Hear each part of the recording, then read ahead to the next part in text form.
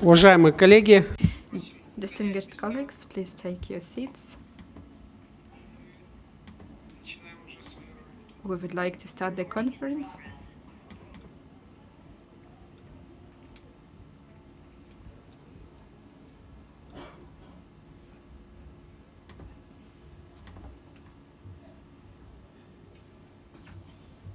уважаемые коллеги, добро пожаловать.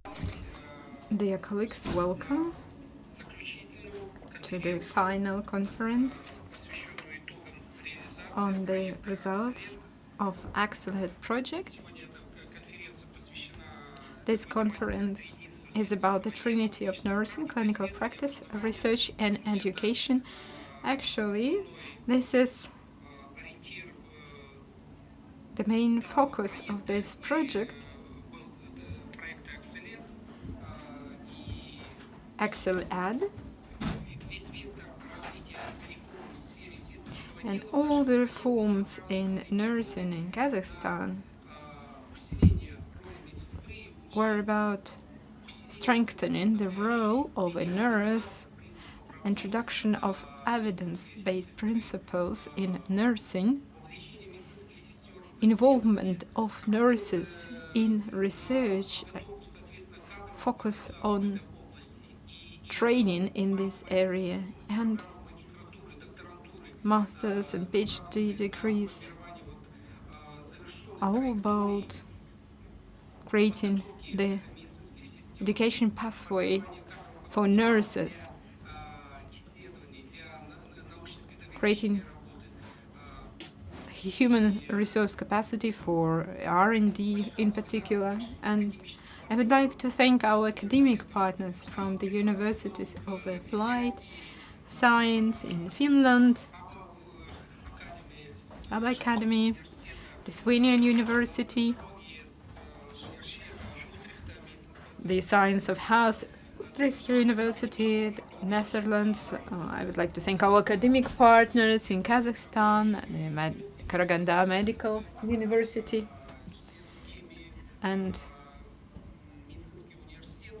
other medical schools who have actively participated in this project, and I think they've learned a lot of new in the course of this project, and implementation of this project helped to improve the quality of those programs which have been launched recently.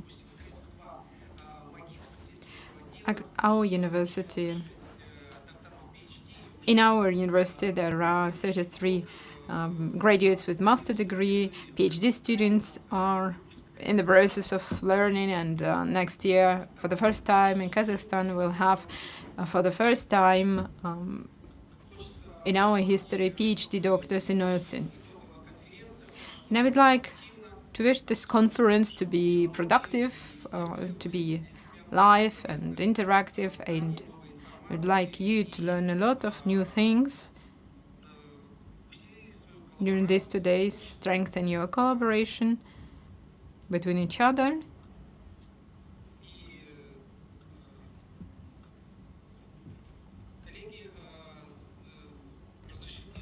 and dear colleagues, let me open this conference and give the floor for the welcoming remarks to the representative of the Ministry of Health, Deputy Director of the Science and Human Resources Department, Musayev Ayhan.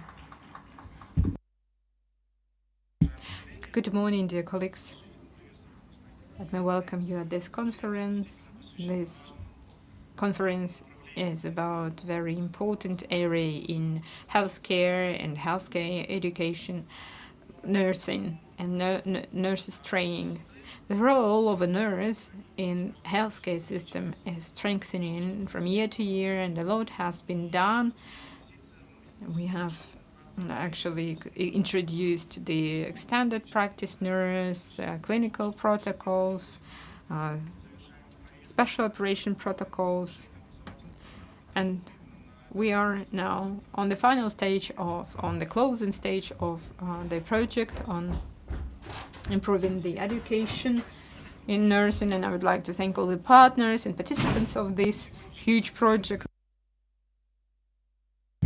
Today's conference gives us the opportunity to exchange opinions, to exchange best practice, and to discuss those issues which we have currently, find common solutions in various areas. And I would like to wish all the participants profound discussion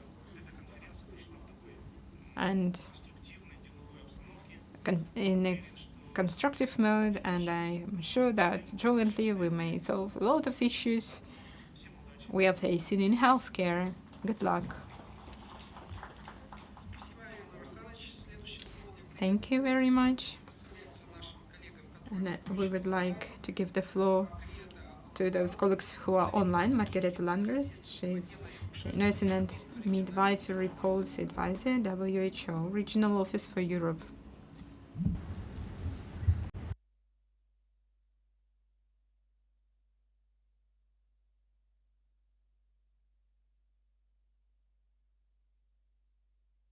Dear participants of the final conference for the AccelEd project, accelerating master's and PhD level nursing education development in the higher education system in Kazakhstan. I would like to express a sincere congratulations on coming to the close of this most important project, a project that we have been watching very closely here at the WHO Regional Office for Europe. Since my appointment as the Chief Nursing Policy Advisor at WHO Europe 2 years ago, I have come to know and really appreciate the work of nurses and midwives across the Central Asian countries, including Kazakhstan. And I've been working very closely with your Ministry of Health, but also the government chief nursing officers of Central Asia in Turkmenistan, Tajikistan, Uzbekistan, Kyrgyzstan, and Kazakhstan to support a plan on how to accelerate improvements in nursing and midwifery capacity in Central Asia, which still faces some pressing health issues.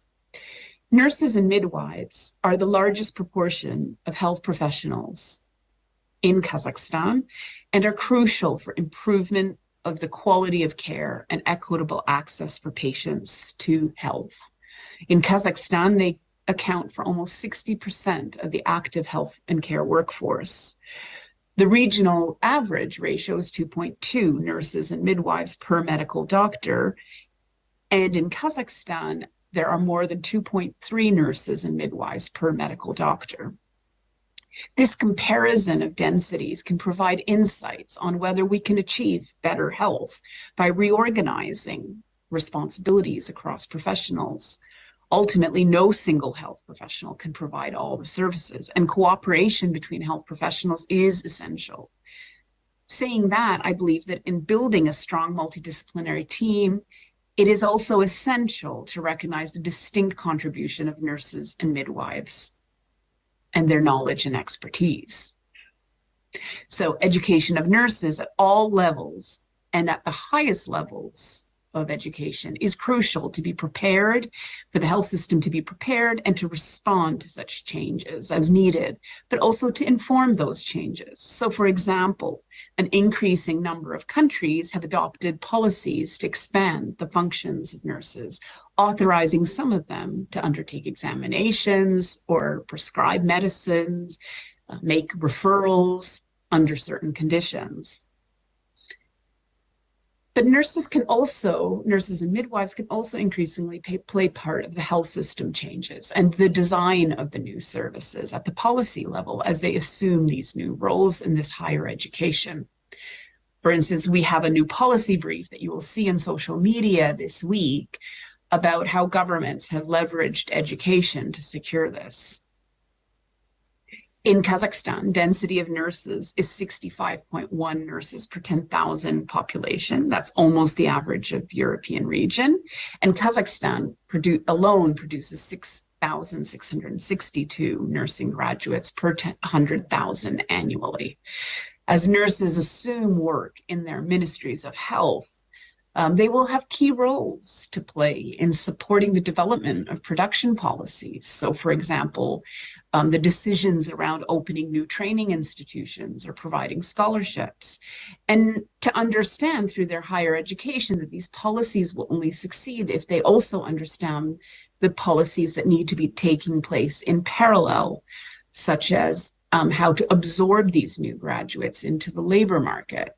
This means creating work environments that enable newly trained nurses and retiring nurses to work in their profession at optimal levels. Otherwise, a fraction of them will migrate, work in another sector, retire early, or remain unemployed, and the resources spent on training them and supporting them will have gone to waste.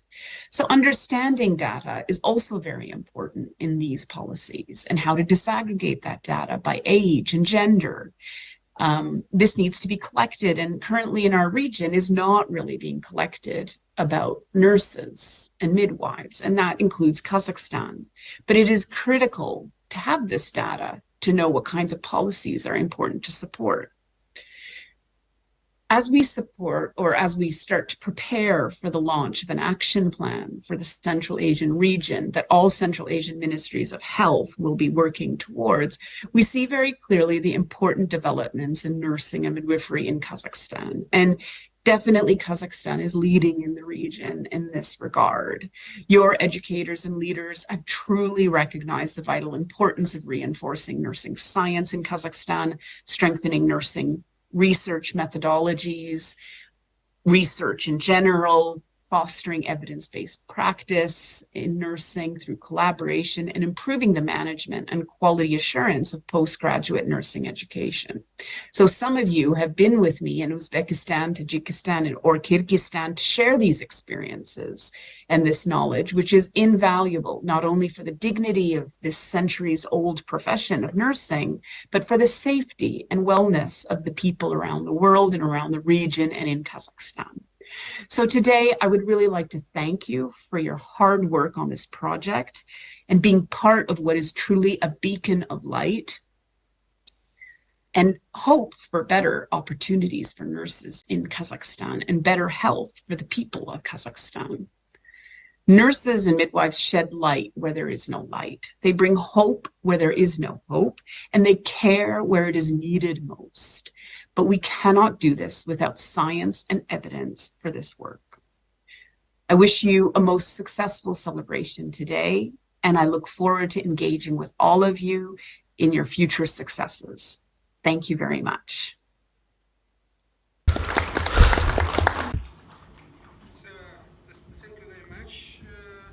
Маргарета, следующее слово предоставляется. The next floor is given to Canadian, the president of Sigma Theta Tau International.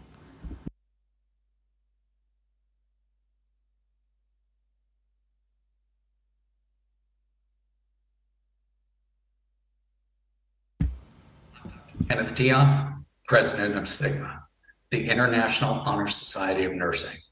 On behalf of the board of directors, our staff, and our over 100,000 members around the globe, I would like to congratulate you on your accomplishments of this collaboration.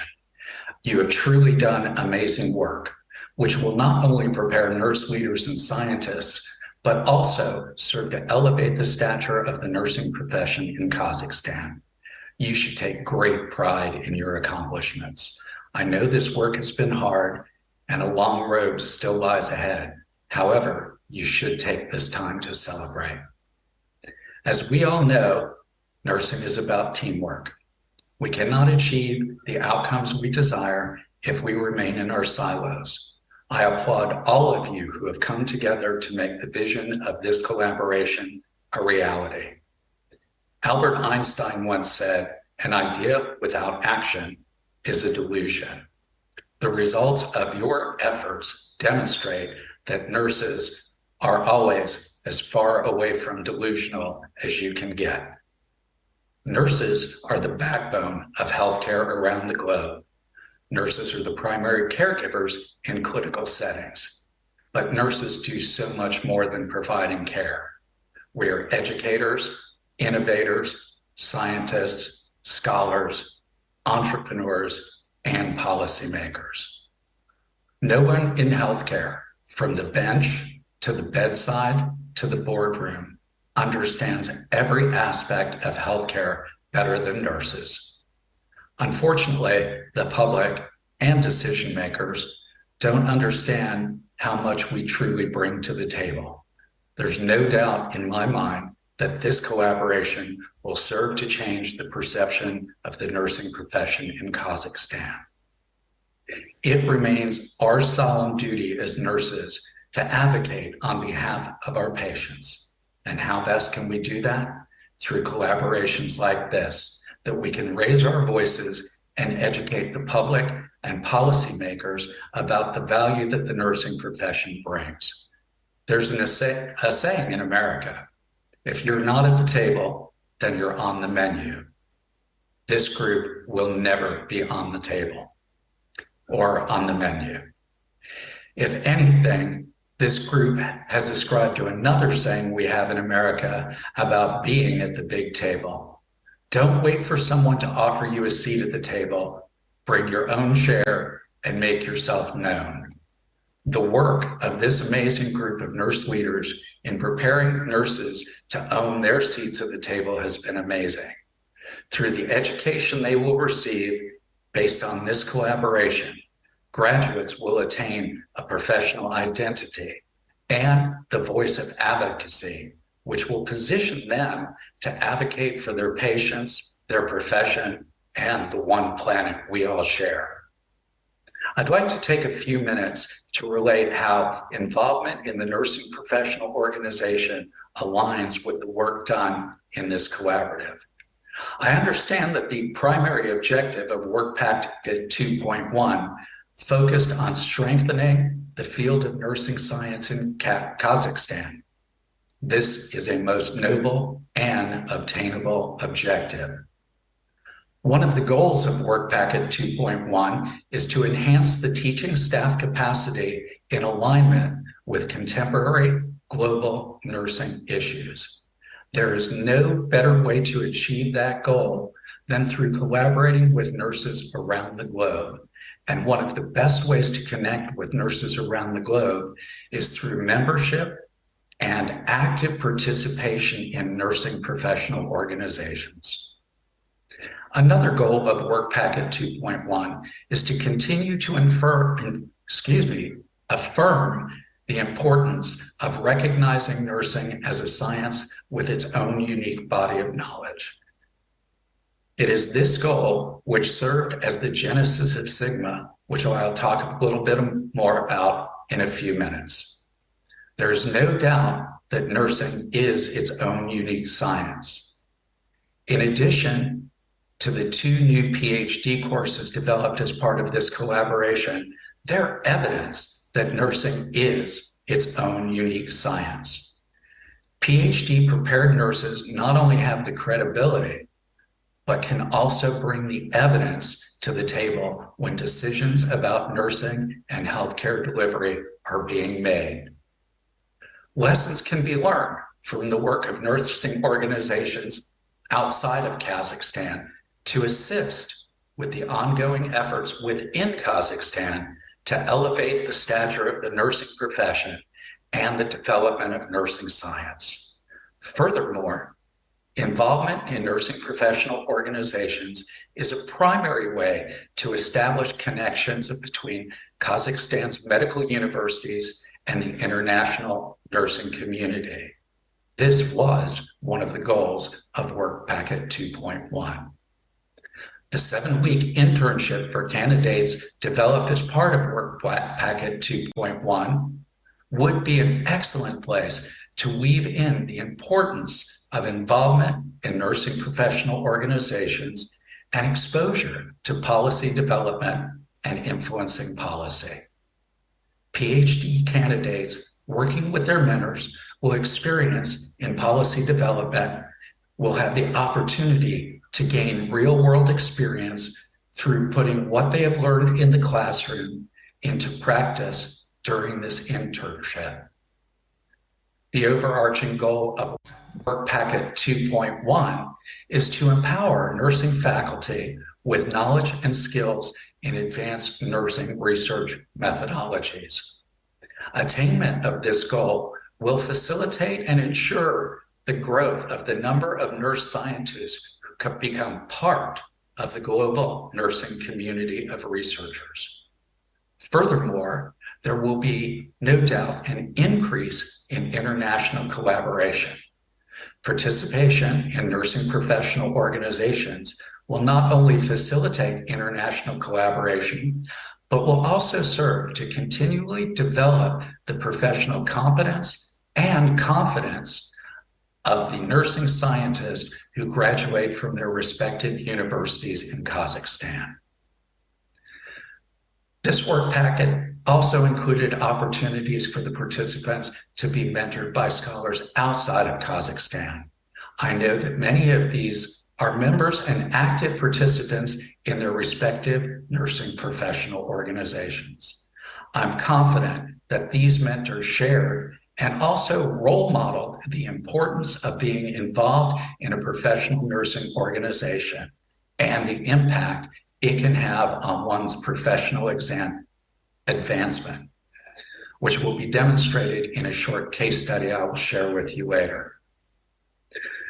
Work Packet 2.4 aimed to improve the management and quality assurance of postgraduate nursing education in Kazakhstan. The curriculum developed and quality assurance are two essential components of quality nursing education programs. The work completed as part of this effort will serve to provide consistency in the development of a standardized curriculum and essential assessment processes. Educating students consistently and evaluating them consistently in alignment with the norms of the global nursing community will prepare them to be active participants in global nursing science, thereby raising the recognition of the quality of Kazakhstani nursing scholars, both within Kazakhstan and around the globe. They will also be prepared to be contributors to the body of scholarly nursing science. Additionally, they will be ready to present at international nursing research conferences, once again, bringing recognition to the quality of nursing education in Kazakhstan. Again, I would like to congratulate all who contributed to participating in this amazing collaboration. The foundational work done here will serve to elevate the status of nursing in Kazakhstan and position the graduates of Kazakhstani nursing programs to claim their seat at the table of global nursing leadership. I would now like to take just a few minutes to share with you a little bit about Sigma, the organization of which I am proud to be the president. Sigma's vision is connected, empowered nurse leaders transforming global healthcare. Sigma's mission is developing nursing leaders anywhere to improve healthcare everywhere. As I shared with you in my introduction, Sigma represents 100,000 nurses around the globe dedicated to nursing scholarship, leadership, and excellence. We are blessed to have members of our organization participating in this collaborative. And this serves as yet another example of how nursing professional organizations can serve as a connector for nurses around the globe. 100 years ago, 6 brave nursing students boldly founded the organization we know today as Sigma Theta Tau International Honor Society of Nursing, or Sigma. I would like to take a moment to revisit the time our founders made the bold move to establish the first honor society for nurses. The year was 1922. World War I had just ended a few short years before in 1918. The times were uncertain. The war had ushered in new technologies, many of which still benefit us today. But these technologies also spurred fears of global devastation from weapons of mass destruction, such as aerial bombing and the use of toxic gases. The death toll from World War I was estimated at 8.5 million lives. On the heels of the Great War, as it came to be known, the world was hit with the global influenza pandemic in 1918. Much like the current one, that pandemic lasted over 2 years in 4 successive waves. It ultimately killed between 25 and 50 million people worldwide. And yet, during those dark days of uncertainty, the nursing profession was called upon to meet 6 years of grueling devastation head-on with love, courage, and honor. These guiding principles are what serves our organization today and demonstrates what working collaboratively can result in. Each biennium, Sigma has a call to action for its members. This biennium, Sigma called upon its membership to be bold, because if there ever was a time for nurses to be bold, it is now. As a profession, we have a habit of talking amongst ourselves. We attend nursing conferences, we publish in nursing journals, and we often remain in silos within our organizations where we're employed. This status quo cannot remain. If nothing else, the past several years have shown us how events outside of nursing force change within it. Case in point, the COVID-19 pandemic exposed global inequities in our societies, our healthcare systems, and even within the nursing profession itself. Consider COVID a wake-up call. The future is coming, and it will profoundly affect nursing education, research, healthcare systems, and ultimately models of care. In the 21 to 23 organizational call to action, I make the case that our profession must step outside of its insular circle. It is time for collaboration, for nurses around the globe to collaborate, and for the profession to collaborate with other professions, both inside and outside the domain of healthcare. We call on our members to become fluent in the languages of economics, technology, and conservation. Each of these domains touch our profession and are languages often spoken by other professions with which nurses interact. Fluency in these domains will prepare us to influence the decisions made about our profession, the patients we serve, and the one planet we all share. So, in the spirit of collaboration and elevating the status of the nursing profession, I call on each one of you to take up the charge to be bold. What does it take to be bold? It doesn't mean you have to be the loudest voice in the room.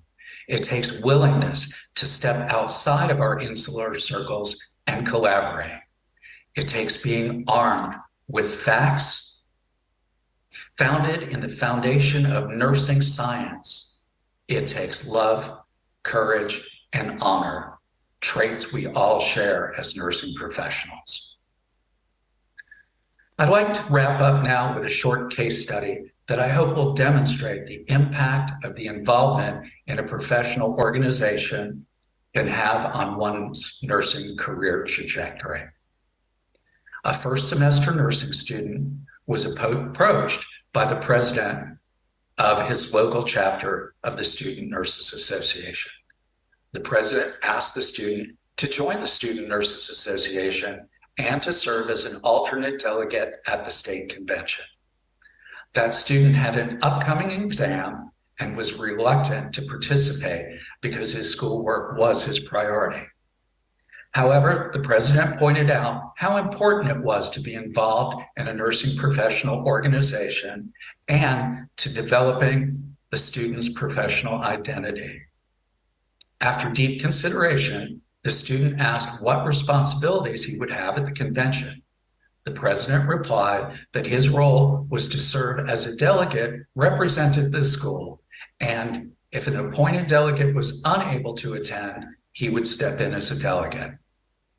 The president stated that the probability of this happening was very low, and the student could probably spend their time sitting in the back of the room studying for that examination, but at the same time, they should be listening and learning about the importance of being involved in a professional organization.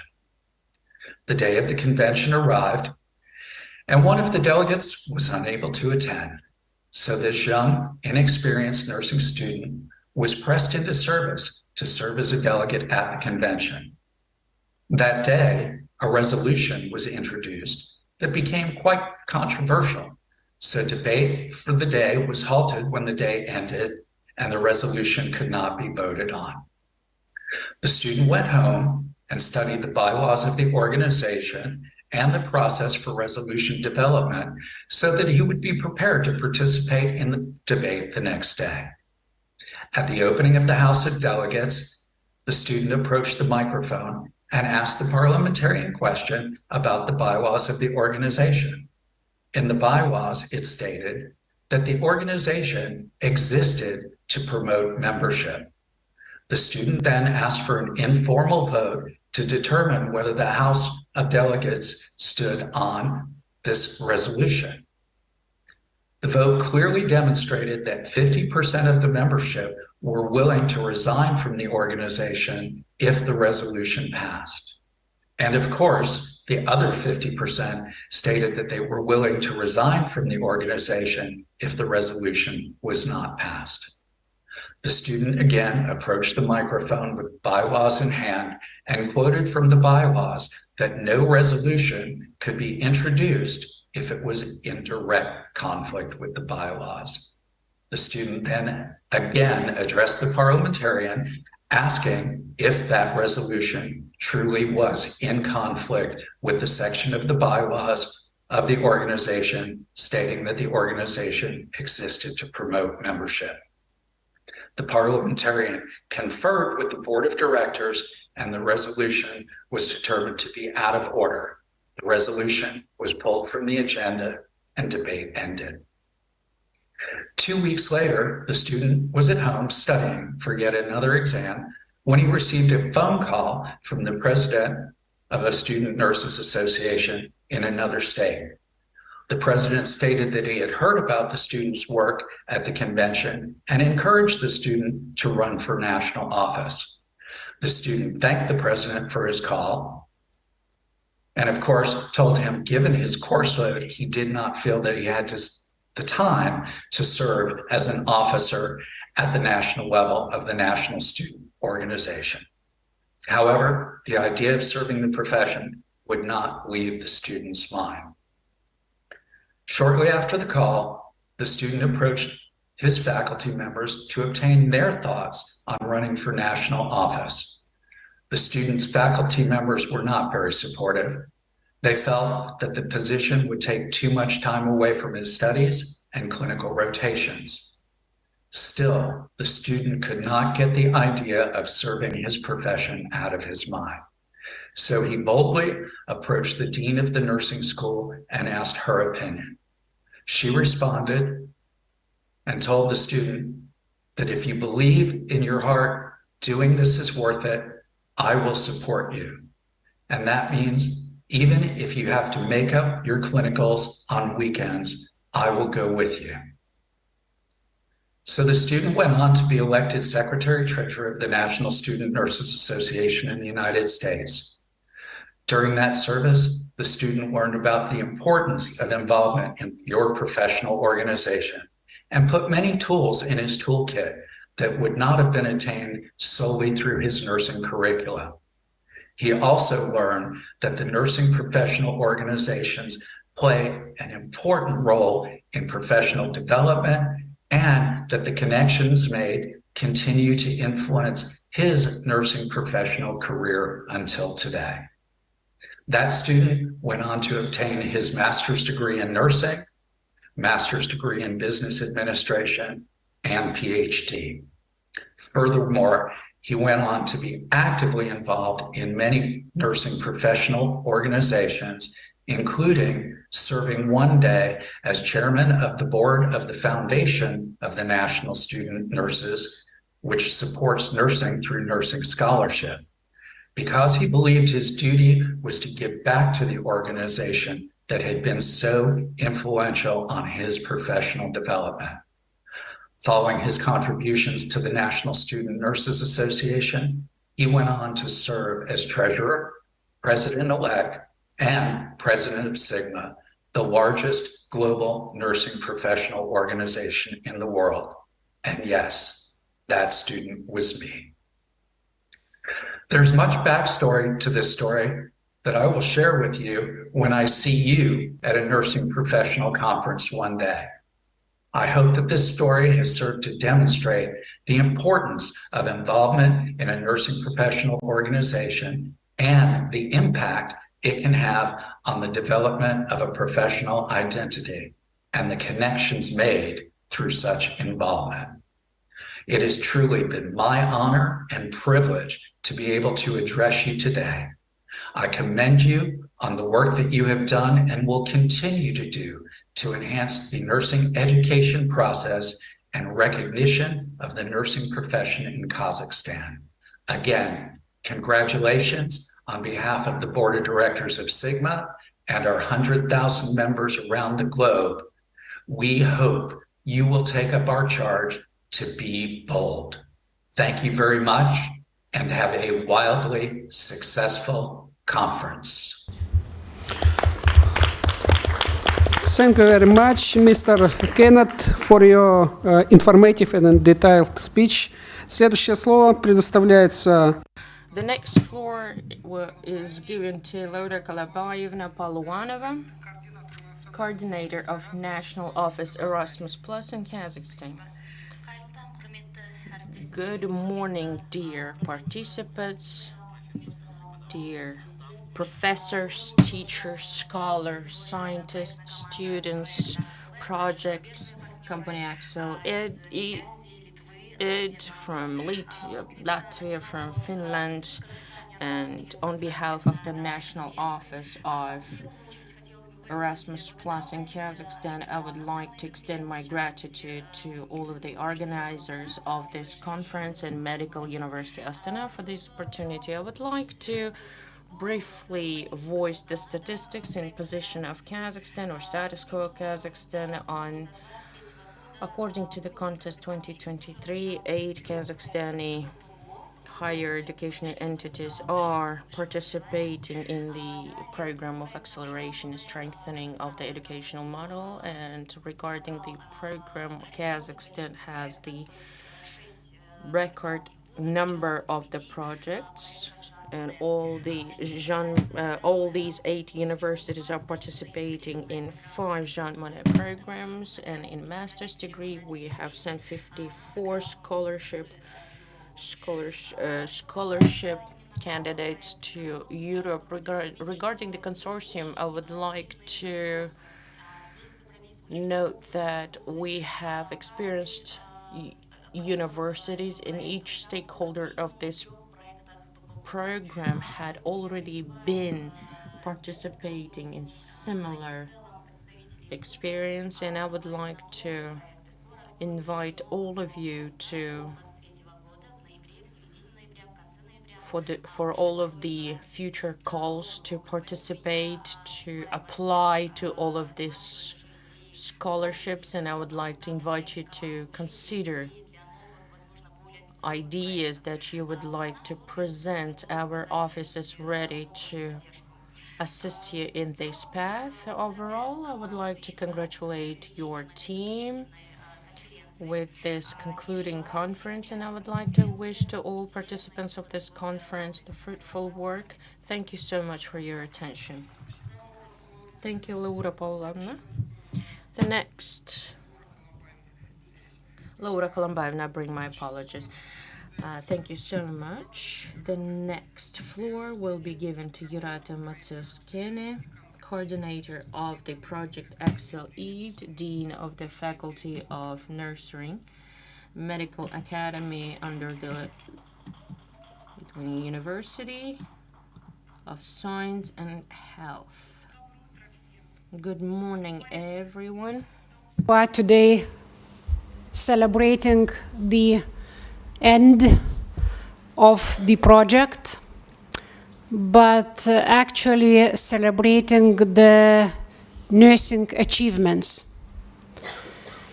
And it was great pleasure to hear the speeches opening this conference.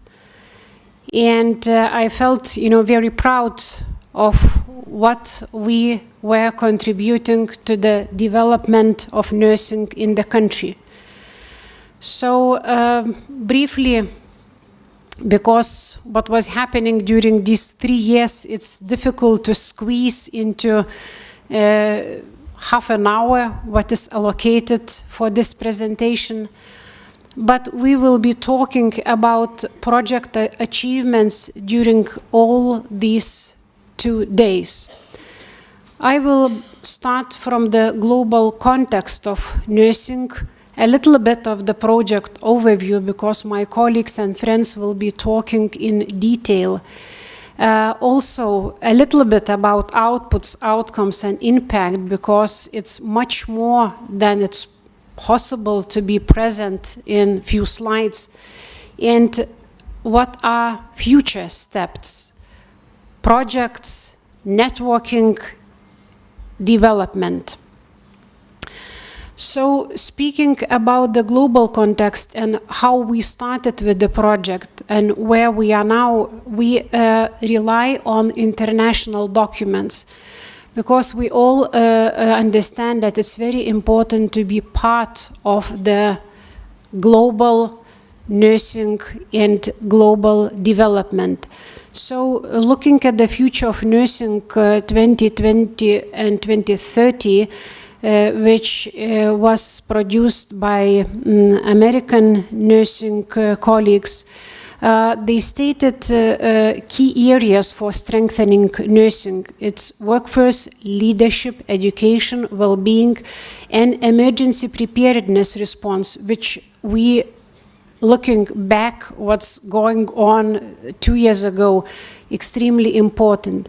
So nursing roles in these key areas are extremely important. And of course, this is in the context of policies, regulations, and laws. And these areas are for health equity and health care equity, improving individual and population health. And when we are looking later for the research topics, they are here, evolving trends like based on demographics, technology, care models, public health emergencies, and attitudes towards racism and equity. There are many documents which were referred by Margie Langens from WHO organization, and these documents are extremely valuable, and our roadmaps in nursing development in European regions. So we have State of the World's Nursing, Global Strategic Directions for Nursing and Midwifery, Roadmap to Guide, and there is a roadmap for health and well-being in Central Asia. Also technical briefs developed by WHO. So in the document about nursing across the globe, there is a statement that national governments with support where relevant from their domestic and international partners should catalyze and lead an acceleration of efforts to building leadership, stewardship, and management capacity for the nursing workforce to advance the relevant education, health, employment, and gender agendas. Optimize return on current investments in nursing through adoption of required policy options in education, work, fair remuneration, deployment, practice, productivity, regulation, and retention of the nursing workforce. Accelerate and sustain additional investment in nursing education, skills, and jobs. So future directions for nursing workforce policy were presented, and there are like 10 commitments in this document that countries affected by shortage will need to increase funding to educate and employ at least 6 million additional nurses.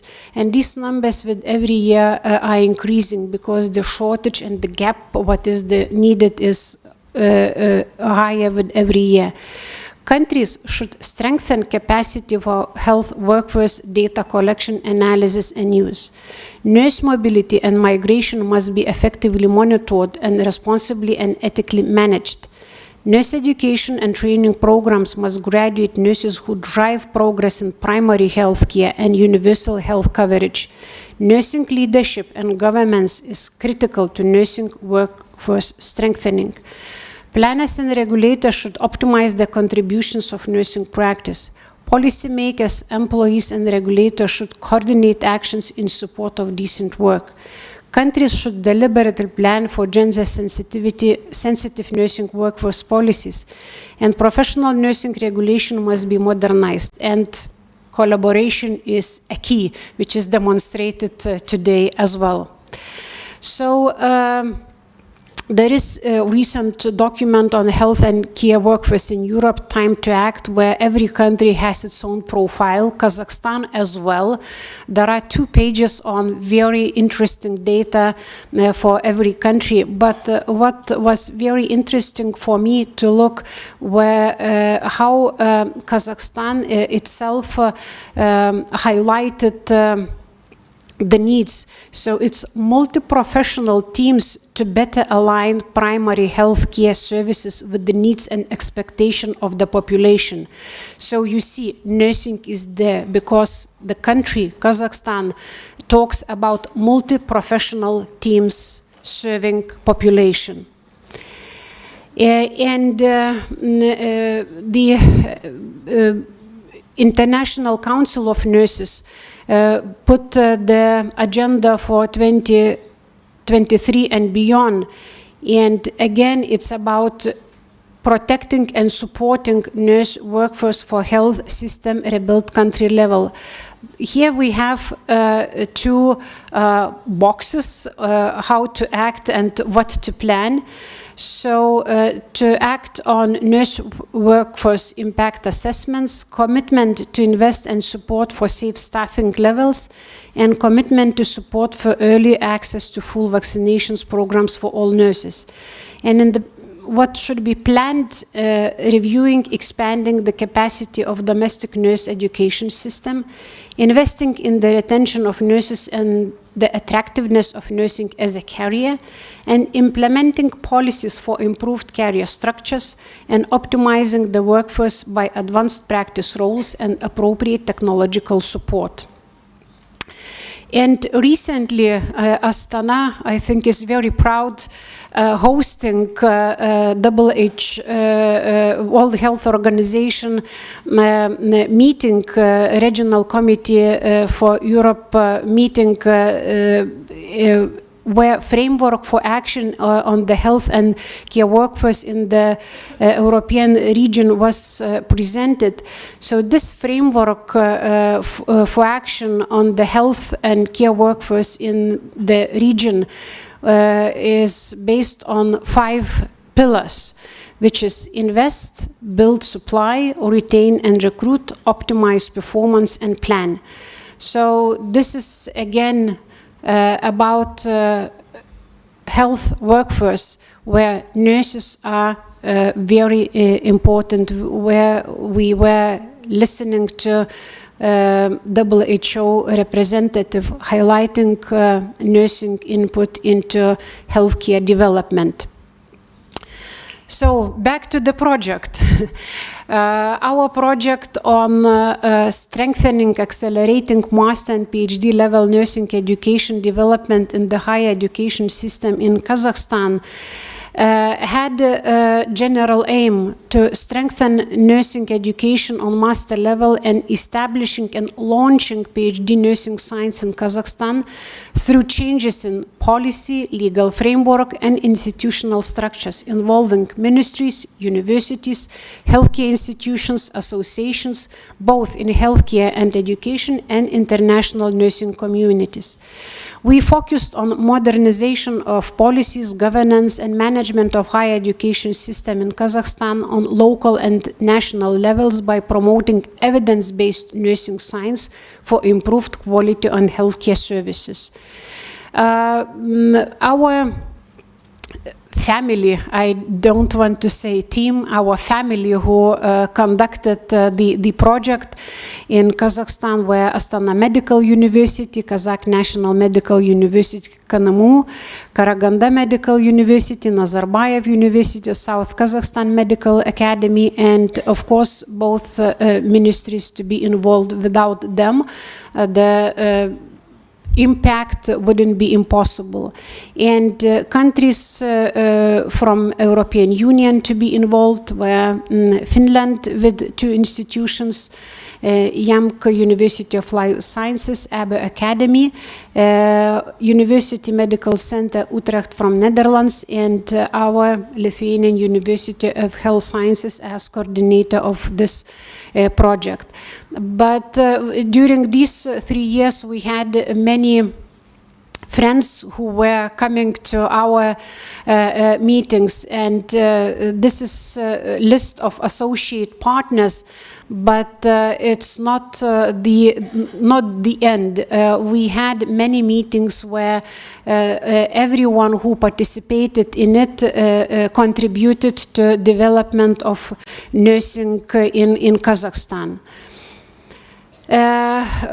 We had some issues which were not planned and foreseen writing the proposal.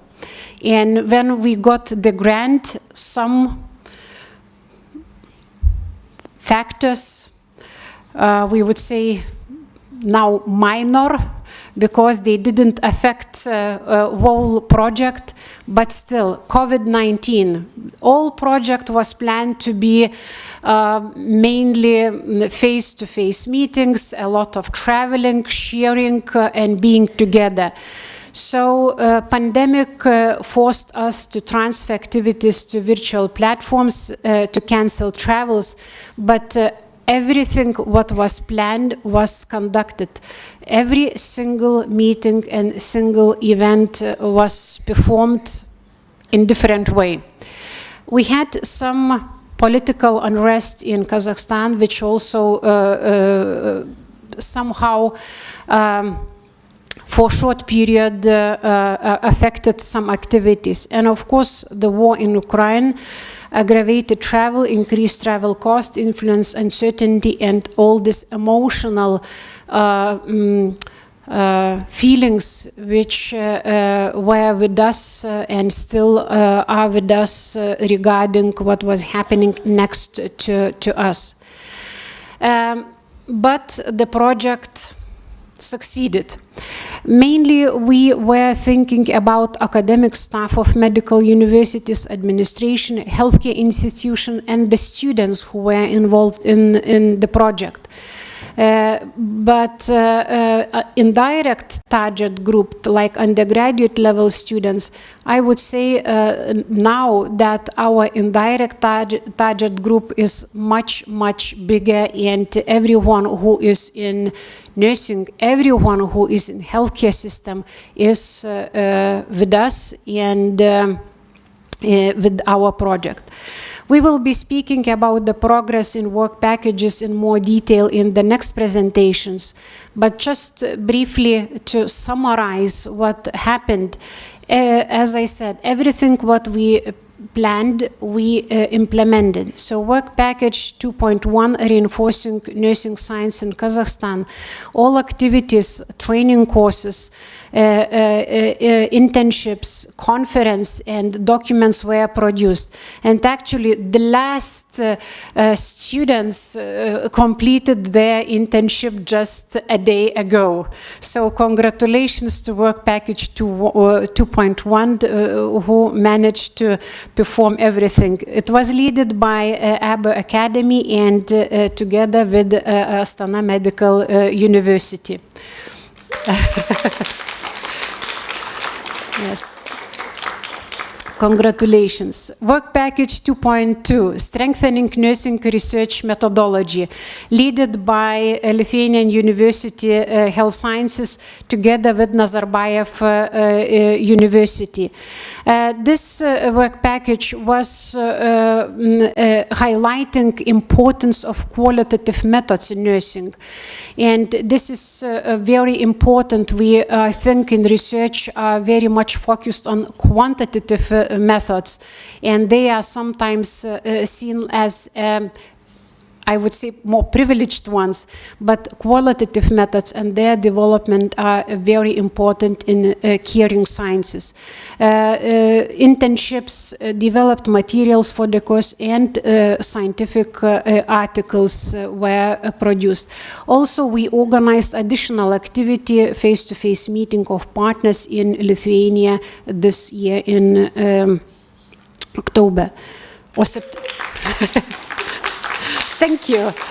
I think it's very important to be happy with what we achieved, because that's the happy day. Work Package 2.3, fostering evidence-based nursing through collaboration. You see how big the slide is with so many activities which were fulfilled. Training courses, master classes, seminar, roundtable discussions, documents.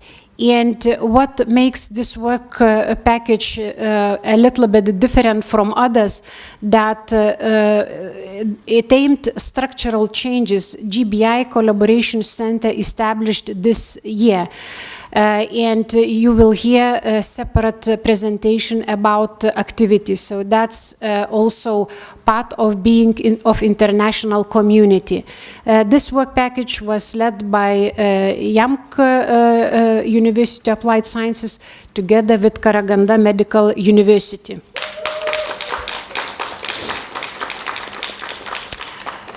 And work package 2.4, also aiming to structural changes, where establishment of research committees and developing materials which can be used, ensuring the quality of prepared master thesis and PhD thesis. So master classes, you know, on best practices in Europe were conducted, quality criteria were developed, and master class for research committee members to ensure the quality in the future. Conference was organized, and what we are very proud, recommendations based on international recommendations and guidelines were produced. This work package was led by our colleagues from Utrecht, together with University in Almaty, Asfendiyarov University. So later you will hear in more details how they succeeded.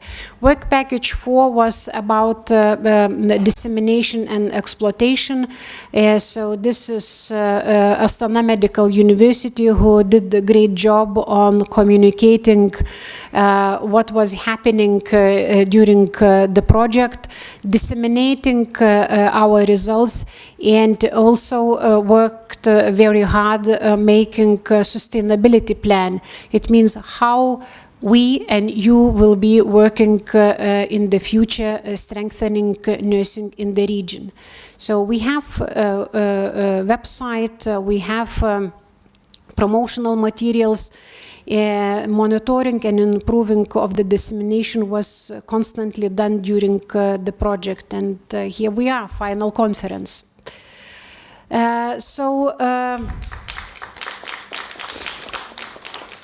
If to squeeze our 3 years into one slide, we started in 2020, 15th of November, when we got the grant, and we were, let's say, early birds, because the majority of the project of that grant period started 21 January, so we started early. And all green colors means that we achieved what was planned. Maybe the methods, I mean the ways converted from live to face, but immediately when we were allowed to travel, we started doing that. So it's still a week left for the project, but I would say it's more for technical reasons, and all activities are done. So about the project in numbers, with honor, privilege, and pride. We had more than 1,000 participants in all activities, over 200 students, over 200 teachers, over 500 non-academic staff, and over 100 administrative staff. And this is far more than we planned in our project, and we were writing the proposal. We had 5 master classes, 9 seminars, trainings, 3 conferences, and 2 types of internship for students and academic staff. And these internships were in Finland, Netherlands, and Lithuania. During the project, we developed 7 sets of official documents in form of recommendations, guidelines, reports, and 14 articles on nursing science. Scientific articles, online publications were delivered. I already mentioned these structural changes in nursing research, but I think we will be hearing about these changes beyond the project, and I hope that they will find the place in your daily routine. So GBI Collaborating Center and recommendations developed to ensure quality of master and PhD thesis. We also performed qualitative baseline data from Kazakhstani universities, which was kind of monitoring of opinions, but I am not going to go into details for that. So we recently finished our 4th survey. Our media, website, Facebook, Instagram, YouTube, so you still kindly asked to jump into these addresses and to follow our project, where you can find useful materials for your daily work. So our future, what we are planning, we heard many encouragements in opening speeches. And we hope that structural foundations made by our project promise a lasting impact on the nursing education and research landscape in Kazakhstan, marking this project as pioneering endeavor in the nation's academic and healthcare sectors.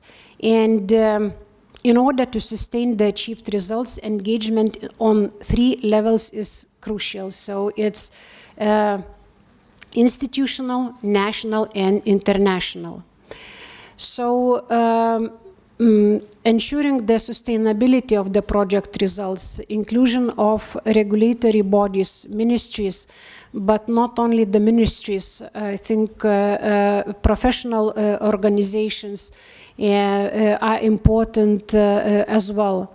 active involvement and leadership of key stakeholders like authorities and communities of universities and healthcare institutions, and development and close collaboration with associations, international nursing community, researchers in nursing from European partners, and you have big encouragement for everyone to do that. So we had a sustainability plan, and we hope to update it after this conference, during this conference, and with the final discussions. And all your ideas, insights are very welcome to make a bright future in nursing in Kazakhstan. And we will have the conference resolution at the very end. And as the conference title is about Trinity of education, research, and practice. So in education, quality of preparation of the specialists and nurses, teachers are extremely important. In research, we should focus on nursing topics and to be engaged in international networking. And in practice, functions of nurses with different education levels and evidence-based nursing to be applied in clinical practice.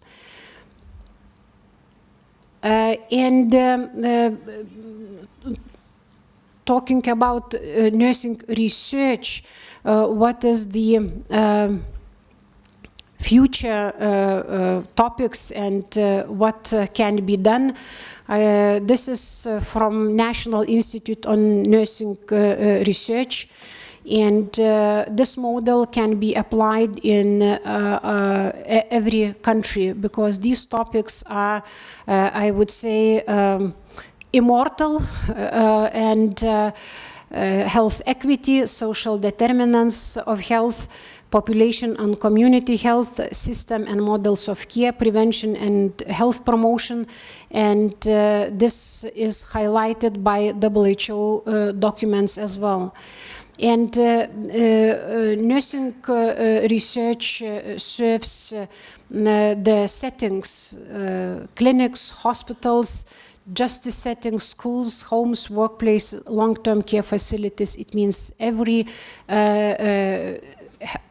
setting, not only health care, but every place where nurses work.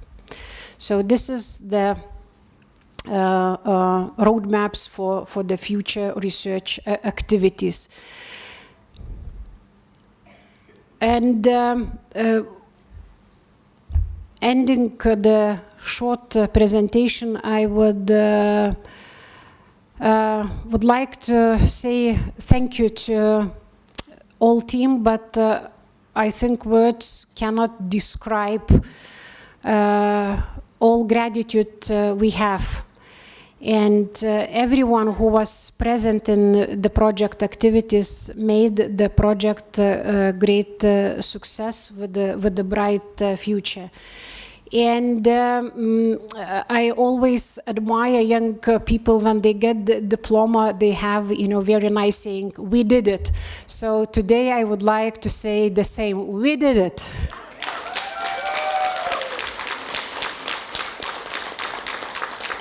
So thank you for your attention today, and rahmat.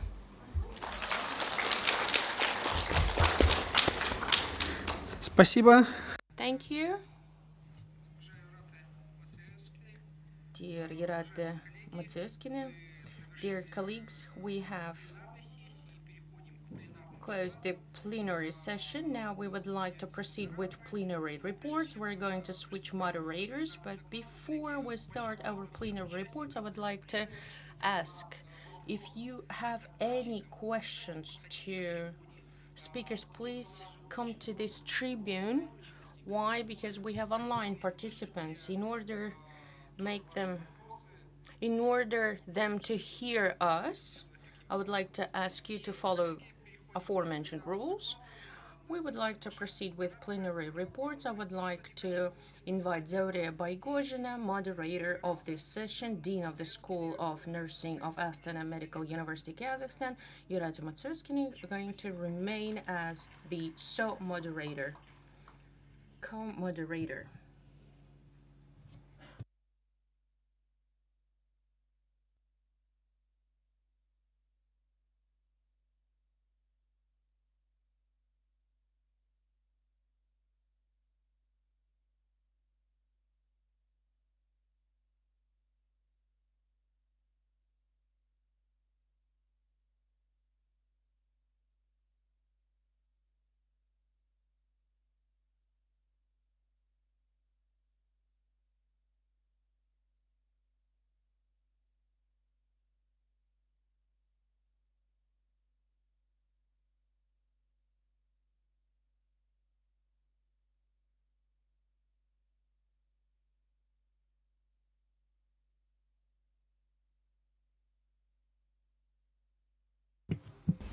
Switch the scene a little bit, and now we will continue with the project overview, and we are starting from the first presentation on reinforced nursing science in Kazakhstan.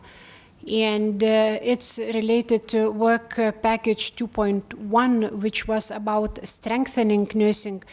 But what we realized that what was did within work packages and having the title somehow, it's far more than its work package. It's really reshaping the nursing in Kazakhstan. So now about reinforced nursing science in Kazakhstan, and we will have two presenters, starting with Professor Lisbeth Fagerström from Abu Academy University in Finland, Faculty of Education and Welfare Studies.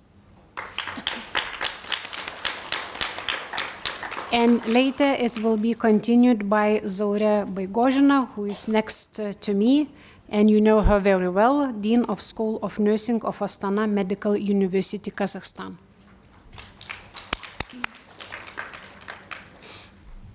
Thank you. Hello. Is it on? Like this? Now it's on. Hello. And at first, I want to express my gratitude to Astana Medical University for arranging this conference, and also to my partners from Astana Medical University that was co-leading with me this work package 2.1. It has been really great time to work with you. And also, thanks to all students and all staff and teachers that have participated in our activities.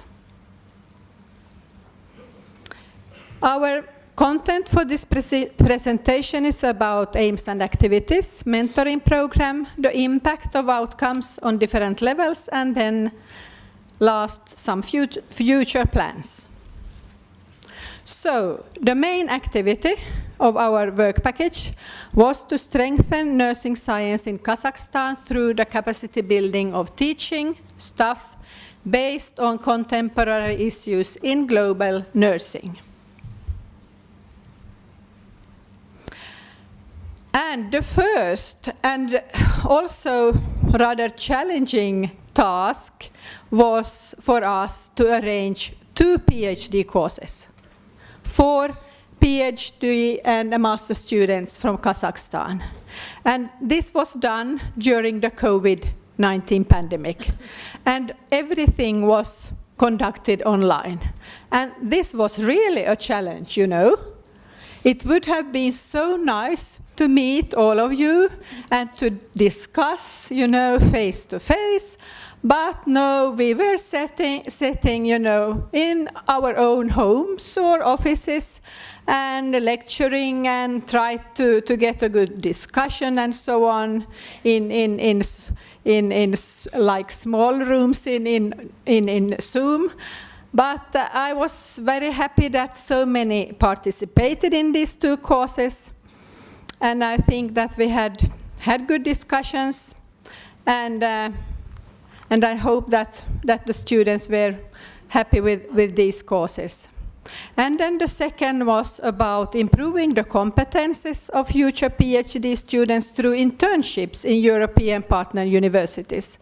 And as Professor Jurate informed us, so the last one was finished this week. And then establishing permanent status for nursing science in Kazakhstan. I'm really impressed that we have so many publications produced during this entire project.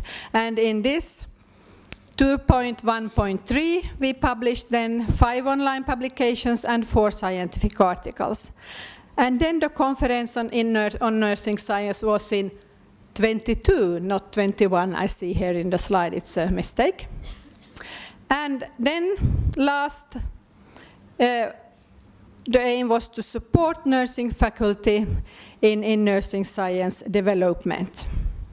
And we have then conducted webinars for nursing faculty in October. And then we have some recommendations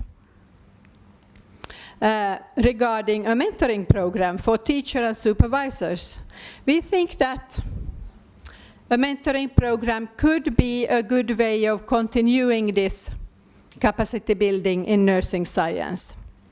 So the overall goal of the mentoring program could be to enhance these PhD students' competence in acting as teacher, supervisor in nursing science, and their readiness to continuously support the PhD students in their professional development as a teacher and leader and in their research. And after the mentoring program, the goal is that the mentees have the competence to continue as a mentor in a mentoring program. So the mentoring program is for teachers and supervisors of PhD students. And then after the mentoring program also the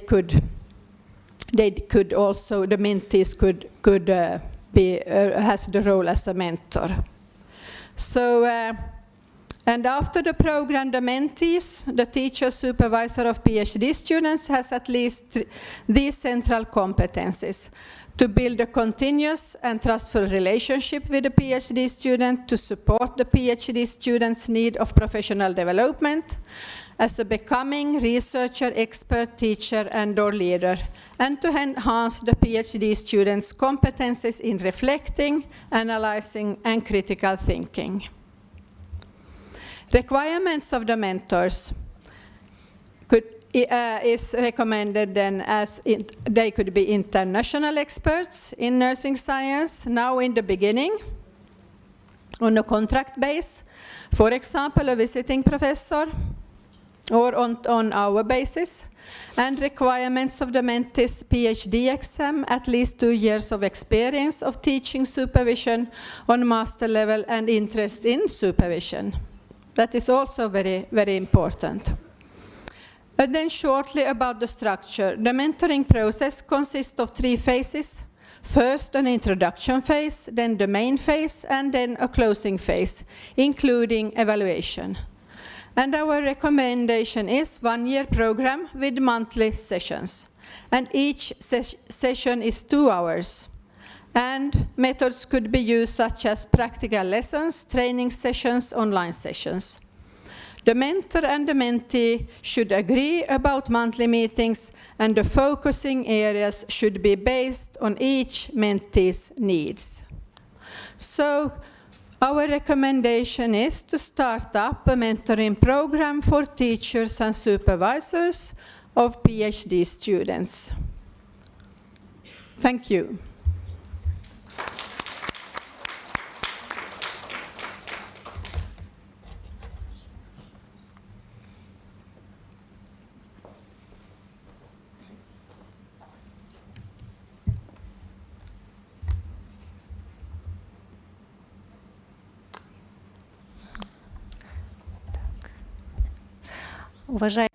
Dear participants, guests of our conference, I'm very happy to see you here on this conference, which is finalizing all our achievements, and I would like to also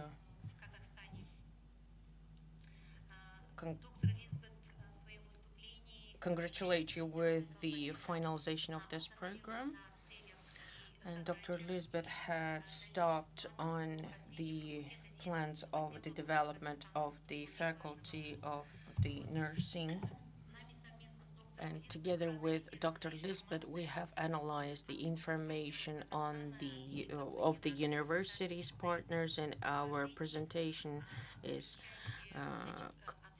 composed of all of the ideas that had been shared by our stakeholders, both on level of the sectors of the higher education as well as the development of the community. What future steps we have envisaged, and what actions are we going to take in the future?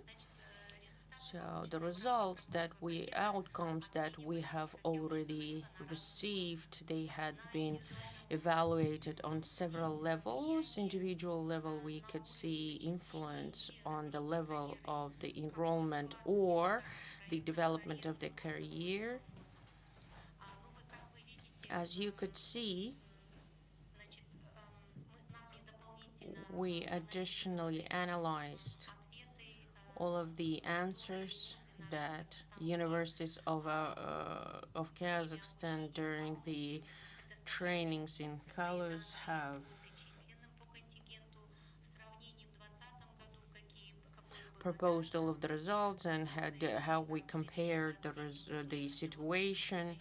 And I would like to elaborate on that. Overall, in the universities, we could see that enrollment both to the actually in all degrees, bachelor's, master's, and PhD, we could see it is increased, and we see the number of students in PhD program had increased, and we could see that the projects in the nursing had also been increased in Kazanamu and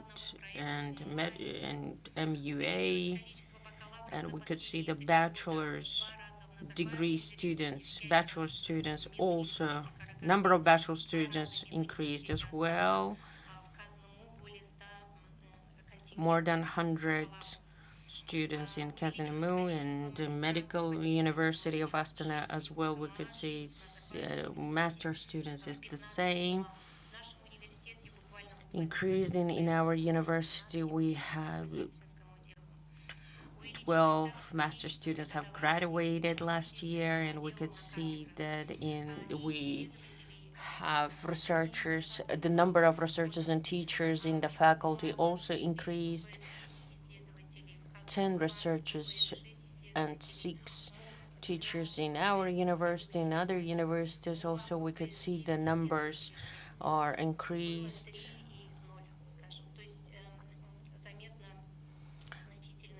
We could see the significant increase in numbers of the both teachers and students at universities.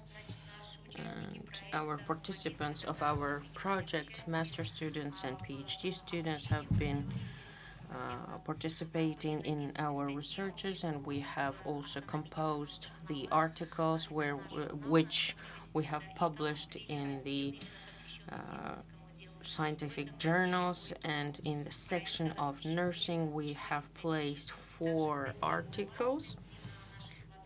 We have also published articles in our electronic platform, and for development of the career, how it has influenced on how our project influenced on our career. We could see that the awareness had been raised and the opportunities of the career growth also increased, and on the individual level of the influence, you could see all universities are elaborating on the English language competence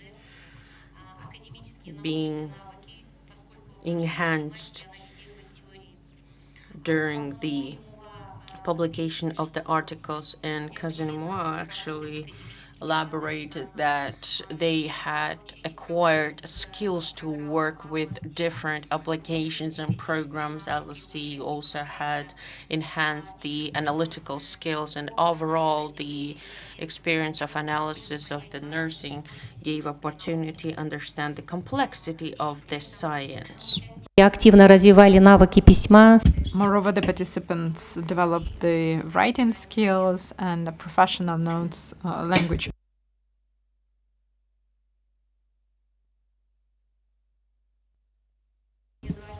Talking about the impact at individual level, these are the acquired skills, changed behavior. After visiting the seminars, the participants highlighted an important role of nursing globally. The PhD student has selected the topic of the general healthcare and nursing, the assessment of quality of life of nurses. The school nurses were motivated to participate in grant projects and Erasmus projects. Those trainers which were trained, they actually trained other PhD students, master students, and other healthcare professionals at the advanced training skills.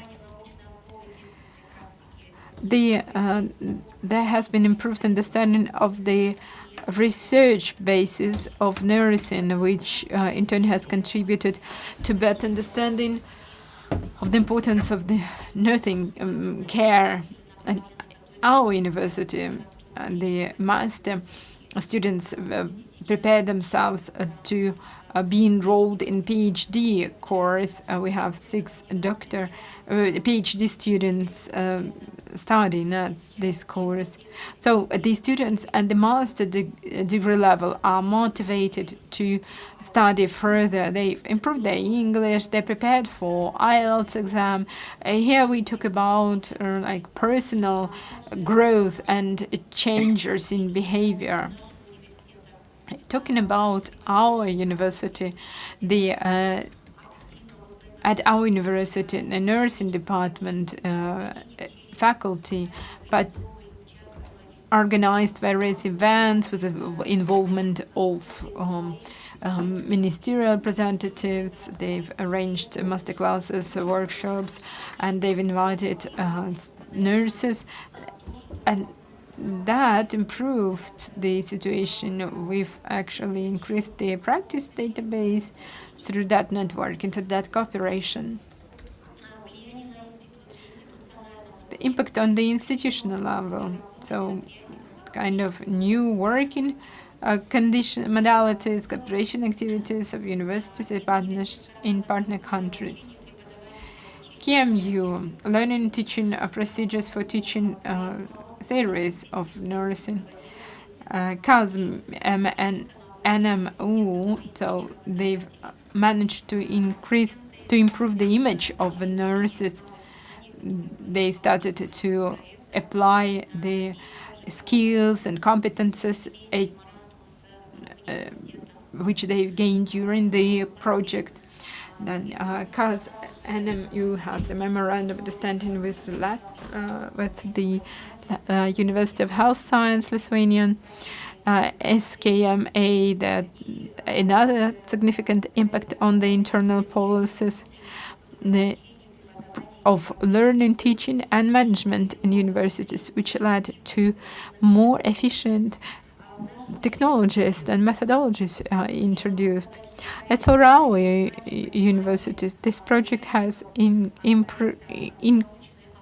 increase the project participants' knowledge and understanding of the scientific basis of nursing practice. We've signed a memorandum of understanding with all the foreign partner universities. It is planned to send bachelors as part of the academic mobility of students.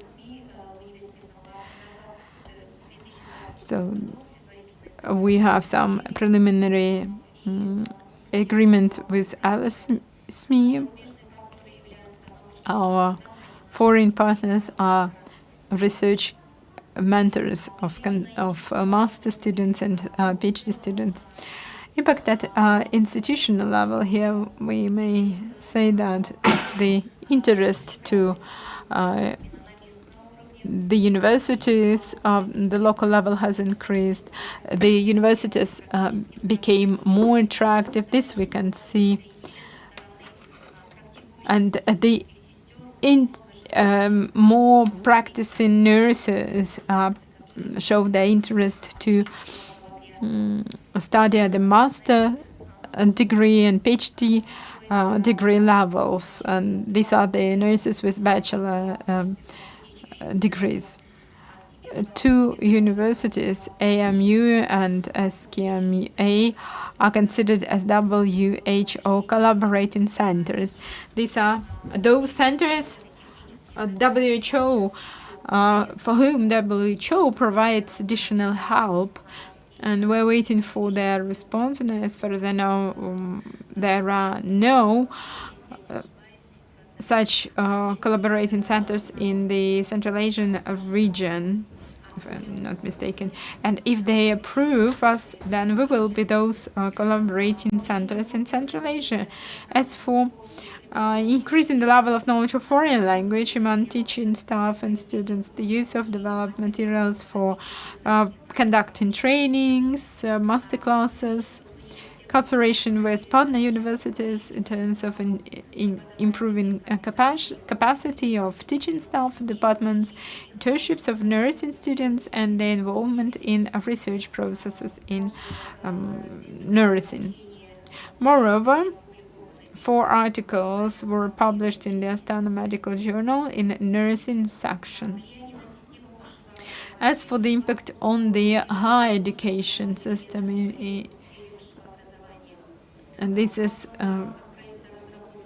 so how we've contributed to development of the national and regional policy in the area of higher education.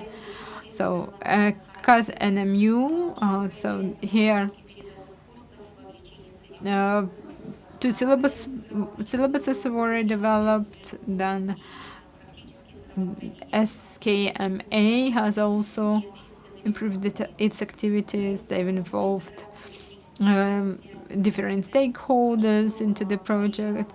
They've integrated the academic knowledge with the real practice, which contributed to the improvement of the teaching programs. AMU.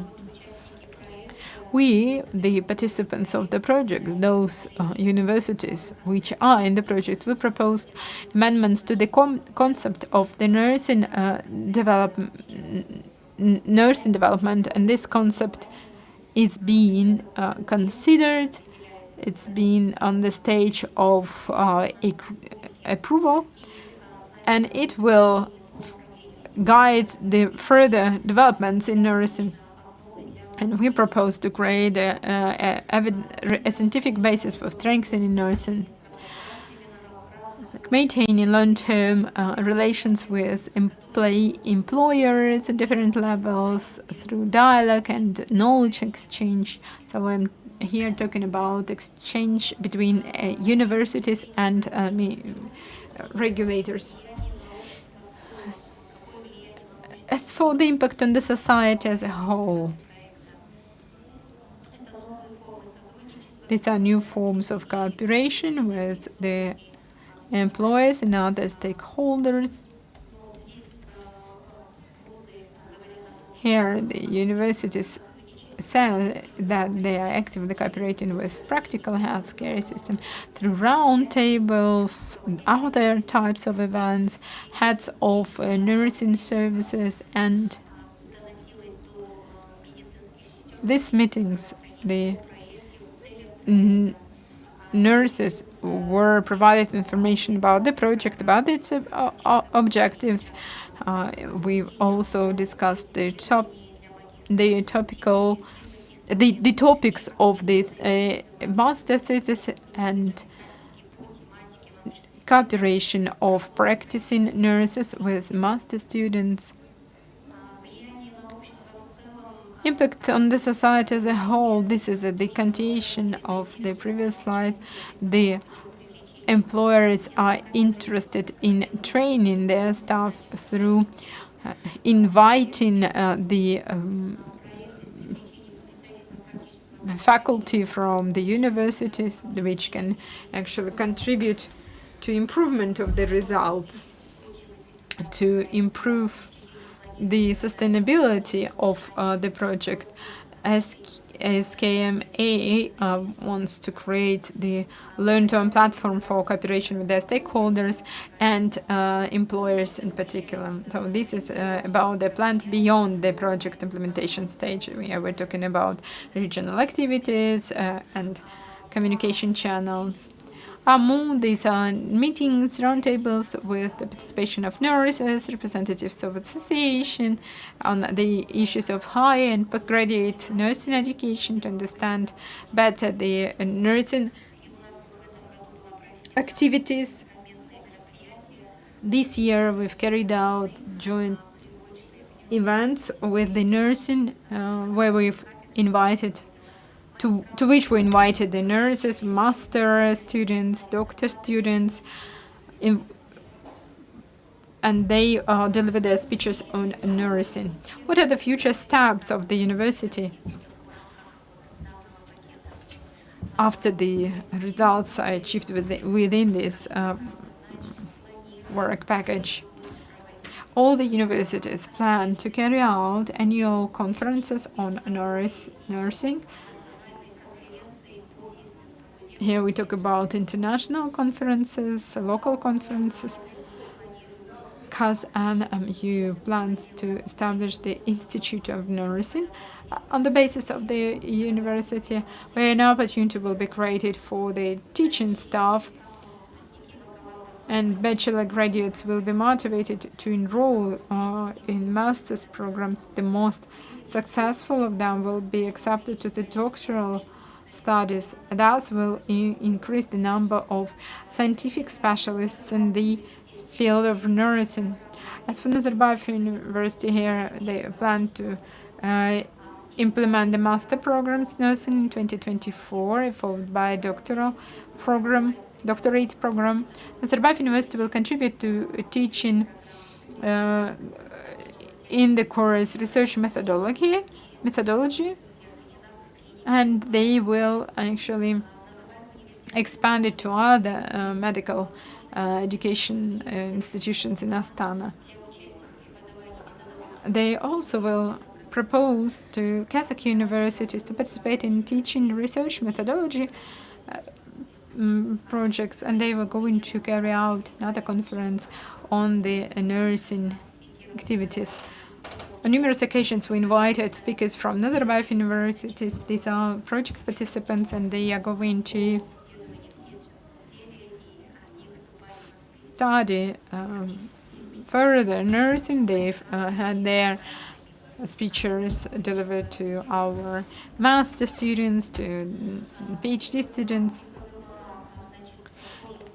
SKMA also plans to implement a PhD program in nursing science. They want to expand the nursing research curriculum, which already is in place, spread information on the annual conference with a separate section on nursing with involvement of foreign partners. We also plan to hold a conference on the nursing and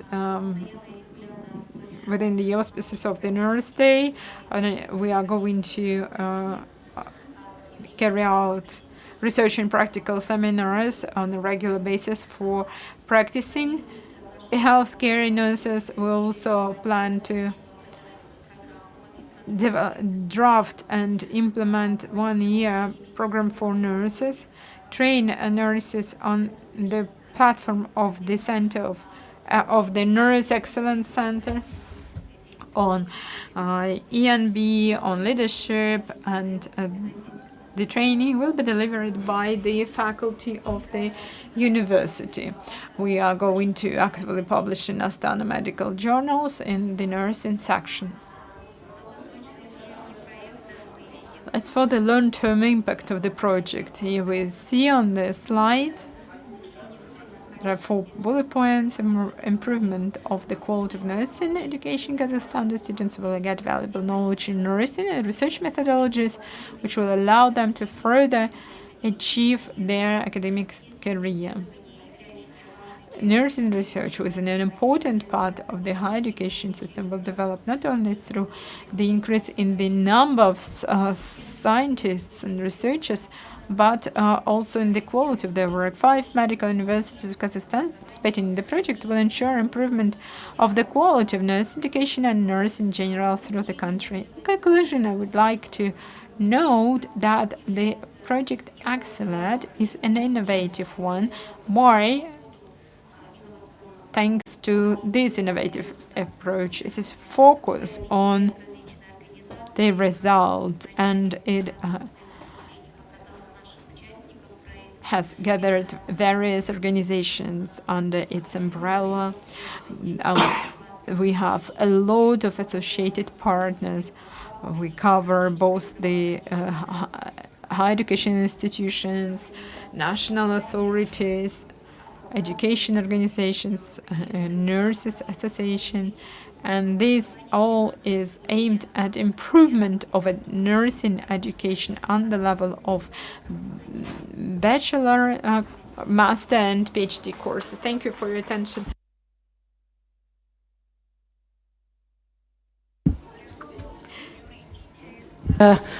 Presentation, and very illustrative one, and I think this presentation illustrates the importance uniting quantitative methods and qualitative methods. Like Lisbeth was more focusing maybe on what was achieved by numbers and what is within the project. So Zaure demonstrated that going more deeply and asking about opinions, what's going on, is contributing very nicely to the subject.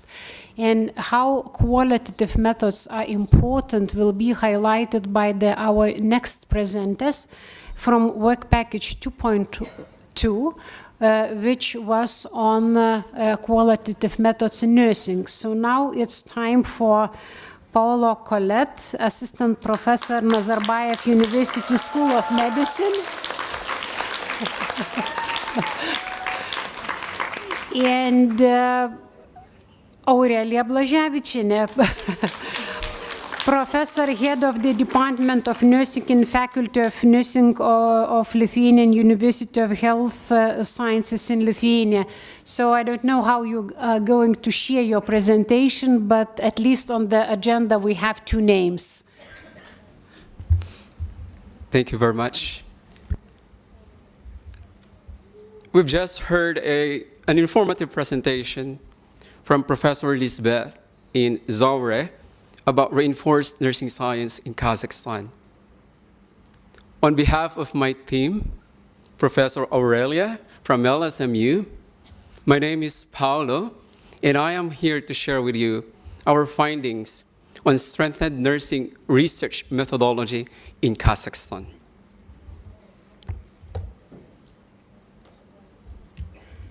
My presentation is divided into 3, as you can see on board: the aims and goals, the impact, and future plans.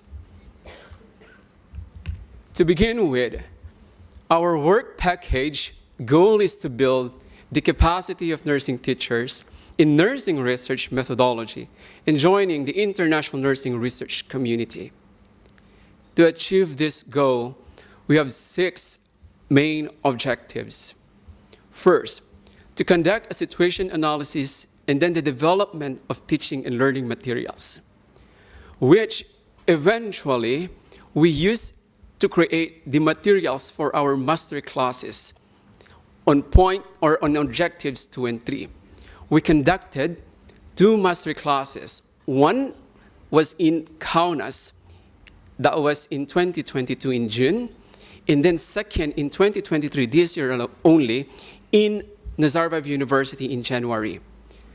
The master class was participated by primarily teachers of nursing in Kazakhstan, second masters and PhD students also in Kazakhstan.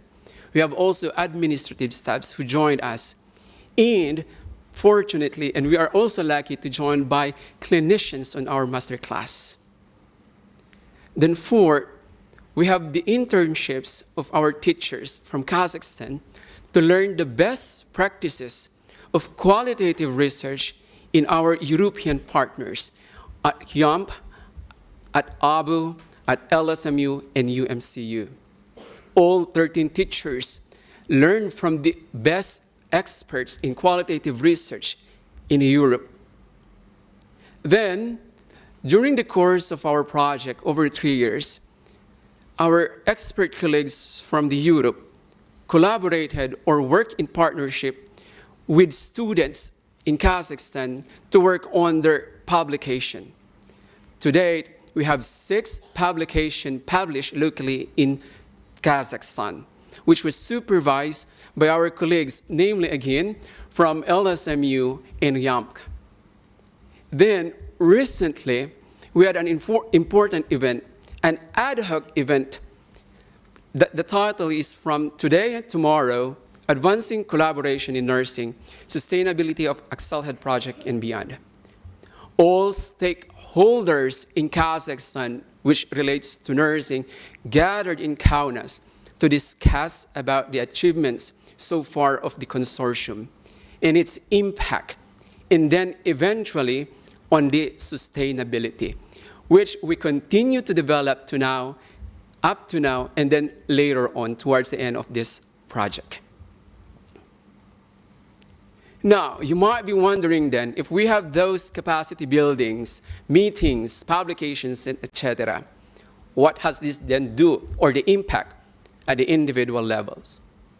At Astana Medical University, the finding is that it develops their technical IT skills. They further work on Atlas. They even improve their academic scientific research skills, and then the reporting of qualitative data on their research article.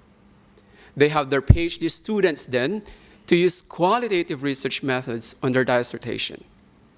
In addition, we have the Karaganda Medical University, who gave the capacity building a much knowledge on their participants. It strengthened then their skills on analyzing qualitative data. Previously also, nurses or the committee on dissertations preferred quantitative, but now it seems that they are now embracing qualitative research. In addition, at Nazarbayev University, although we are foreigners, we also learned the best practices when we visited Europe, our partners in Europe, in doing qualitative research. Few of our colleagues from Nazarbayev University also incorporated qualitative research with confidence now on their capstone courses. And even a colleague of mine who is here today, who developed her knowledge and skills to supervise now students and nurses at the clinical setting on doing qualitative research. Meanwhile, South Kazakhstan Medical Academy helped them with writing research or articles and even the conduct of qualitative research. Importantly, it taught them to use or exploit Atlas TI. And then it also improved them several technical skills, enhanced their critical thinking, collaborations, writing research design, writing literature review, and even scientific writing, and most importantly, ethics and presentation skills.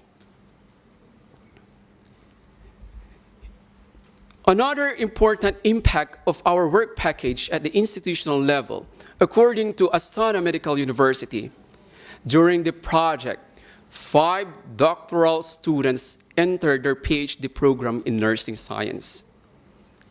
Likewise, it created then a memorandum of understanding with LMSMU as a consultant with their students to work on their dissertations.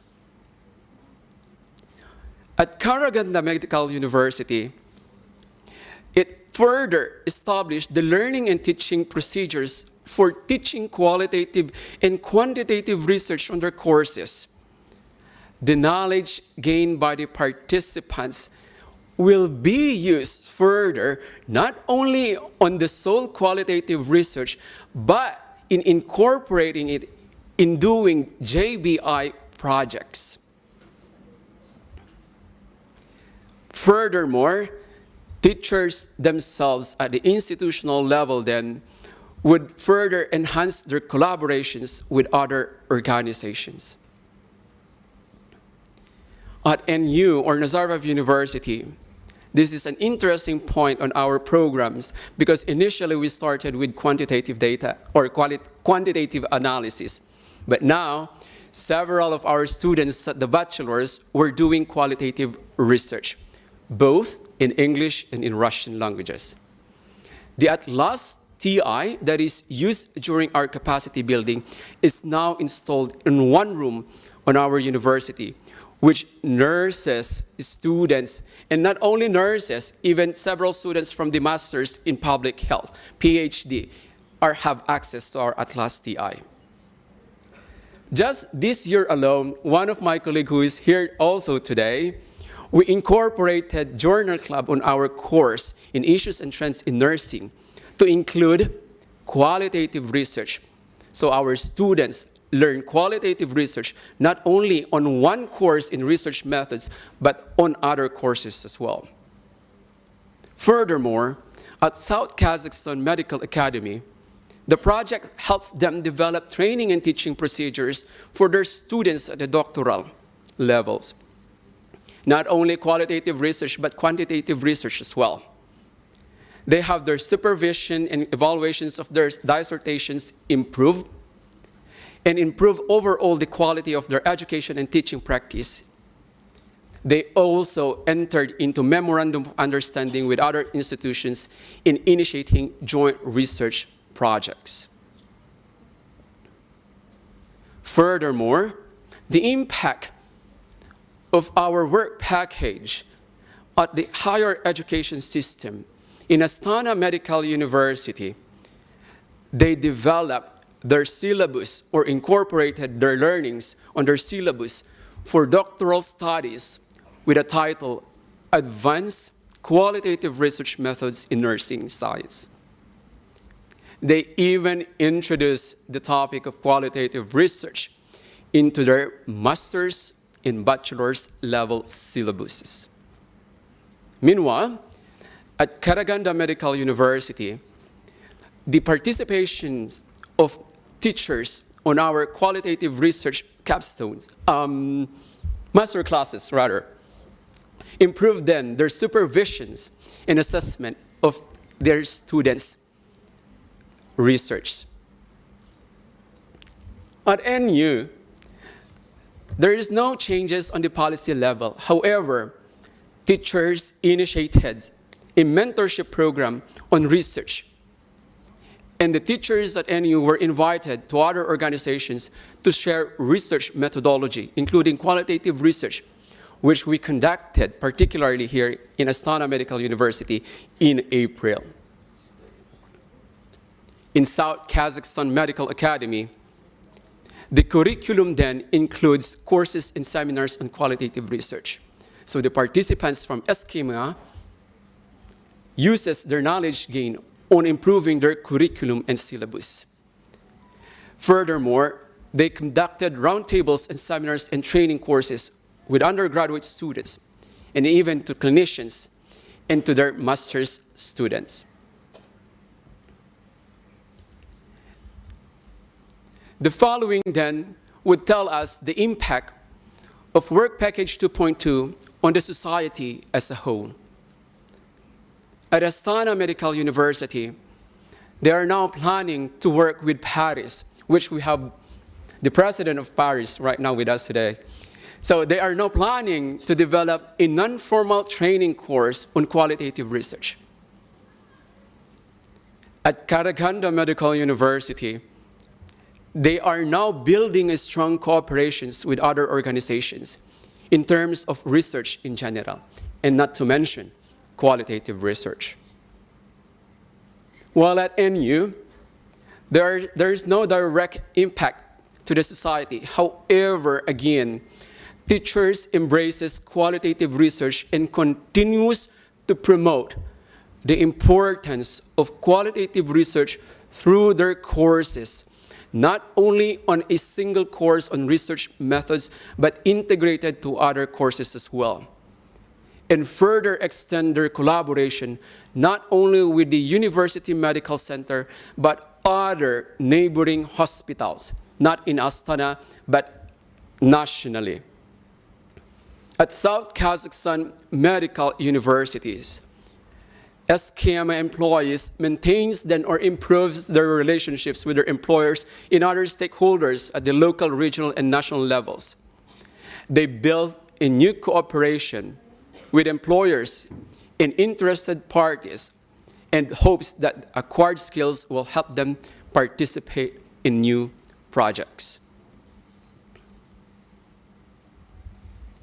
As I finish my presentation, we, the consortium, also continues to sustain our achievements. And so we have plans for you to share. At Astana Medical University, the advanced qualitative research methods in nursing will continue to be taught in the doctoral studies. Similarly, it will be continued to be taught at the master's and bachelor's degree. Qualitative research will be conducted among the teachers and students. Importantly, the Atlas TI, which is a program for using to analyze qualitative data, will be renewed at Astana Medical University.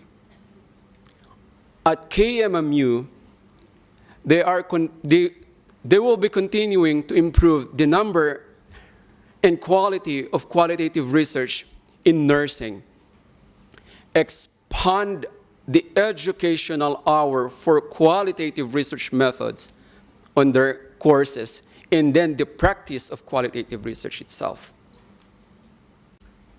Whereas at Nazarbayev University, we continue to advocate with students the use of qualitative research on their capstone, the use of in-class journal club that include qualitative research, and possibly promotion of journal club in collaboration with other institutions in Kazakhstan, and further publish research using qualitative research methodology.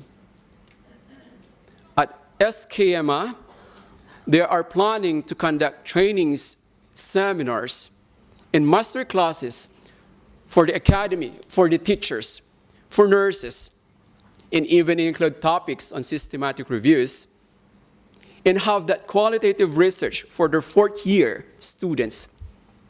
Master students have been introduced into syllabuses, and then this will work continuously.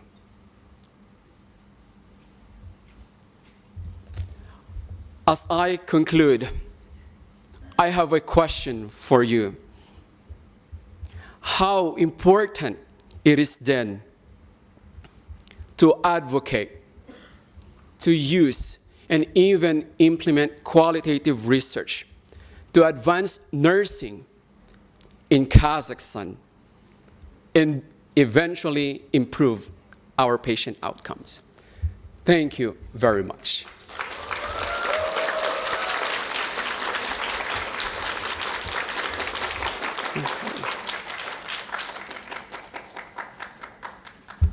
Мы благодарим We would like to express gratitude to Professors Aurelia, Paulo, Kulita, and this package in work done and presentation, taking into consideration all of the reports of the universities, how exactly the partners and stakeholders are going to implement the results of the project in each level. And we hope that participants of our projects, master students and PhD students, are going to take part in qualitative researches, because we do understand the importance of the qualitative research methodology. According to the program, we have a coffee break. We saved some time, actually.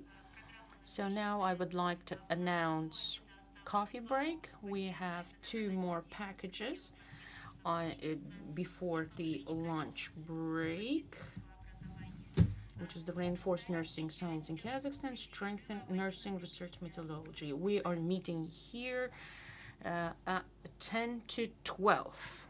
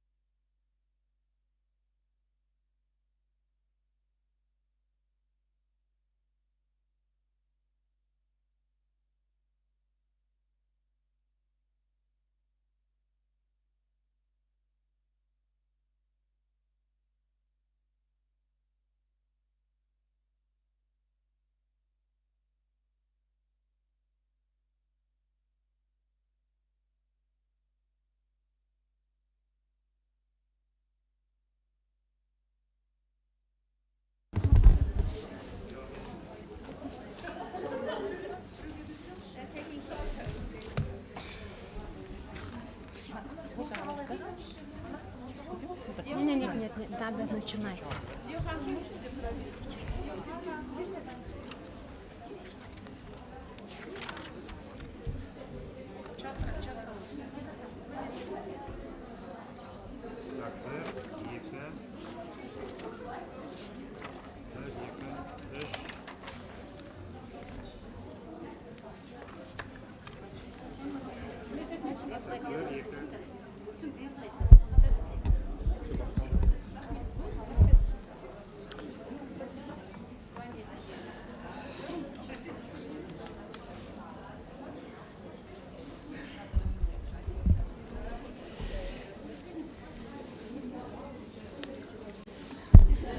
Okay, I think it's time to ring the bell, to close the doors, and to start our session before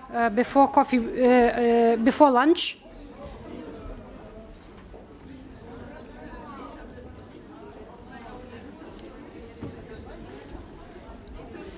So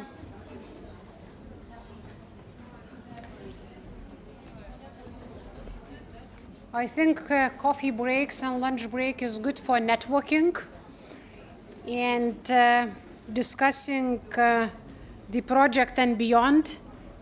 And now let us continue with our project presentations.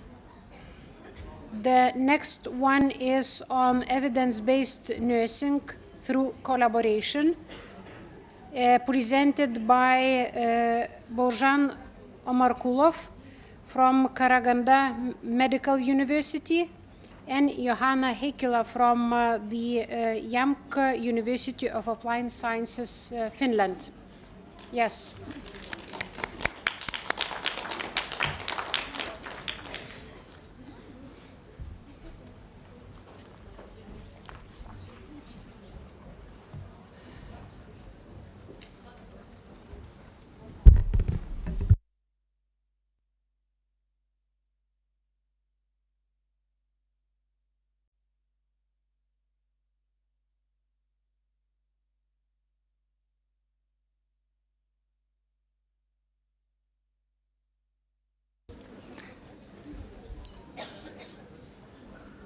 Good day, dear colleagues, nurses, nurse leaders, nurse educators. We are here today with my co-lead, Borjan Omarkulov from Karaganda. And me, Johanna Heikkilä from JAMK University of Applied Sciences from Finland. And we want to first thank Astana Medical University for arranging this wonderful conference to get everyone to know about all the results of our AccelEd project. I have had pleasure to visit Astana Medical University over 10 years' time, and always everything has been perfectly organized, so thank you. So to our agenda today, so how evidence-based nursing through collaboration was planned to be achieved during this project. We go first the aims and goals, then impact, and then future plans. So our work package, which we were working together with Karakanda, the aim was to create sustainable structures and systematic processes for cooperation, especially in nursing research, between the universities and healthcare institutions in order to foster evidence-based nursing. And I want to stress that the healthcare institutions do not mean only hospitals, but also primary healthcare, which is really essential for reaching the universal health coverage. We had 3 goals: to create collaborative structures, processes, and capacity to recognize what are those nursing topic areas that should be researched and developed. The second goal was to build the capacity of medical universities, teaching staff on service design, so how to develop nursing together. And then third, establish permanent practices on nursing research collaboration so that in the future you could go on implementing evidence-based nursing in your everyday nursing practice as well as teaching. In the project application, we all, the European partners and Kazakhstani partners, we developed short-term indicators and long-term indicators for this project. So we promised to create recommendations for collaboration structures and processes. We promised to establish GBI Collaborative Center in Kazakhstan. We promised together to discuss the results with ministries and with the universities and Republican Center of Healthcare Development. And what did we also promise for long term is to increase the capacity of medical universities teachers on how to develop nursing in practice together with nurses, and to have these permanent practices so that they stay. So whatever we are doing is staying. It's not just for the project, but it's for the Kazakhstan and it's for the nursing. So when we look back now 3 years, so what did we do? So our accomplishments in doing. So we had a numerous number of meetings where also nurses were participating, not only the university staff, but nurses. We had roundtables and workshops and collaborated with like 5 times, over 120 participants. We had trainings, so systematic reviews. Why? Because the purpose of a university is to put in practice the scientific knowledge in very clear and simple ways. So you need to do systematic reviews in order to understand what is the scientific evidence which should be applied. And then service design, so how the everyday clinical problems can be identified through listening to nurses and then solving them together by putting the science to the practice. And we trained 150 persons who are now able to apply apply service design, and 31 persons who should be able to do systematic reviews. So please contact these 5 universities. They have that capacity. If you as nurse want to develop something, contact them. We have the reports available. There is 3 reports, and all the service design materials at the website. Use them. They are at the website. It's for you, and you can ask the university staff to train you, start new development project in service design and with implementation projects with the affiliated center. So Karakanda has now the affiliated center, and there is the nursing repository, which is to be launched, which will have all the scientific information available for every single nurse and educator and a leader in the internet. Now I give the floor to Baushan to continue and explain how it looks here in Kazakhstan. This was my objective or subjective view from Europe. Thank you very much. Спасибо большое. Thank you very much, dear Johanna. Now I would like to thank, first of all, our leaders, Johanna, Heikele, Hanna, Nina, Satu, for this huge work you've done in preparing our joint reports, in training, and now I would like to tell you a few words about the following. When we prepared reports on a recommendation of the process development in cooperation with healthcare institutions and universities, the objective was to identify the best practice between the universities and healthcare institutions. Our task was to accumulate the current information about Kazakh practice. First, we've carried out the desktop analysis of the best practices. We've analyzed these practices and the methods of cooperation between practical healthcare and medical universities. Hanna helped us a lot. Thank you very much.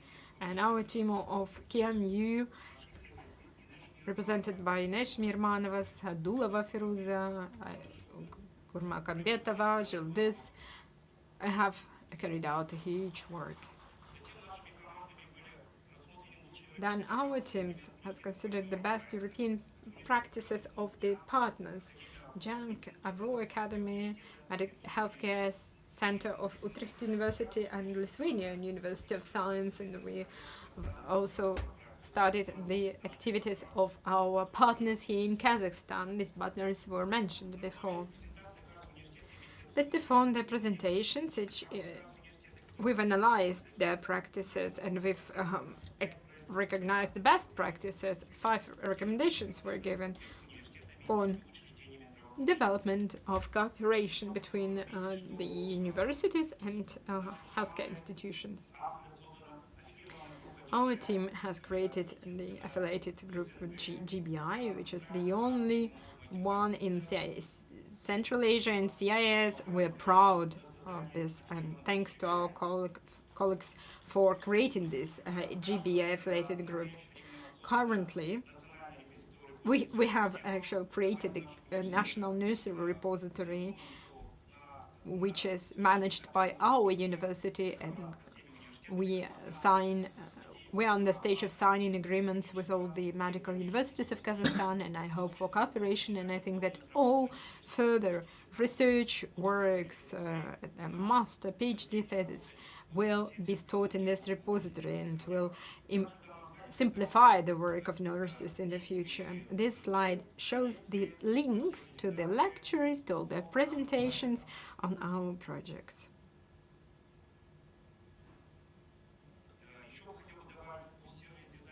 Now I would like to add a few words on service design.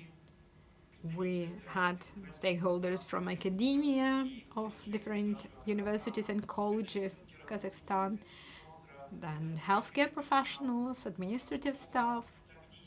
About 150 persons participated in the seminars, in the master classes. We've carried out 3 online webinars with the objective to discuss the topical issues in research in nursing and involvement of nurses in solving different issues. We discussed the cooperation between practical healthcare and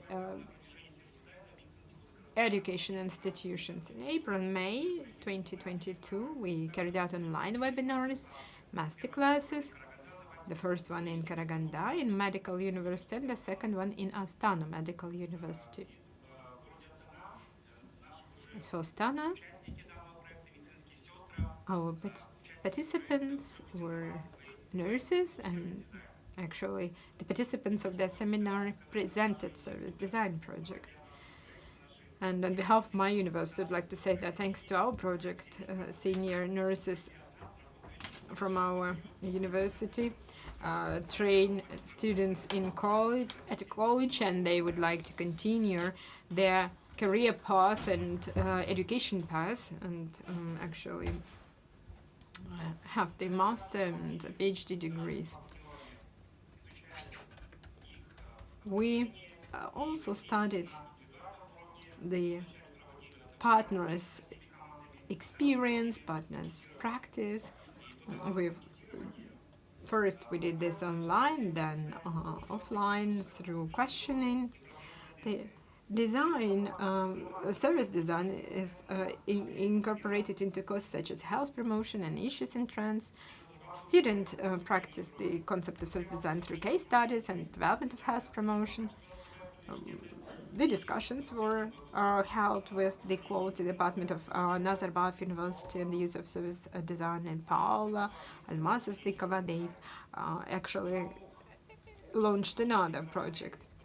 The Karaganda Medical University's trainees and young teachers have acquired the skills in critical appraisal of the literature, assessing the applicability of evidence and practice, inclusion of topics on service design, conducting, analyzing, and publishing qualitative research in the education process at all levels took place as well.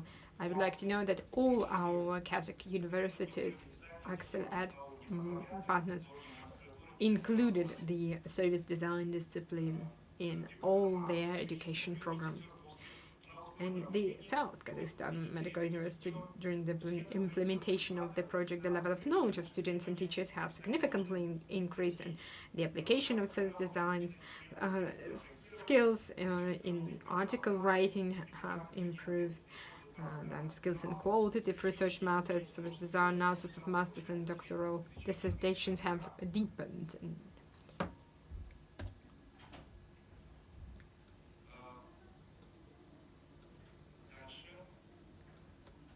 Let's move further. Impact at the institutional level. I'd like to know that the Department of Nursing, together with the School of Nursing of the Medical University of Astana, have held a roundtable, discussed the development of nursing, possibility of joint service design projects, as well as informed the nurses with the reports carried out within the framework of the AccelEd project. The Astana Medical University has repeatedly invited teachers from Nazarbayev University during the practical studies of nursing students. Karaganda Medical University, the teachers of the School of Nursing Education and students actively cooperate with practical healthcare institutions and service design projects. Favorable contacts with international partners have been established thanks to the project. Asfendiyarov University has improved the qualitative research methods evidence-based nursing practice. Nazarbayev University secured research funding in collaboration with AMU, SKMA, and UMC. Another project was created, submitted to NU internal fund in collaboration with AMU and KNMU, Asfendiyarov University. South Kazakhstan Medical Academy in 2022 seminar organization and improvement of the methodology of scientific research was carried out, and they discussed the development and reform of nursing science and research in the higher education system of Kazakhstan, designed and conducted research in service design, as well as the opportunity to improve skills and development protocols for qualitative and quantitative systems reviews were carried out. as for the impact on the higher education system. Astana Medical University, increasing the prestige of the profession through research, compilation, and implementation of clinical practice guidelines. The training was done within the framework of the course on systematic review in nursing, and this course was included into the master course syllabus. Karaganda, approval of all criteria and documents developed within the framework of the project in the development of master's and PhD thesis, the field of sessional studies through the Republic of Education Methodological Association. Nazarbayev University, strengthening collaboration between NUR-SULTAN and UMC through nursing activities. SKMU, MA, development of nursing science, increasing the prestige of the profession through research, compilation, implementation guidelines for conducting research. It is planned to open a PhD program in nursing at SKMA. Materials on systematic review and service design were included in the curriculum for undergraduates. All the tools of service design have been studied, and the students carried out 2 mini-studies.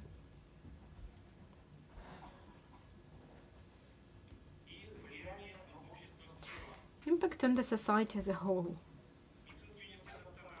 Astana Medical University. Here, the nurses share successful and negative results of service design with colleagues from other organizations through messages at conferences, publications, and of abstracts in the articles in journals of Kazakhstan. The university has already implemented accelerated training program for practical healthcare nurses. Karaganda. Further cooperation with international partners for the development of nursing science in Kazakhstan. They develop and strengthen the work of the repository.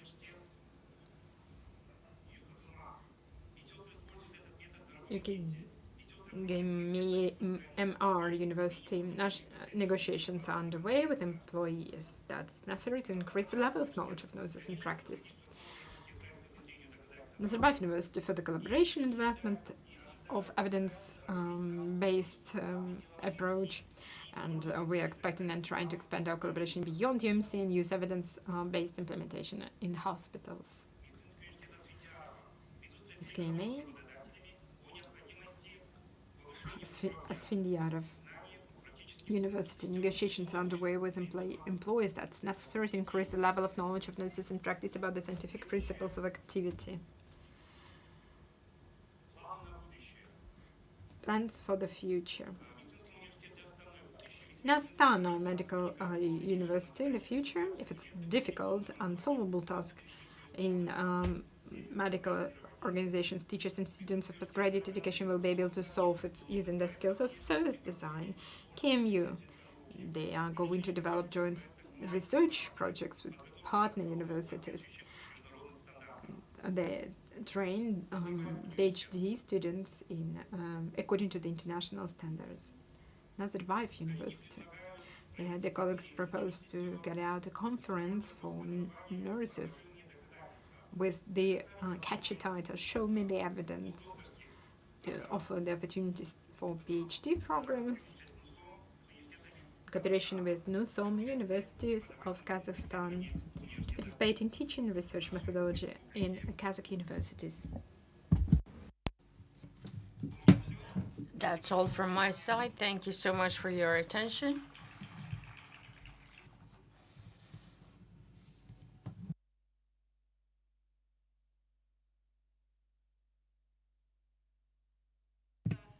Thank you to our presenters. Johanna Heigela, Chief Advisor, Associate Professor, School of Health and Social Studies, Jyväskylä Applied Science University, University of Applied Sciences, Finland, and Božena Markul, Candidate of Medical Sciences, Associate Professor, Director of the Institute of Public Health at the Medical University of Karaganda, Kazakhstan.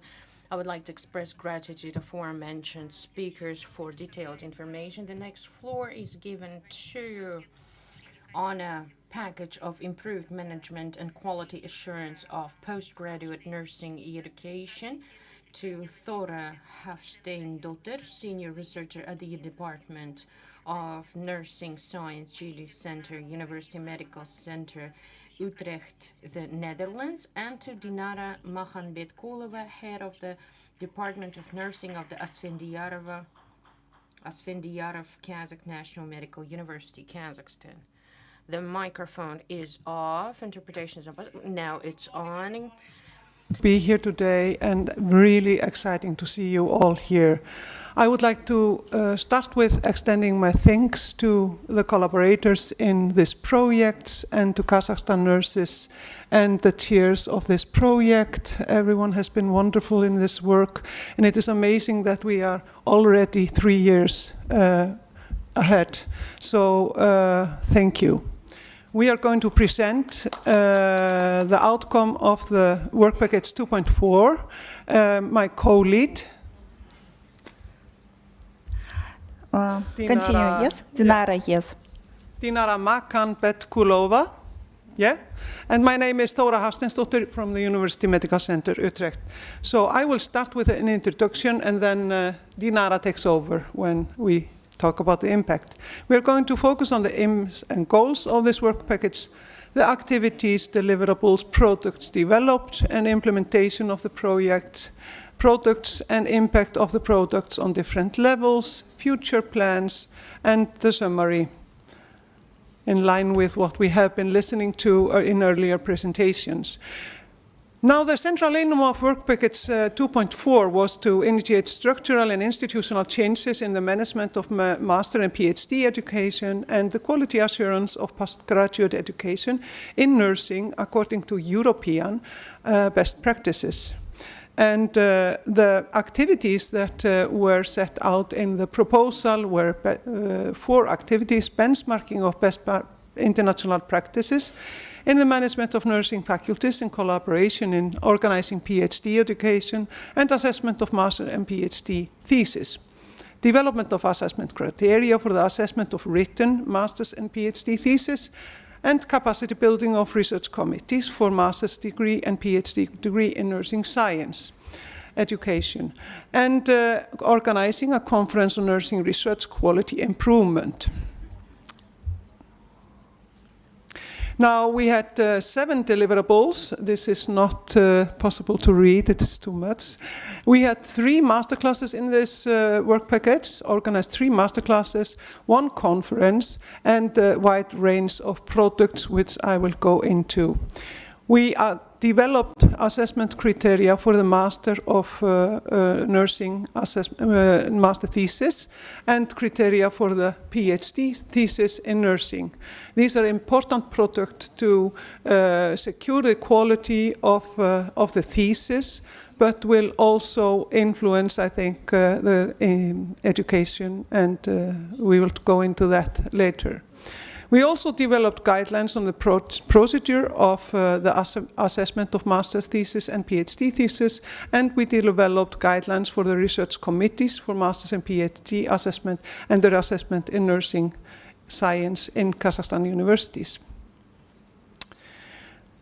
We stated some questions to the partners, like others. How is implementation of the products? And the products are the 5 products that we have been working on through this process, ABCD here above. And what do the partners think will be the impact of the products of all these things on individual level? Then we are talking about nurses in the clinical practice, teachers, students in Kazakhstan. What is the impact on institutional level? And we are then thinking about departments of nursing science or universities. What will be the impact on education system as a whole? What will be the impact on society as a whole? And I would like to explain that we obviously were not doing research on the impact. We are not doing randomized controlled trials on this. It is more like, what do we think are the impacts of these products? So it is very important that we all reflect on the outputs and the products that we have been doing and why we are doing this. And then the future plans of the partners in Kazakhstan with all these projects that we have been doing. So, Dinara, the floor is yours. How is implementation going? Thank you very much, Tora, for your help. Сәлеметсіздер ме, құрмет. Good morning, dear students, participants of conference, colleagues, partners, and guests. First of all, on behalf of our team, of our university, I would like to extend my gratitude to all of our international partners, international experts from Netherlands, from Lithuania, from Finland,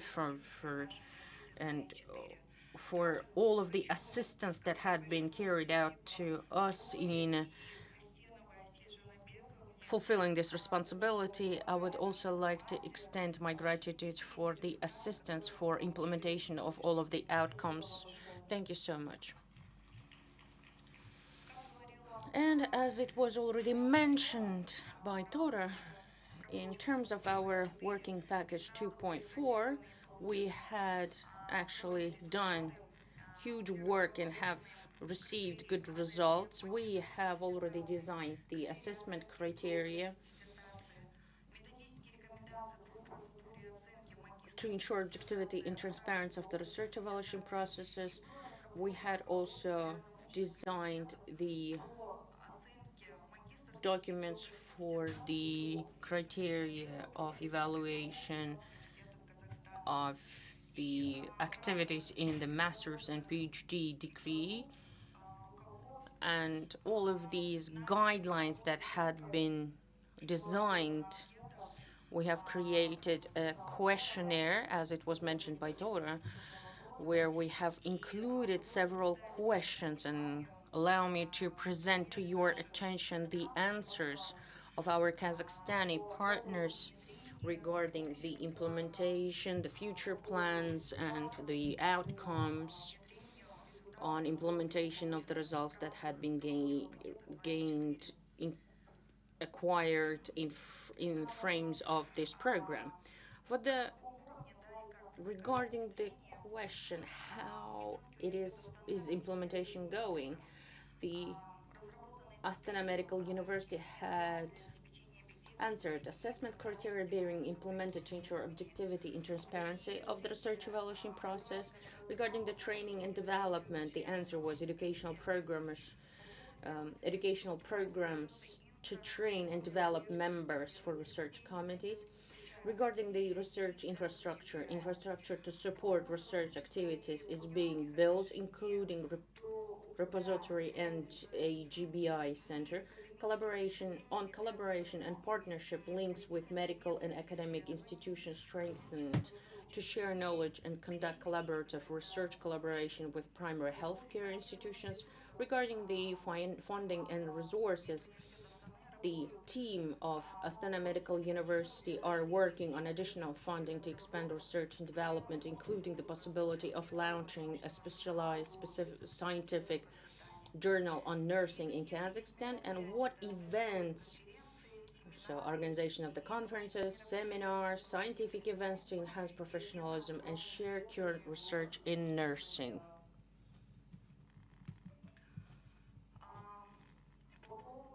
Regarding the answer of Karaganda Medical University,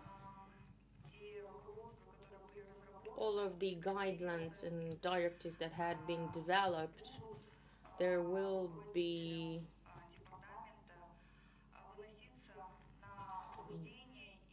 considered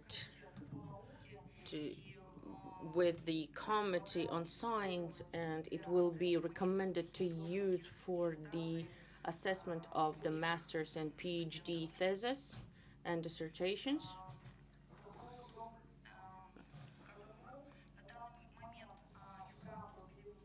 Regarding the KNMU, at the moment negotiations with the Ministry of Health on the approval of all guidelines for the universal use of all faculties of nursing, if by the end of 2023 it is not possible to approve all guidelines, then approval will be at the university level of KNMU for use by the local Department of Nursing. And it will be scaled up to whole country afterwards. We're awaiting. The promise was given to solve this issue till the end of the 2023. If it won't be resolved, then of course we will resolve this issue on 2024. But in any case, we're going to approve at the university level, and we will be implementing for the evaluation of the master's and PhD dissertations, master thesis and PhD dissertations.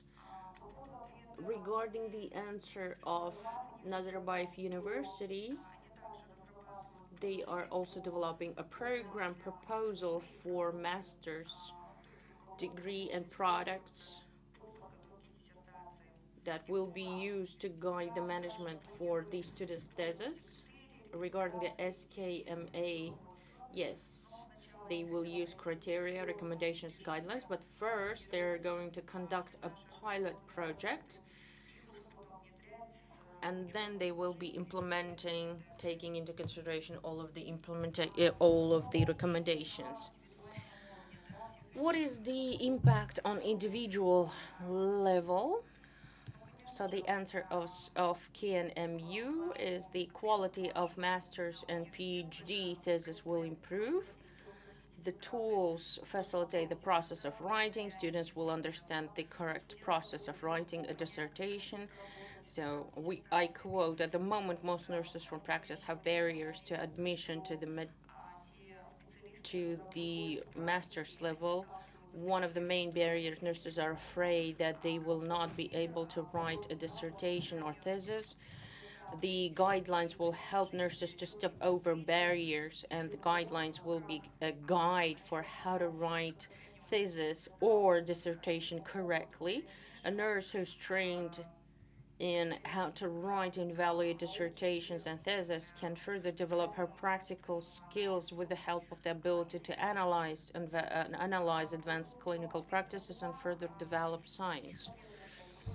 So the answer of Astana Medical University, by using tools and products, they will provide a clear and objective structure for the assessment of master's degree in PhD thesis, which in turn will improve the quality of research work, provide students and teacher staff with a clearer understanding of the requirements and standards, which in turn will lead to improved nursing education. Focusing on quality and research approach in the educational process promotes critical thinking, the ability to analyze and draw valid conclusions. This will not only help nurses to be more competent in practice, but also give them a foundation for advancement in academia, whether as educators or researchers.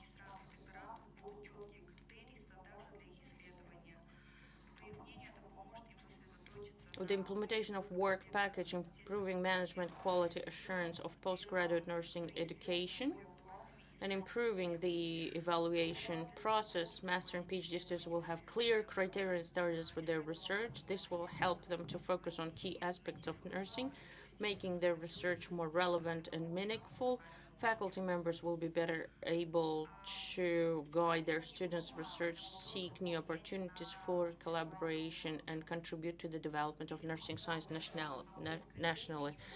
So, of course, if master's and doctorate students will know the criteria, they will thrive towards complying with those criteria and these documents will help with the qualitative evaluation. Nazarbayev University gave answer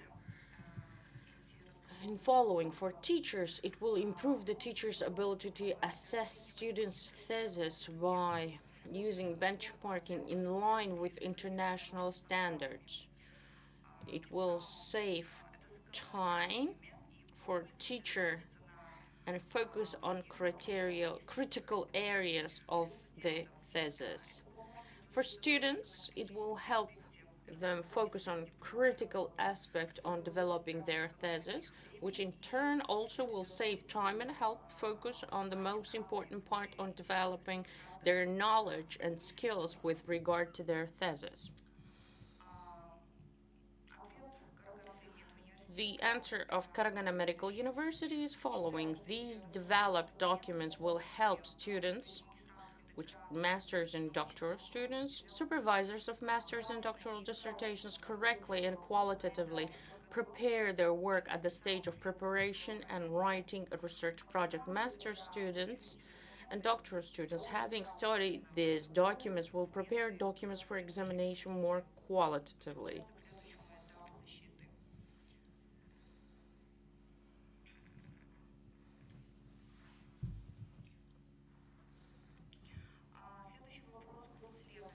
The next question is, what is the impact on institutional level?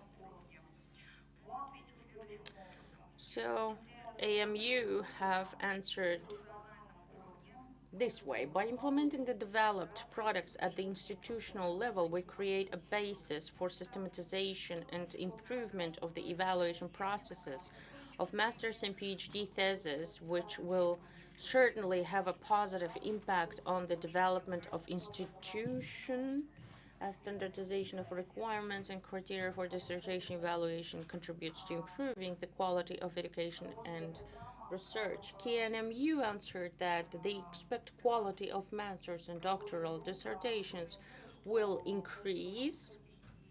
The level of knowledge of teachers will also increase, as they will gain certain knowledge of how dissertations should be written correctly and how they should be evaluated. Well-written dissertations will lead to the qualitative formation of articles, which will make it possible to publish them in reputable journals. The activity of teachers' publications will have positive impact on improving the university's rating. The answer of the Karaganda University certainly unequivocally, these documents procedures will improve the quality of master's doctoral thesis as well as facilitate the work of experts who will evaluate their work. Nazarbayev University answer is following. At the department level, it will produce a coherence on the management of students' thesis, providing a unified product that can use by every teacher, could be used by every teacher to critically evaluate students' thesis. It enhances institute reputation, assures program quality, fosters research productivity, and aids accreditation. These improvements reflect positively on the institution, attracting top talent and reinforcing its position in the field of nursing education and research. And of course, it will attract the best qualified professionals, and it will also foster the nursing. The answer of South Kazakhstan Medical Academy, yes, the use of these documents will affect the work of the scientific committees and consults in general. We think that the quality of work will improve if both teachers and undergraduates are trained and familiarized. The work of the department and the academy as a whole will undoubtedly improve because the results of the work can be shared with other faculties. The impact on the higher education system.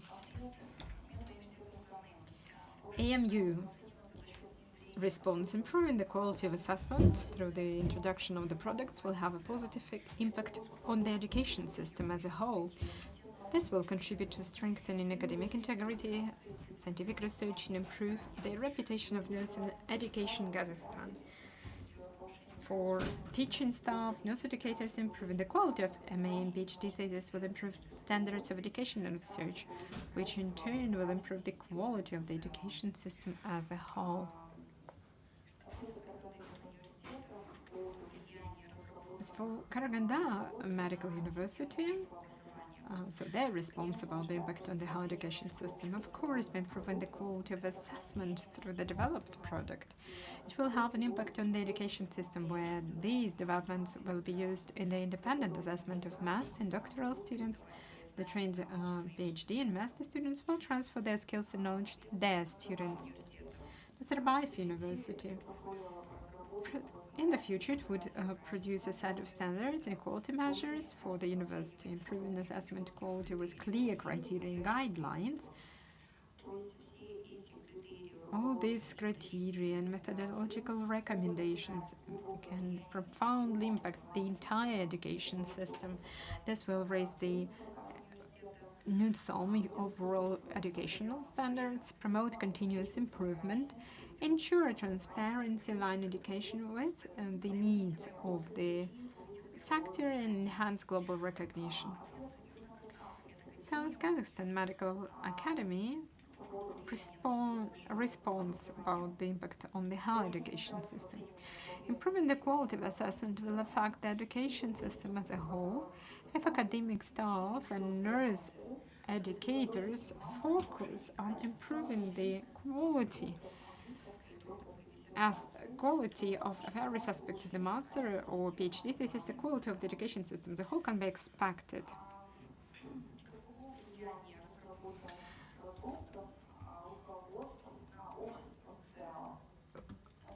So, what is the impact on the society as a whole? AMU, this will generally improve the training of research personnel,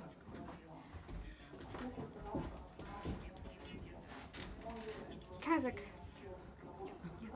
National Medical University. We are sure that the results of our working package will improve the quality of master and PhD thesis. This will impact society as a whole, of course.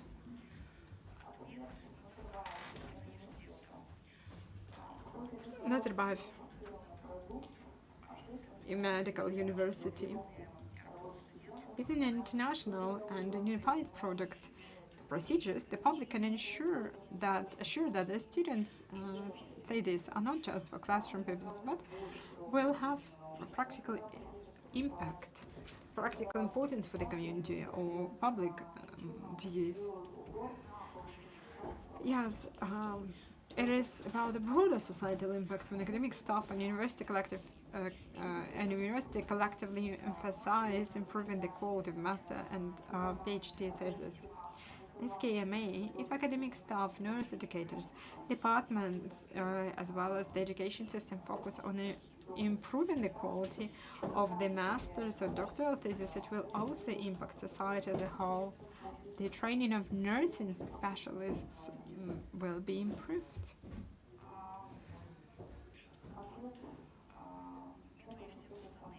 Astana Medical University. If the faculty team, nursing teachers, departments and institutes and the education system focus on improving the quality of various aspects of master and PhD thesis through the working package 4, it will have an impact on society as a whole. Improving the quality of nursing education and research will produce highly qualified professionals capable of providing a high standard of care. As for the future plans,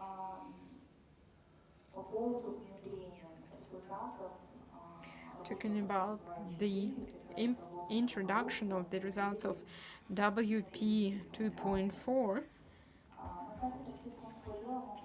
the Department of Nursing will see great potential in the products involved, and we plan the following actions. Curriculum development, we plan to review and adapt our curricula as AMU SAS, taking into account the assessment criteria for masters and PhD thesis, to ensure compliance with the international standards. As for teacher training, for the teachers, seminars and trainings will be organized, and this will enable them to implement and use the new assessment methods and tools. As for publications, research and publications, the AMU plan to stimulate research among students and faculty members, and support publications based on their work. KNMU, from the beginning of January 2024, the Department of Nursing plans to introduce the drafted documents and provide undergraduate and PhD students with this document to assess the quality of intermediate results. KMU at the Academic Senate Committee level to implement these developed documents across the university. We're talking about recommendations and assessment criteria for a master and a PhD thesis. SKMA. After testing, we are ready to use all these documents in our work. First, introduce it into the work of the department, scientific committee and scientific council. NUR-SULTAN. Currently, we are referring to working package 2.4 and AccelEd in general in the development of our program proposal for the master degree in nursing. In conclusion, I would like to say that, summing up all the issues and responses from our partners, we have made the following conclusions. All the partners from Kazakhstan have taken some steps in implementation of the project, and some we're talking about guidelines, criteria, methodological recommendations. Some are planning the implementations. Partners do consider the products will have positive impact on the individual level of the students, on the level of the universities level, education system, and society as a whole. Partners from Kazakhstan already have specific future plans with respect to the documents drafted with activities and timelines for implementation. These activities will be carried out on the level of the universities. Clear timelines are taken into account. Thank you very much for your attention.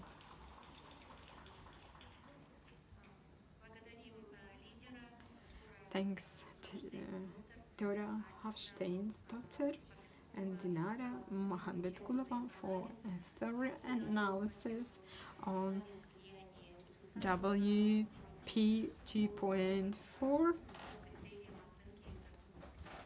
So there's back to the criteria of master and PhD thesis criteria. Dear colleagues, now we have some time before lunch, and we plan lunch. Further on, you've listened to 4 speakers. Since we have some time, so we would like to take some questions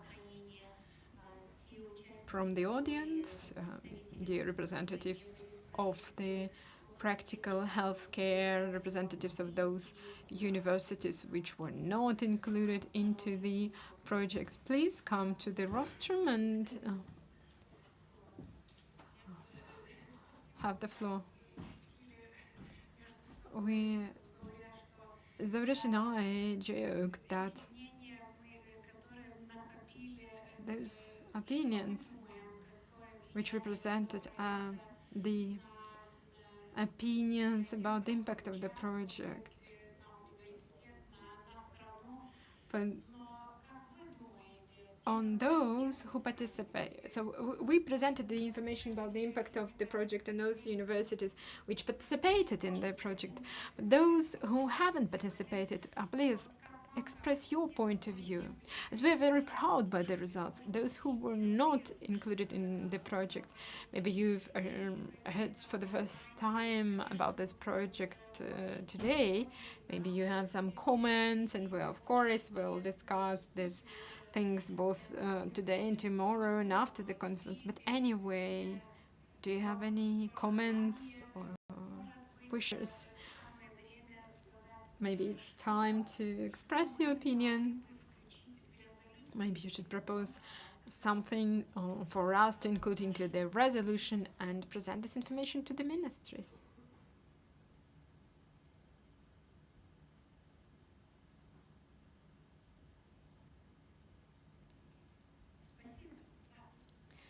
Thank you.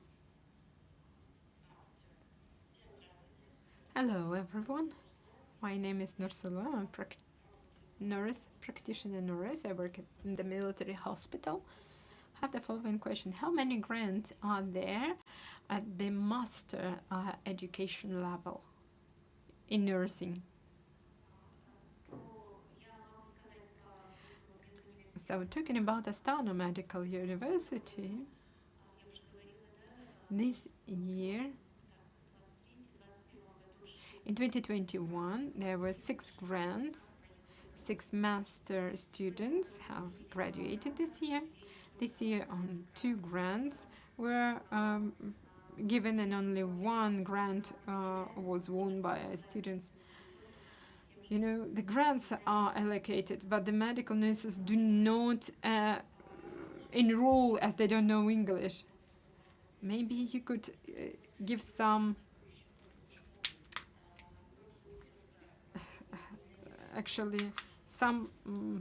credits to those nurses who would like to study, as many of them are already in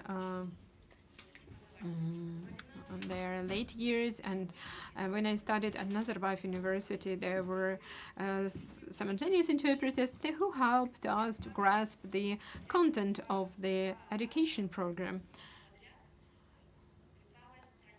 I tried to pass the English exam. The first time I lacked 4 scores, this time 10 scores, and I couldn't reach the threshold 75. I actually even wanted to take this course on a paid basis, but it was very expensive. Alternative was Russia. It was very easy to enter the Russian university.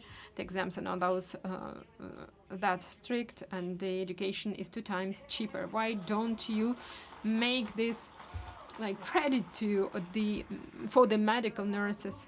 Thanks for the question. Probably that was from the depth of your heart, and we discussed this topic during the coffee break. Yes, the like language barrier is an issue.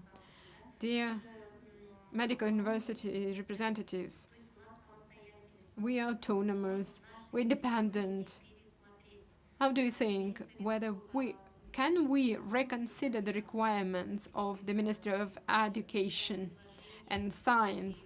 Maybe we should propose them to reduce this threshold, and we see that this is the issue, and many bachelor students want to join our master course, but they leave for the Russian universities because those requirements over there are not as strict as here. That was a very good issue raised many times. We discussed this in the project, and we thought that to increase the number of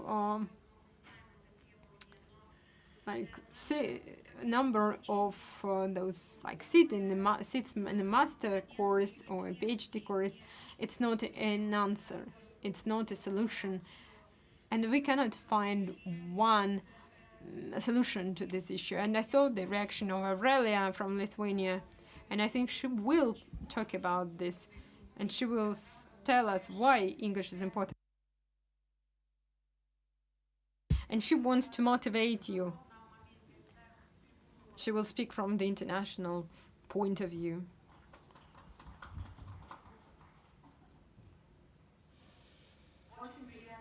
It's a pleasure to see everyone. You know, we've actually have already experienced this issue, the issue with the English language. Yes, it was very hard for us 33 years ago when we launched master and PhD courses. Everything was in English. We even cried that we didn't understand nothing.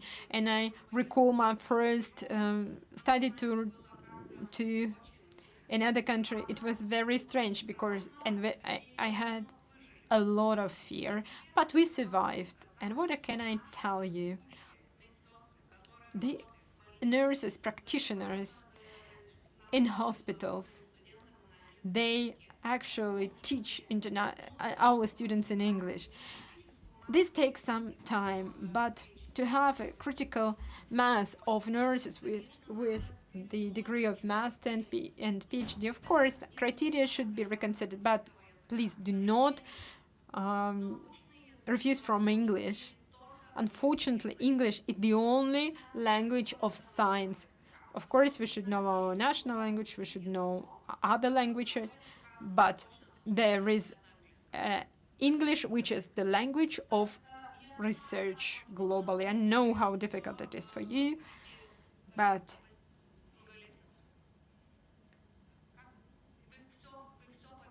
you will survive. Look at us. We're a very small country, like with a territory of half of your city, and the nurses speak English, even the nurses of senior age, although we see that you have a lot of young nurses here.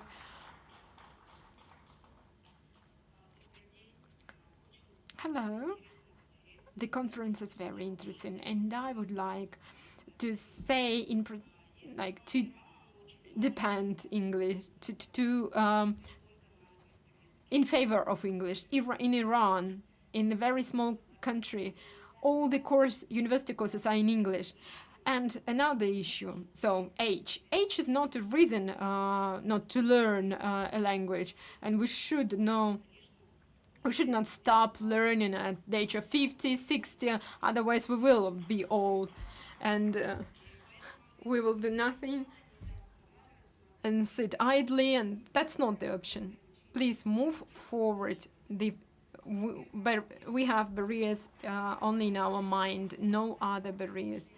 And to continue the idea, I would like to say that the topics are very interesting. And what you present says that we have an opportunity to get a lot of guidelines we could apply in our work. As practitioners, we would like to have some methodological support from the universities, from other organizations, which could help us in writing our works and research. And as we understand, this project covers a small cohort of people. Of course, you invited a lot of practicing nurses, but many of us got to learn about the project just recently, so that's why I would like to have some assistance in methodology. Maybe I'll take your question.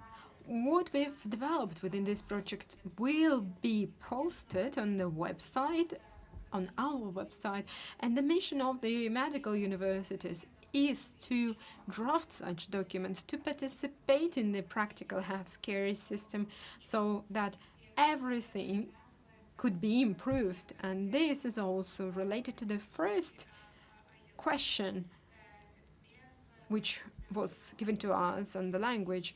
Without international practice, there will be no opportunity to carry out evidence-based nursing activities. For high-quality education system, we need to apply evidence-based nursing. Of course, we can develop various recommendations. This is one of the way, but very frequently we apply international practice, experience, and implement it locally. So we should think about how to simplify this path, how to get the support for language training. Maybe there are some grant programs, but we will discuss this, how we can include it into the resolution. No.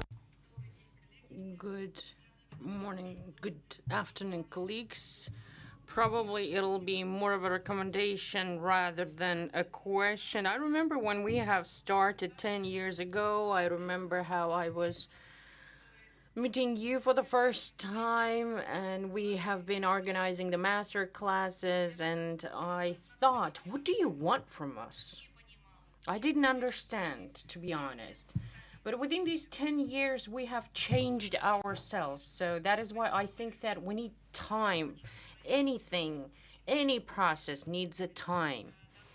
And all of these roadmaps in nursing and all of these documents, criteria, all of the projects are great. And I think that our future is going to be quite bright. But one of my concerns is that master students were sometime could come over to practicum to us because we had interaction between our nurses in service, and if nurses who are practitioners and researching nurses could be collaborating together so that we could understand how it is done.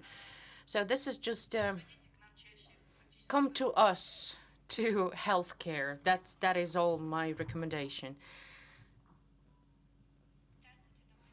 Good afternoon. My name is Arjan. I'm from the Cardiological Center. I would like to ask a question. Right after the education, graduating, they should be working in the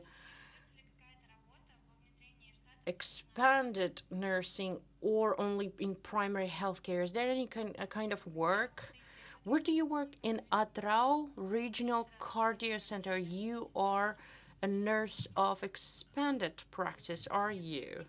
No, I'm a nurse. So according to the qualificational requirements, nurses of expanded practice, these are the ones who have graduated, applied bachelor's and academic bachelor's, and there are no limitations. They can work on the level of the primary healthcare, primary medical care, as well as the other levels. If you have no other questions, we have another item.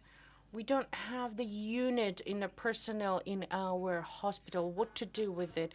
Well, tomorrow we're going to have a round table, and during the round table we can consider those issues in a format of Q&A.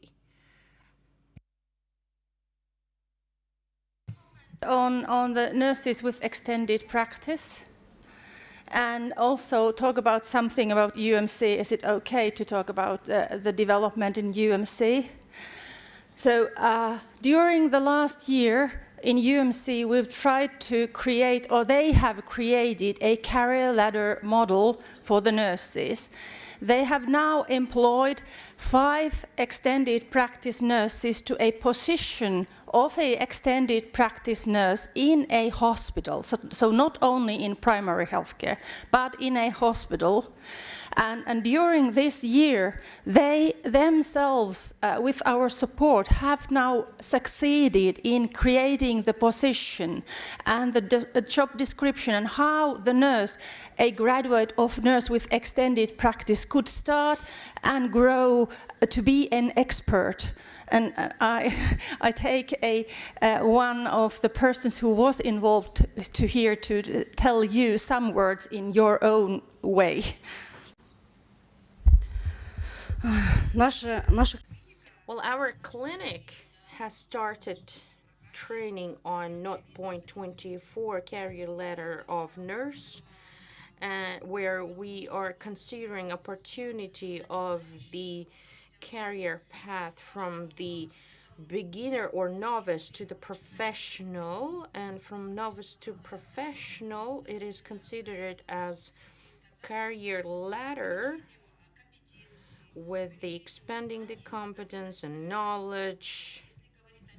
If we will talk about, if we will elaborate on the nurse of the extended practice, it had been already implemented. This position had been included into the organizational structure. They also have the job description. But I think these kind of issues should be considered during the roundtable session.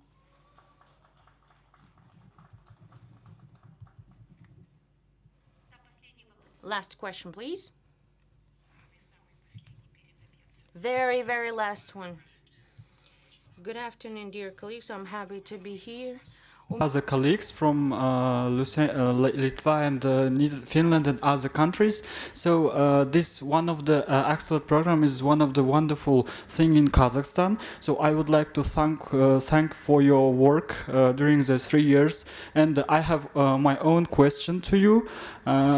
As my colleague speak about the nurses in Russian language, расширенной практики, kind of. So I'm from Kostanay Higher Medical College, head of the additional education. So my question is, students who studies in the applied bachelor degree, it's kind of a name from the 2018. So they also write course paper and diploma paper. So is there any other programs that include kind of AccelEd program can give chance to students have kind of opportunity to have internship in other countries?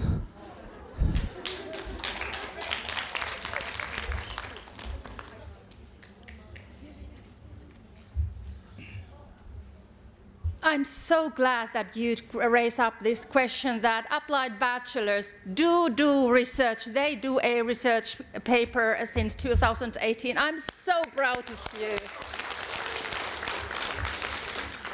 There is no nurse, there should be no nurse without research capabilities and ability to critically appraise research, read research paper and conduct research. And your question, do other like extended practice nurses do research? This is a question of the universities. It's the question and the ball is universities.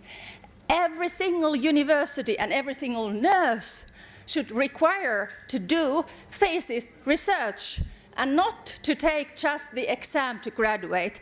Ugh, I've said my words. Okay. Can I add something? These all programs only include universities, but my question, is there kind of opportunity to colleges to have internship with the students in other country? I think in colleges it depends now the internship issues. So to get to an internship, it depends on the Erasmus Plus things that there are for vocational level, same, and your higher medical colleges are like a bit awkward. If you are like as a part of a university, some of you are, then of course normal exchange is possible. Yes, and maybe to add just if Laura is still with us, maybe you could complement my answer regarding that. There are special scholarships within Erasmus program for vocational training, but also for those who are in practice to go abroad and to gain more experience. So I think to address Erasmus National Office and to ask for these opportunities. So beyond the project, there are also other opportunities to take. So yes, thanks for please do that. Yes, answers. Thank you.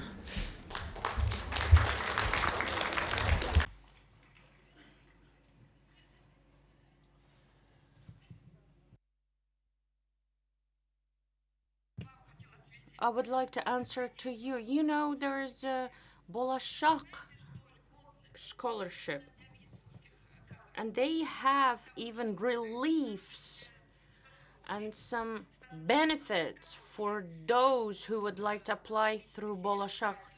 They have even short-term and long-term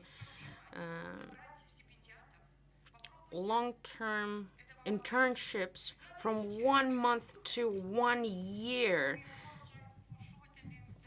The lunch break, but the knowledge is food, so it's okay. Коллеги, есть объявление. There's an announcement, colleagues. To all of your emails, we have forwarded the questionnaire. Could you please fill out this questionnaire once you will have time during the day? Please try to finish it today. We are going to meet here at 2 o'clock sharp.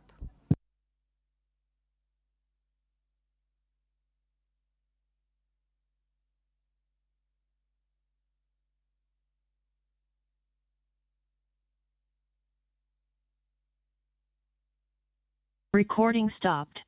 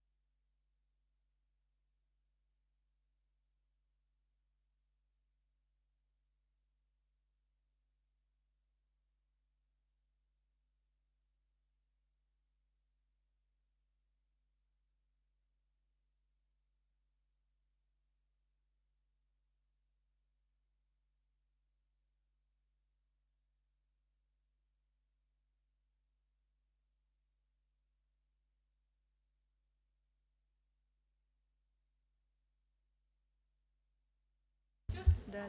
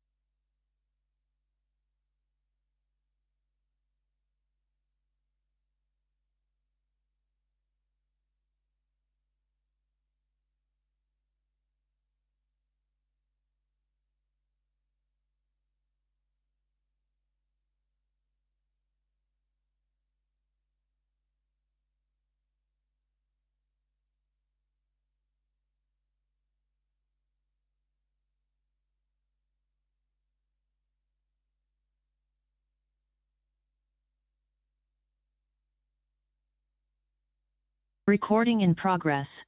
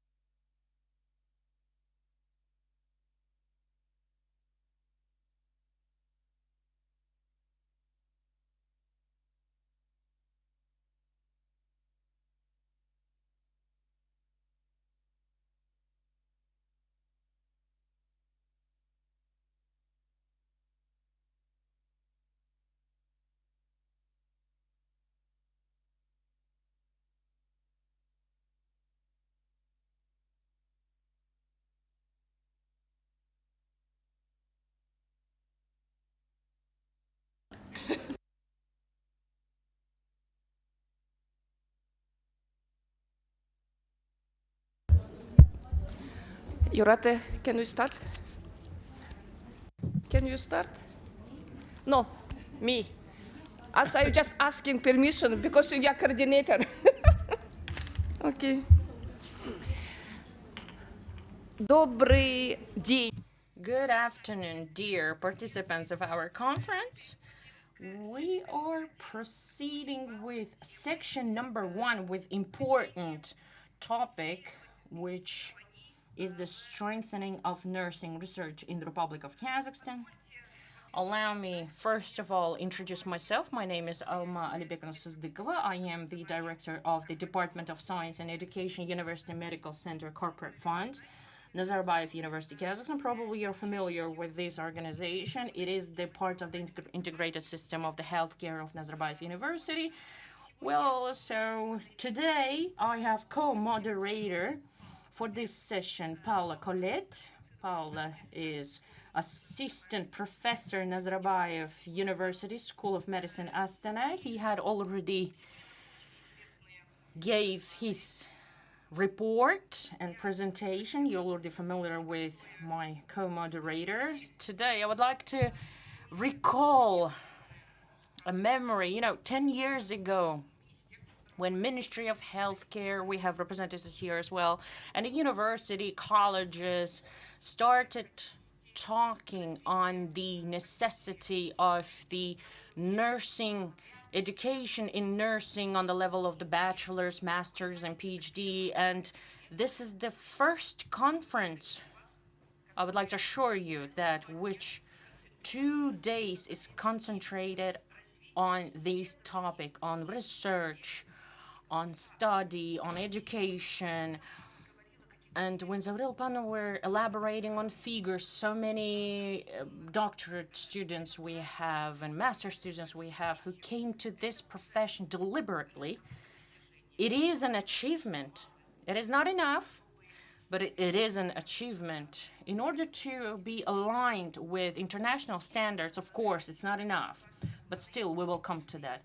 I don't want to take your precious time, and I would like to give a floor to the first speaker, our international speaker.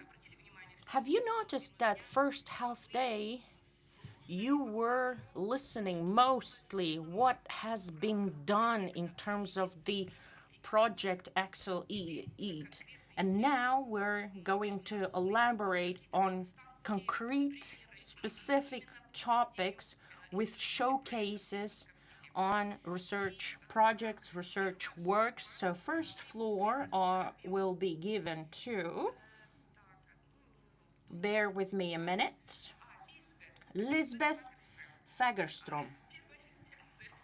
First presentation, Lisbeth is going to, she is Professor, Faculty of Education and Welfare Studies, Health Sciences, Abo Academy University from Finland. The topic is nursing science and its development and importance in Kazakhstan. So in a context of our Kazakhstan program, I have 15 minutes. So at first I want to tell you that I started my master program 1987. Then the master program, bachelor and master program, the theoretical started in 87 at my university. And I was in the first group. And some years before, it started at Finnish-speaking universities. So we have about 40 years of education in nursing science in Finland. And then 1990, we see now.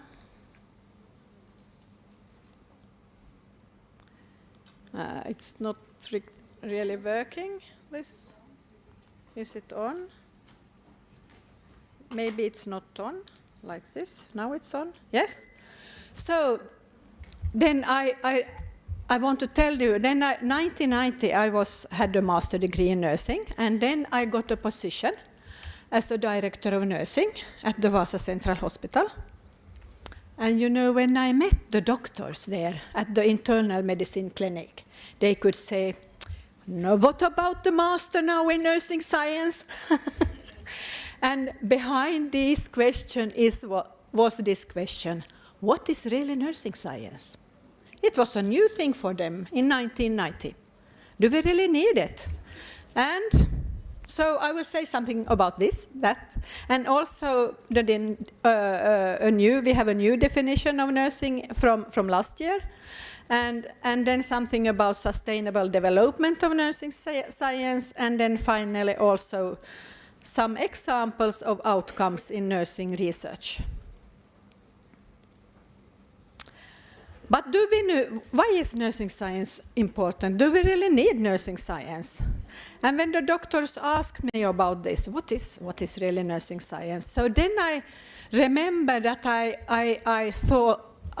answered, for example, the master education for teachers, school teachers, started in our city '82. And then I said, if you can conduct research about how to teach children, why not we really need also to conduct research about how to take care of sick people? So for me, it has been so logic that we really need nursing science. But this picture shows you that our reality is very complex. And we have heard today about the need for different kind of research methods. We need different kinds of perspectives, theoretical perspectives. We need to collaborate with other disciplines in research. So to conduct research in nursing science, it's complex activity because so many factors are affecting the outcomes and the patient care. What is then the meaning of a discipline if we compare it to a profession? Aligood et al. In the book of Aligood et al. About nursing theorists and their work, they stated that a discipline is specific to academia and refers to a branch of education and a department of learning or a domain of knowledge. And I think our complexity in nursing care and in care overall is complex, so therefore also our domain of knowledge is really broad. And then how it differs then to the profession. And as you see, Aligood says that it should be this practice should be founded on the theoretical structure of the science. So it's also important for professionals, not only for researchers and teachers, to think about what is the theoretical structure of the science or the knowledge domain, and that also this will have an effect on practice. So how then to describe nursing science? What is nursing science? As you see now to the left, we have different kinds of theories on different very highly abstract level meta-paradigm. Then we have philosophies, conceptual models, theories, empirical indicators. I have not the time now to go into these differences, but maybe it's about the paradigm. Paradigm is defined as those aspects of a discipline that are shared by its scientific community. And I think this project now, during these 3 years, we have tried to share this paradigm. We have tried to share a common, that we can understand nursing science in the same way. Despite we are coming from different cultures, so if we are thinking about these main concepts of this paradigm, the human beings, health, nursing, and environment. So maybe there are some cultural differences, but the human beings, our needs are the same, I think, all over the world. Health should be the most, think the most important concept of nursing science, because we are focusing on how to promote health, how to alleviate suffering, but health is more in the center for us as nursing, in the nursing discipline, if we compare to medical profession. They are more interested how to treat this, how to find right medication. And so our responsibilities areas are more broad. And then nursing, we are developing new knowledge about how to care for the patient in a better way, in a more effective way, to develop new nursing activities, new innovations. But the last concept here, environment, I think that we should focus more on in the future, because the environment is changing. You know, we have disasters, we have wars, we have climate changes. We have to start to think about what is green nursing, how can we develop a more sustainable nursing, can we take into account how we are using water, material, energy, and so on. So, from a partner in Turkey, they contacted us in Vasa and asked if we can join they are planning a new project about disaster nursing. How to, and I can understand it after the earthquake. So they were really affected of the earthquake in the eastern part of Turkey.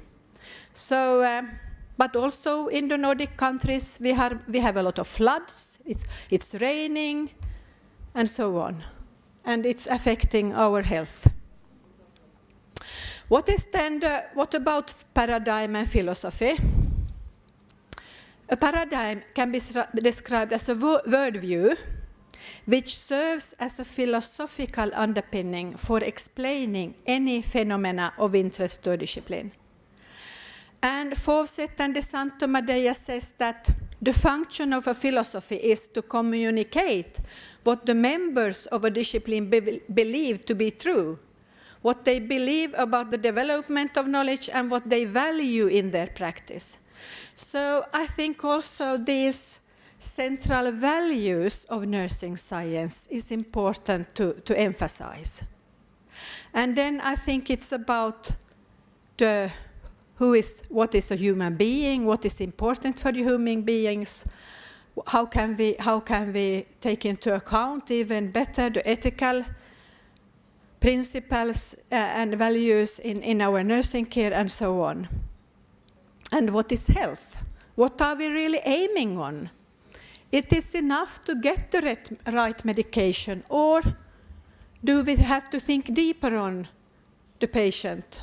Maybe the treatment is okay, yes, but still the patient is unhappy.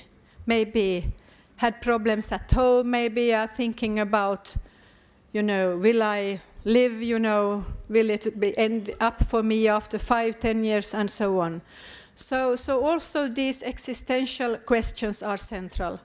And maybe also in this situation in our world, when we have these big changes and difficult changes like war and so on. So I think also in these times, existential questions will raise up, and we will start to think maybe even more about these important existential issues for a human being.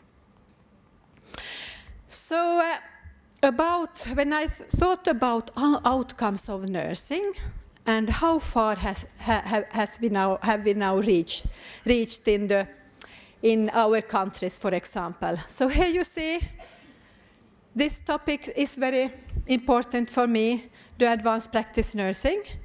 And this are my 3 books about it. My first book was in Swedish, 2011. Then I went to Norway. I was working as a full-time professor in nursing science in Norway in 8 years.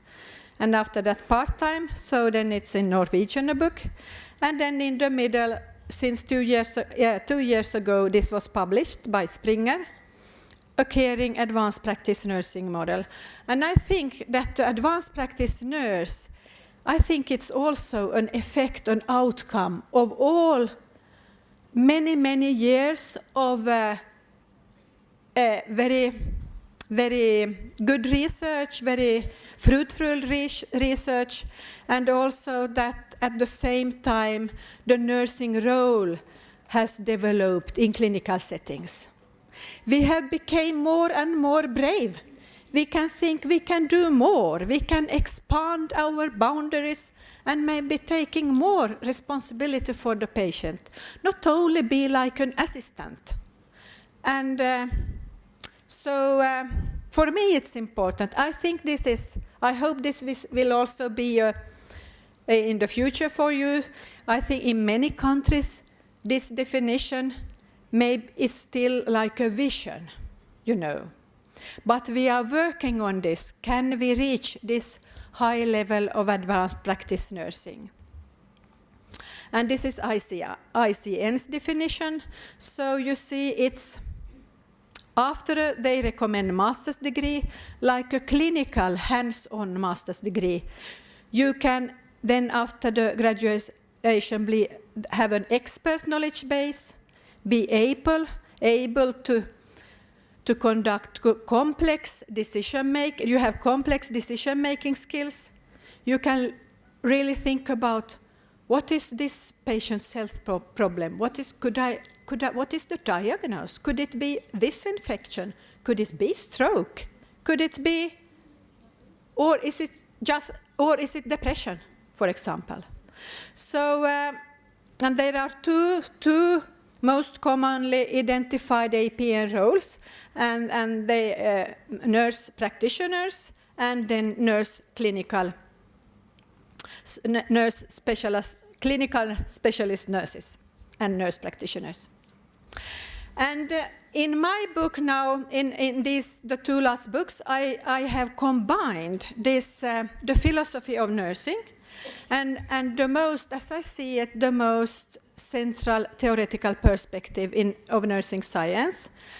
They are very general. I think they could fit in many cultures. That it's important to have a holistic view of the patient, that health is central, that caring is the core of nursing. It's not enough just to do the nursing activities well. You have to show that you really care for the patient, that the patient is important for you. So these warm feelings for the patient, that I really want your best, I really want that you will reach a better well-being, that you have I will meet your needs. So caring is about mercy, about really showing warm feelings also to the patients. And then ethos as an ethical way of relating to the patient. And you see here in the middle of the model is 4 stars. So these 4 stars are like the main theoretical perspectives that I now told you, these 4. And then you see the patient and APN. The patient and nurse relationship is also in the core of this competence model. And that is in the core, and then you see the master education, and then you see the first clinical competence area, and that is direct clinical practice. I will say that despite we are now focusing on research, on theoretical perspective, theories, and so on, you are building up the nursing science here in your country. Alongside with this, it's very important to emphasize, to give education that really give to the students very high level of skills so they can conduct this direct clinical practice. So I think it's all education. I think should be the main priority. But then we have also other clinical competence areas. We have ethical decision making, coaching and guidance to train, educate the patient and the family.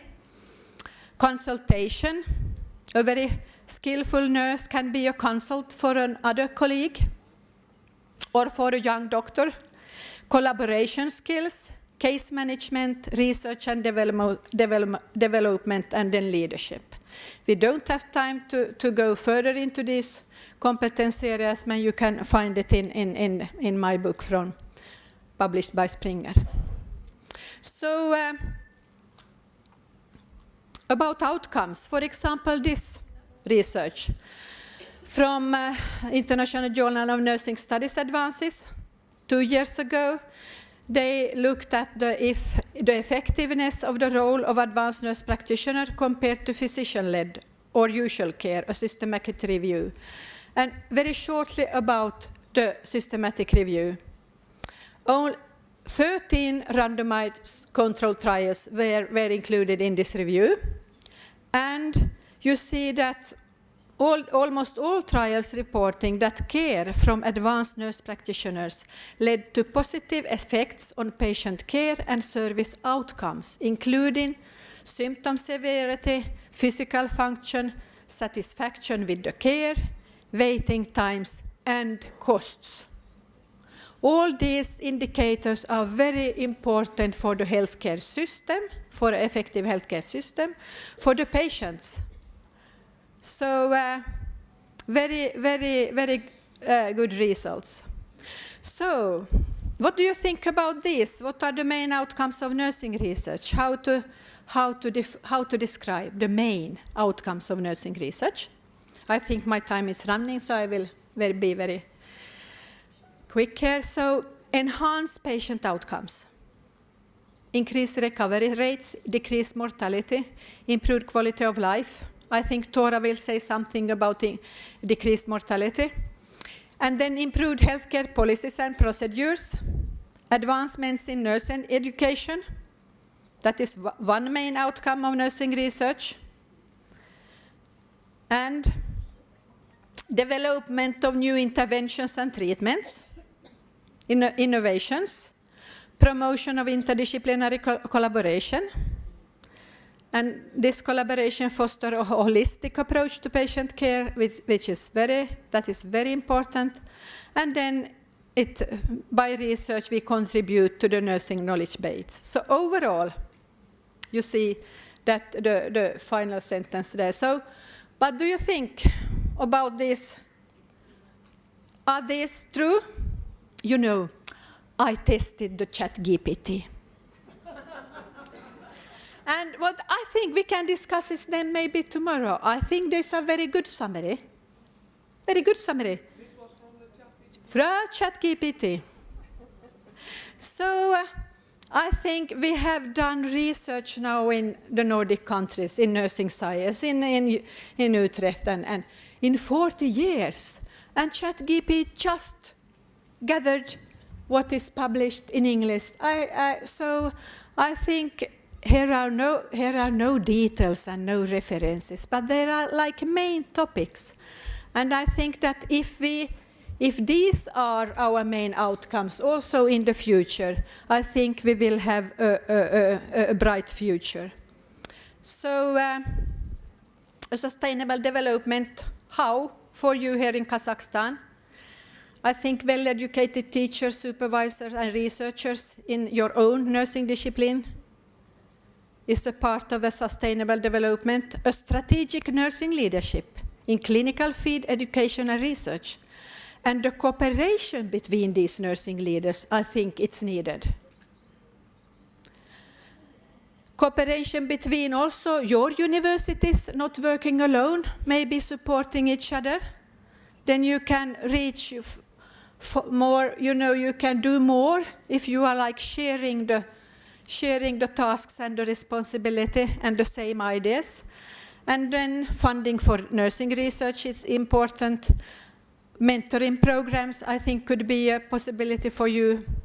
And then we are happy to, in the future, also to support you as international experts in nursing science. So with these words, I want to wish you all a bright future of nursing science in Kazakhstan.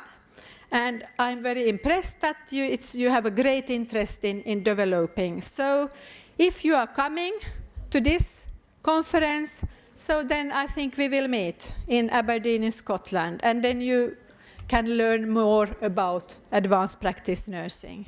Thank you. Thank you, Professor Elizabeth, for your inspiring story in sharing with us about nursing science. And with my colleagues, just like Professor Elizabeth started earlier, I have a similar questions for us to reflect what really is nursing science and do we really need it? I think this is critical and to think about the sustainable development of nursing in Kazakhstan because we move forward now on advancing our profession in Kazakhstan. Thank you once again, Professor Elizabeth. And now I would like to introduce to you and present our next presentation with a title, Nursing Science and its Development and Importance in Kazakhstan. And we are lucky to have our next presenter, Professor Hanna Hopia, Principal Lecturer, Associate Professor at the School of Health and Social Studies at Republic University of Applied Sciences, Finland. Ladies and gentlemen, Professor Hanna. Thank you and good afternoon to everyone. So what are the contributing factors to our qualitative research to nursing science? So maybe most important thing is to know that nursing science really needs both. So quantitative methods as well as qualitative methods. But since in medical field, the quantitative methods and quantitative research has been like the dominated approach to research. That's why it's very important to know how qualitative research can contribute nursing science. But it's not, bear in mind that it's not the competition. There is no, so the objectives and the aims of the research as well as the research questions, they determined whether to use qualitative research or quantitative research. So if you are interested in and really want to know how your patients, family members, how your nursing students, your nursing staff, how they experience, for example, the care that you provide or the education that you provide, or what are your leading style, like the suitable for your employees. So then when you are interested in the experiences, expectations, feelings, opinions, then the qualitative research is the one. And also if you are interested in like the behaviors, for example, if you are interested in like the, let's say like the persons or individuals with diabetes, what is their health behavior in the beginning of the diagnosis, and then the qualitative research is the one. And also, if you are interested in the certain, like the social context or social cultural context, for example, in rural areas, countryside, where new mothers are taking care of their babies or their sick babies, then the qualitative research approach is very, very suitable. So I have listed here like I believe there are like the 10-ish contributing factors to nursing science concerning qualitative research or qualitative research approach. So like I said, if you want to really like to understand the experience of your patients or their family members, then you should use qualitative research. And here is one example, or actually two examples of the articles, research articles from the very highly respected nursing journals, Journal of Clinical Nursing. So on the left side there is the so the context is nursing home, and then the research, they wanted to know how the residents, how they feel, what are the experiences of the spiritual care carried out in nursing homes. And then they conducted a qualitative research. The other research is totally different, or the participants are different. So here is the parents of the babies, and how do they experience the international or the multi-professional collaboration in neonatal pain management. And then when they wanted to know what are the parents' experiences, they conducted qualitative study. So, and then the second contribution is the exploration of understudied areas. So here on the right side, you can see that if there are areas or group of people that haven't been studied a lot, so then it would be quite good to conduct a qualitative study or research. Here is the one example. So people with disabilities, when they are having the child, what are their healthcare experiences in that situation? So people with disabilities are, after the childbirth, what are their healthcare experiences? And this is very like the unknown area. And then not the quantitative, the qualitative studies is most suitable to study this kind of, like the unknown areas. And then is the hypothesis generation and the theory development in nursing, and what those two items, what do they mean in practice? So I have an example for you.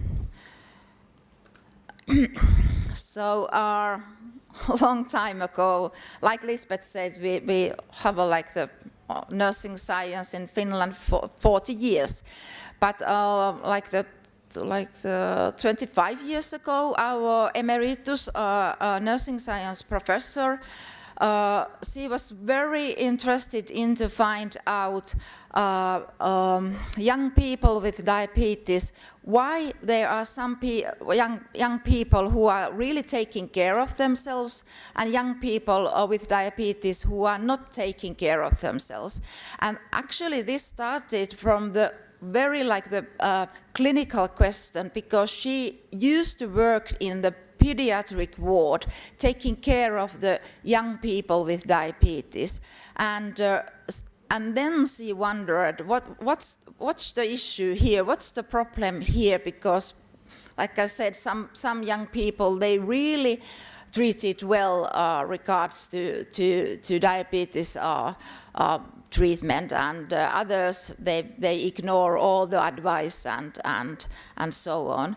And because this was like the unknown area, she interviewed 51 young diabetics or individuals, and tried to find out what are the barriers, what are the facilitators, so what nurses, other healthcare providers, what they can do to help young people who are living with diabetes.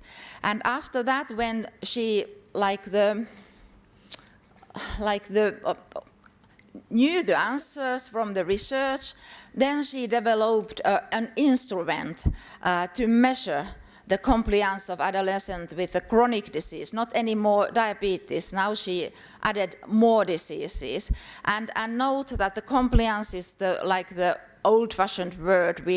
Nowadays we use adherence to treatment or adherence to medication. But anyhow, then in the 19th, that was the compliance. And what happened after that? So it started with the clinical question by one nurse or maybe several nurses who were working in the pediatric unit.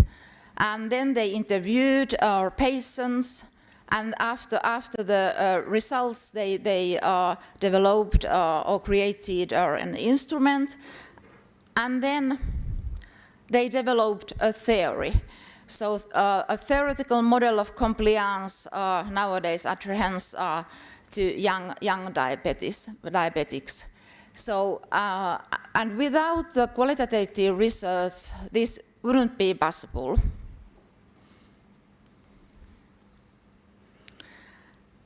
One contribution of qualitative research to nursing science is that it can influence healthcare policies and guidelines leading to more effective healthcare practices.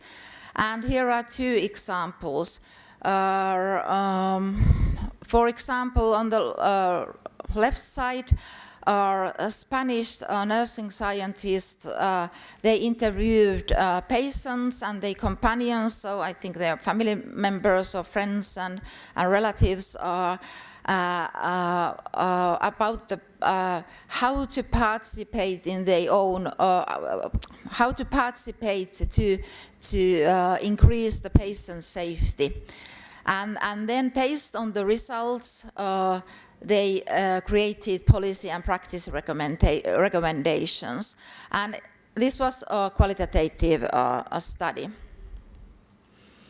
And then, of course, as we all know, in healthcare and specifically in nursing, we have lots of like the ethical dilemmas, ethical concerns, ethical problems.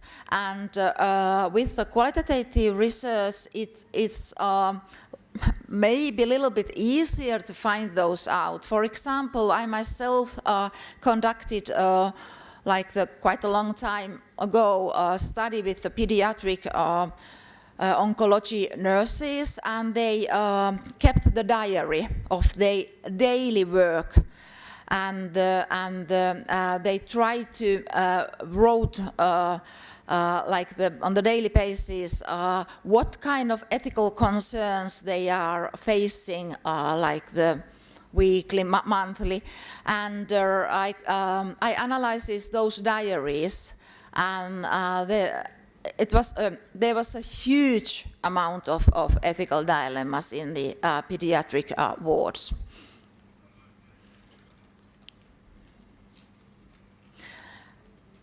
And then one, which is like the, I think this is like the very like the crucial thing to remember, that we are taking care of the individuals with the chronic conditions, all sorts of chronic conditions, and people are living with those chronic illnesses, like maybe struggling with the chronic conditions are daily. So qualitative research is one like the way to find out or understand what kind of day-to-day or daily challenges these individuals are facing. And of course, then we can think about how we can help them, what kind of guidelines we need to create. This is one example of the COVID, like the long COVID, or not long COVID, so post-COVID condition. And they interviewed, individuals who are living with a post-COVID condition, and based on that, they are recommended certain practices to take care of these people. And of course, with the qualitative research, we can enhance communications through empirical insights. So here is one example of the cancer survivors. So our researchers, they study and they ask the cancer survivors, what are your expectations towards follow-up coaching conversations? And they found out that there are certain things that these cancer survivors are expecting. Quality improvement is one thing, cultural insights another thing, and then overall, if we conduct qualitative research into nursing science, of course we understand better patient, our family members, students, employees' experiences, that's for sure. But we also inform evidence-based practice by conducting qualitative research and, yeah, quality improvement and development. We get rich data to improve our nursing practices. Thank you. And I think it's Umida the next, yeah. So Umida, maybe you present Umida because Thank you very much, yeah, Professor Hannah. Before we move on to the next presentation, I would like to remind everybody about our feedback. To please complete it. That would help us to get better with our activities. Professor Zaure, please.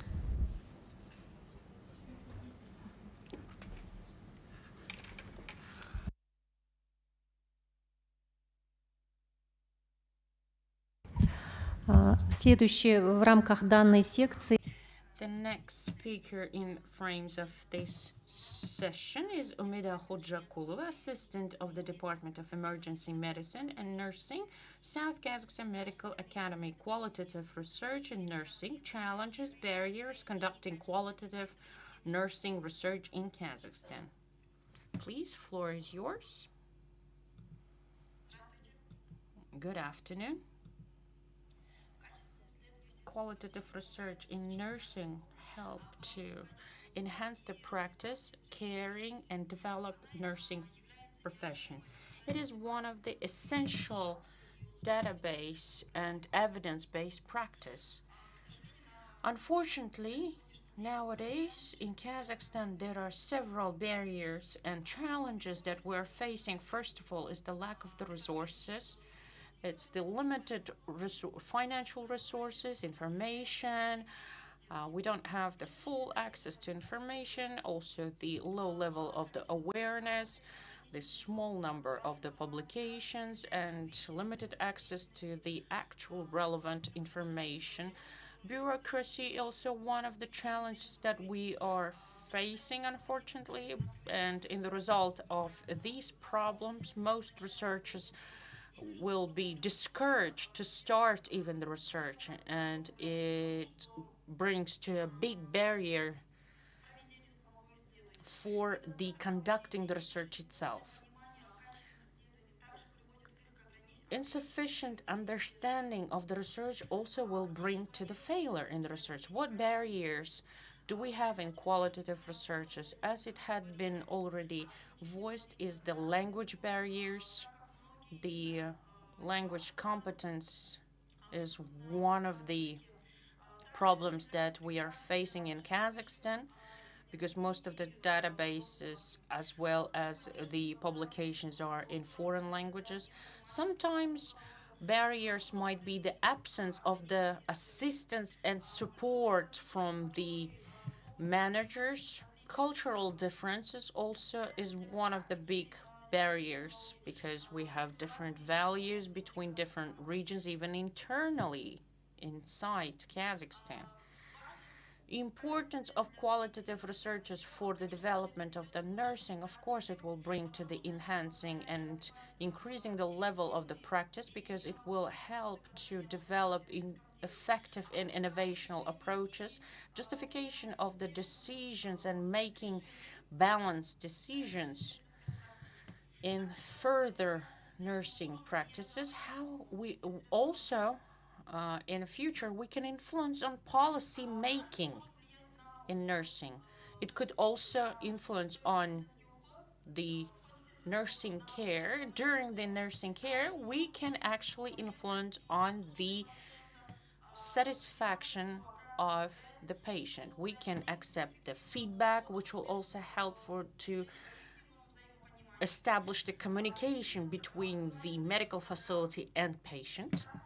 Educational programs also one of the important factors, because all of the quality in bachelor's, for example, the programs that we have integrated, the nursing and chronic diseases and significant chronic diseases, the evidence-based nursing, and it will help enhance and facilitate the communication.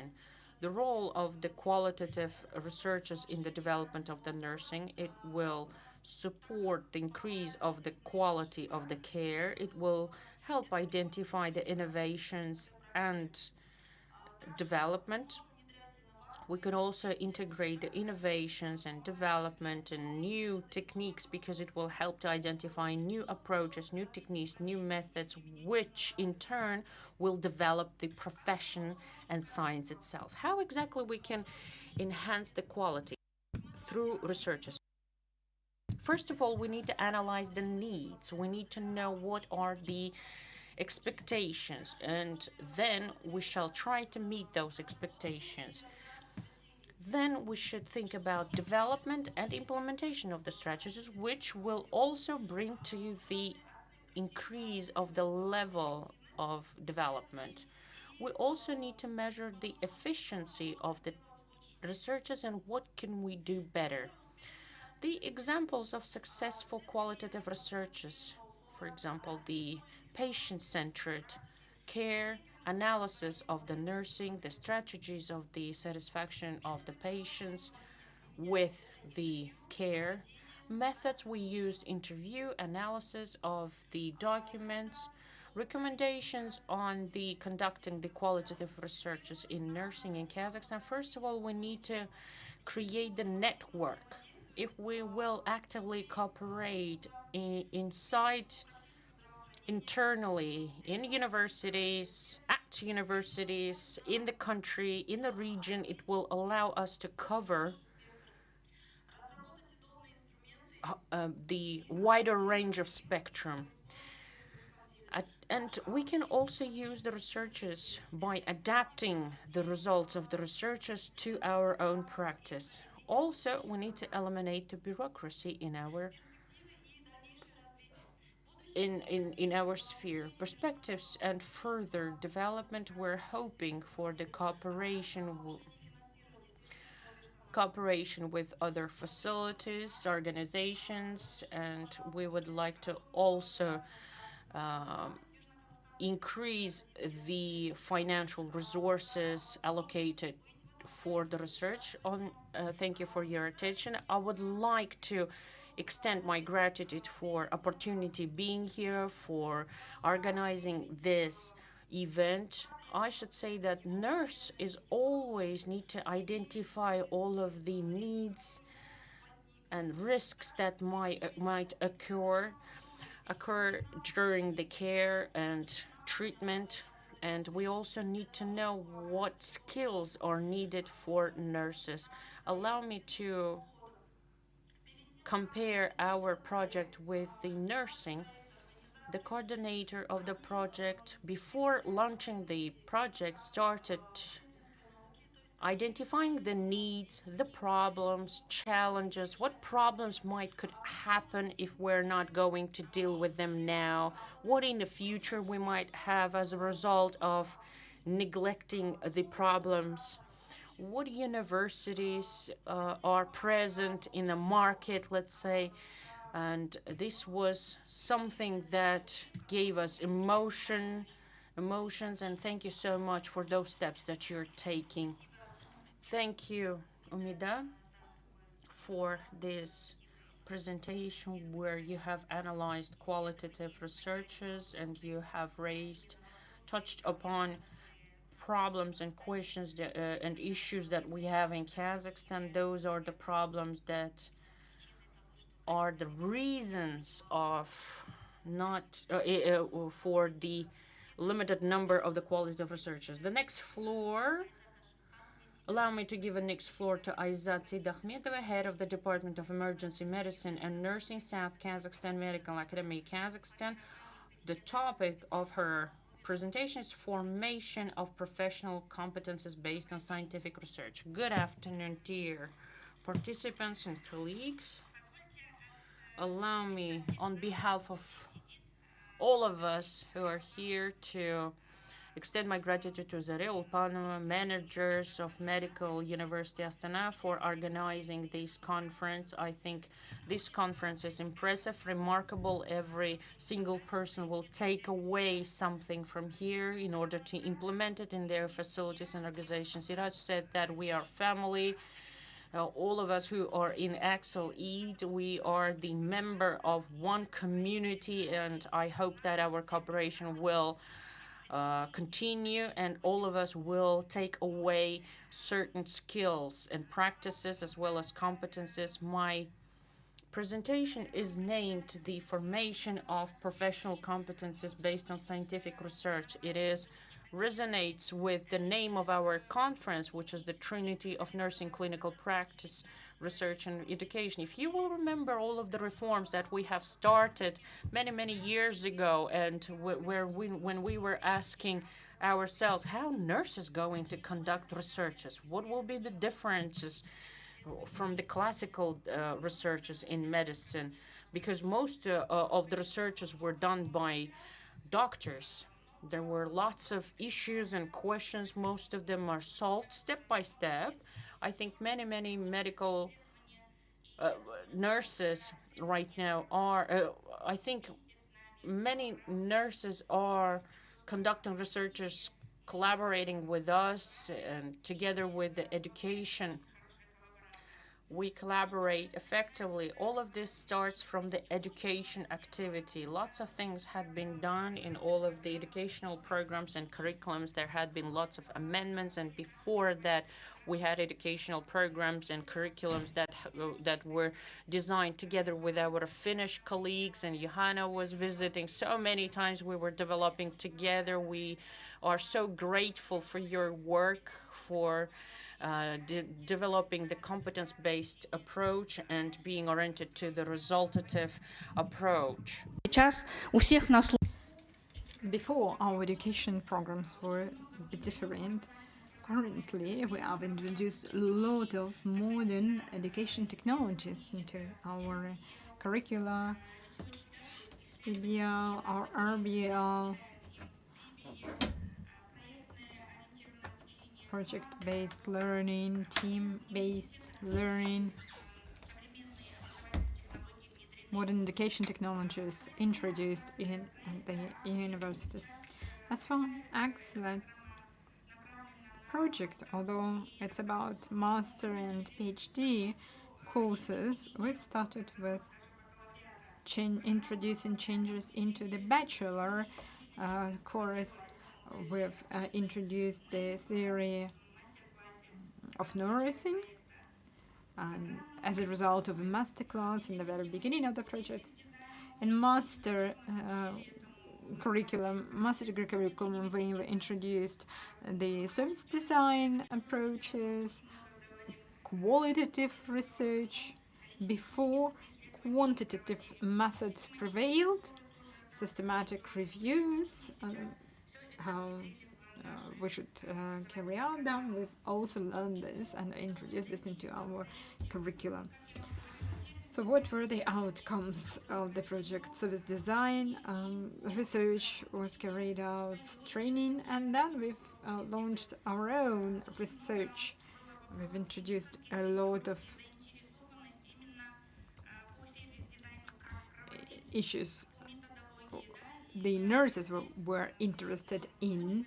The nurses asked how this research should be carried out. We're open to answer all these questions. As a result, this research, we delivered this information on numerous occasions, and in particular when there was an oncology congress, we've presented information on service design and in nursing. Then in Shymkent there was another event.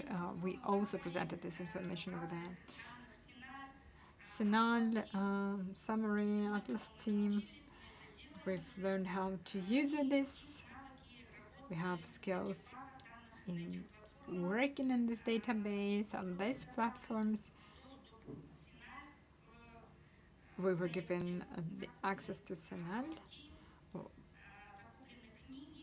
Atlas.T was procured, books were procured. So we have both the skills and competences to work with all these sources, and the students may make use of them. Within the framework of the project, there were publications made by our students, master and PhD students. 2 participants of the project started their PhD studies. We have the scientists or researchers council. We have a team and we're ready to continue working. These are the certificates given to us as a result of a GBI, a systematic review, comprehensive systematic review program training. As for R&D, what we have done in the South Kazakhstan Medical University and what we plan to do. As in other medical universities, all the students have the access to the e-library. All the teachers, all the students on all the levels may have access to these databases from home. Compared to before, when we had quantitative research, quantitative methods applied in research, currently we're using the hybrid mode. And the topics for research selected are based upon the local content, the regions. And Delphi helps us a lot. We have a section on nursing at the annual conference, which takes place in December. So there is a side event on the nursing carried out in Chimkent. Every hospital tries to arrange conferences taking into account the nursing topic should be also covered. We would like to open the PhD course at our university, and I think that we will do this in the nearest future with our partners.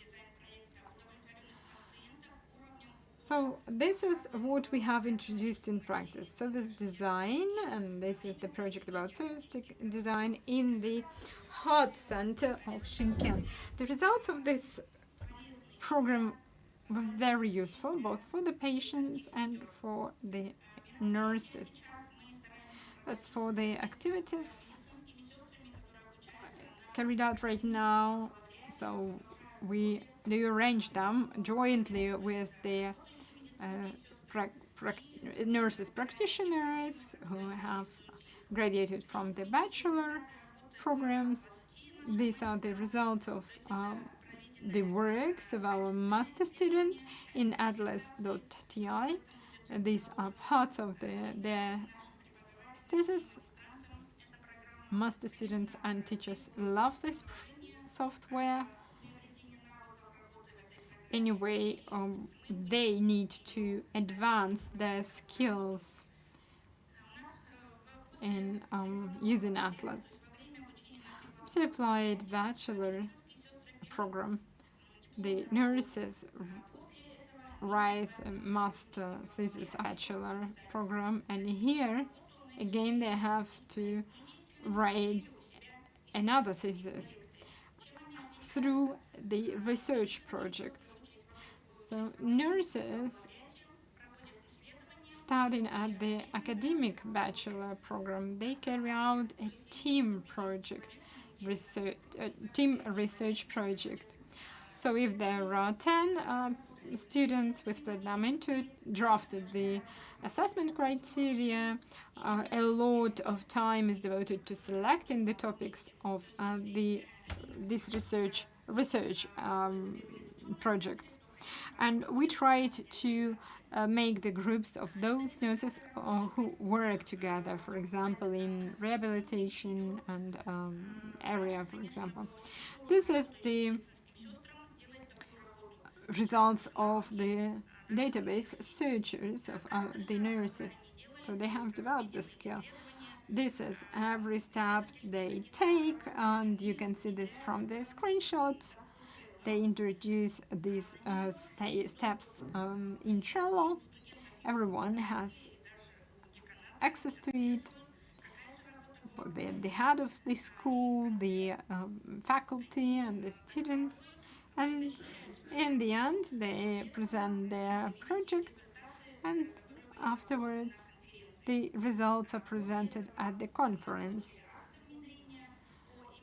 On the screen, you can see the acts of the certificates of introducing the training methodologies, and we even have the intellectual property certificate. These are the works done by nurses. Sometimes we may ask ourselves where we can find time for this work, but if you have a wish, you will be able to do everything. Another thing I would like to tell you is the meeting of the cooperating centers of WHO. We were invited to this meeting. We presented the report on the reformation of nursing, and Zoria Ivanovna said that our academy and the Astana Medical University are invited for further cooperation in opening the regional WHO centers. And I think we will continue doing that. If before we had none of the international projects in nursing, in addition to AccelEd, another project appeared thanks to Nazarbayev University, which is called CAS Green, which is the environmental sustainability development in healthcare. So, talking about the future, we'll continue this work. We'll ensure sustainability of this project. There are topics on the bachelor level we are going to advance in. And then as for master's program, here we have hybrid research, qualitative plus quantitative, but then we would like to switch to the qualitative, purely qualitative ones. Then education program has been prepared for the PhD program, and we are going to introduce it into the register of education programs. As for our faculty and researchers, they will participate in the research based upon GBI, and we are in favor of this work. We are supporting it. All the initiatives here will continue helping opening both the GBI Center and studies in GBI. What are the ideas for the future? To cooperate with GBI Center, then to continue research in nursing, to support nursing repository. We've had a few meetings online. We know what we're going to introduce there, how we're going to do this. We're going to continue arranging international conferences in nursing. Our academy will hold the conference of young researchers in our academy, and it will be supported by the First President Foundation, and a section on nursing will be carried out. And we're going to continue publishing articles in the journals with an impact factor, and improve the quality of the training, and we're going to continue and further collaboration with our partners from the municipalities to use artificial intelligence to commercialize the results of the research. We should think about using ethics versus AI, not only in healthcare, but in nursing. And last but not the least is commercialization. Here we should think about next projects, taking into bearing in mind both commercialization and AI. I hope that our cooperation will continue, that the projects in nursing will not stop. They will, and I wish all the nurses to carry out their research fruitfully and present their results at such conferences as this one. Thanks a lot. Thank you, Azadasha Mkhanna, for very detailed analysis, and we can see that a lot of work has been done by this university. You've presented your speech at the forum in Almaty. We liked your presentation. We see how much work you've done, and the results of the project in all the areas are introduced by your university. We can see this. Thank you very much. And I know that when you presented your speech, you told us that master students use atlas.ti, and they use the qualitative approaches to research. They introduce service design in their practice. A lot of work is done by the university, and the university is going to continue this practice. Thank you. Следующая презентация называется «Важность лидерства и наставничества в исследованиях в сфере сестринского отдела». Мы предоставим слово профессору Тора Хавштейндов из Университетского медицинского центра Утрехта, Нидерланды. Вам слово, профессор. Wonderful to be here in this impressive conference, and the results of this amazing project AccelEd. We are seeing all the outcomes. It is so impressive. I want to touch on two issues, two aspects that I think are important to nursing science, not only in Kazakhstan, not only in relation to the AccelEd project, but also in all nursing across the globe. So, what are the global challenges impacting healthcare and nursing? That are the first things. All our countries have the growing number of older adults and with chronic conditions, complex conditions. And we are just coming out of the COVID-19 pandemic with all its impact, that we have 2 wars in Europe, in Ukraine, Gaza, and Israel. All this is challenging for healthcare and nursing. We have huge number of refugees across the world, 36.4 million refugees. And the situation is the fastest growing refugee crisis in Europe since the Second World War.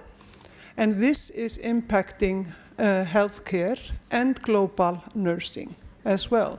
So we need to be able to address this in our hospitals, in our communities, in all our countries. If we look at the nursing workforce, we are the largest workforce. Nursing workforce is the largest workforce of healthcare professionals. We are 27.9 million nurses, and 60% are the nursing forces of healthcare professionals in Kazakhstan, 50% in the world. But we have the global shortage of nurses, 13 million. On the average, the health of the nursing workforce is missing from practice, in fact. There are diverse reasons why nurses are leaving the profession and don't stay in the profession. And one of the reasons is the lack of career opportunities and difficult working conditions of nurses in healthcare. Also, difficult working conditions, challenges, and bullying, among other things that nurses are faced with. So they are leaving for other positions. We need well-educated nurses to conduct basic nursing care but also evidence-based practice. And Linda Aiken here on the slide has conducted in her RN forecast studies and found that the higher level of education, more nurses with bachelor background on clinical wards is associated with lower mortality on the ward. So it is very important to have more good percentage of nurses with bachelor degree, and higher educated nurses are better. To provide nurses do provide higher quality of care to patients if they have the appropriate level of education. So it is important to provide nurses with good education. Then they are able to provide high quality care. And like Lisbeth just asked, why do we need master's degree in nursing? I am asking, why do we need doctorally prepared nurses? Many are asked this way today. We need to be able to respond to these questions. Today, in the current turbulent and rapidly changing healthcare environment, there is a clear need for PhD-prepared nurses. That is to advance nursing and healthcare, improve patient care, and to develop nursing science by conducting research and quality improvement projects.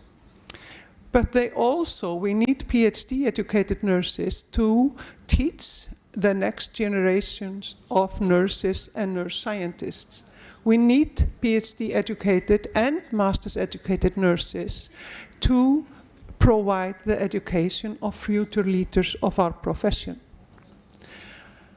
We need a strong and well-established doctorally prepared workforce, which is imperative to ensure the strong foundation for nursing and healthcare, as they are experts in conducting not only research, but implementing research findings into clinical practice and education.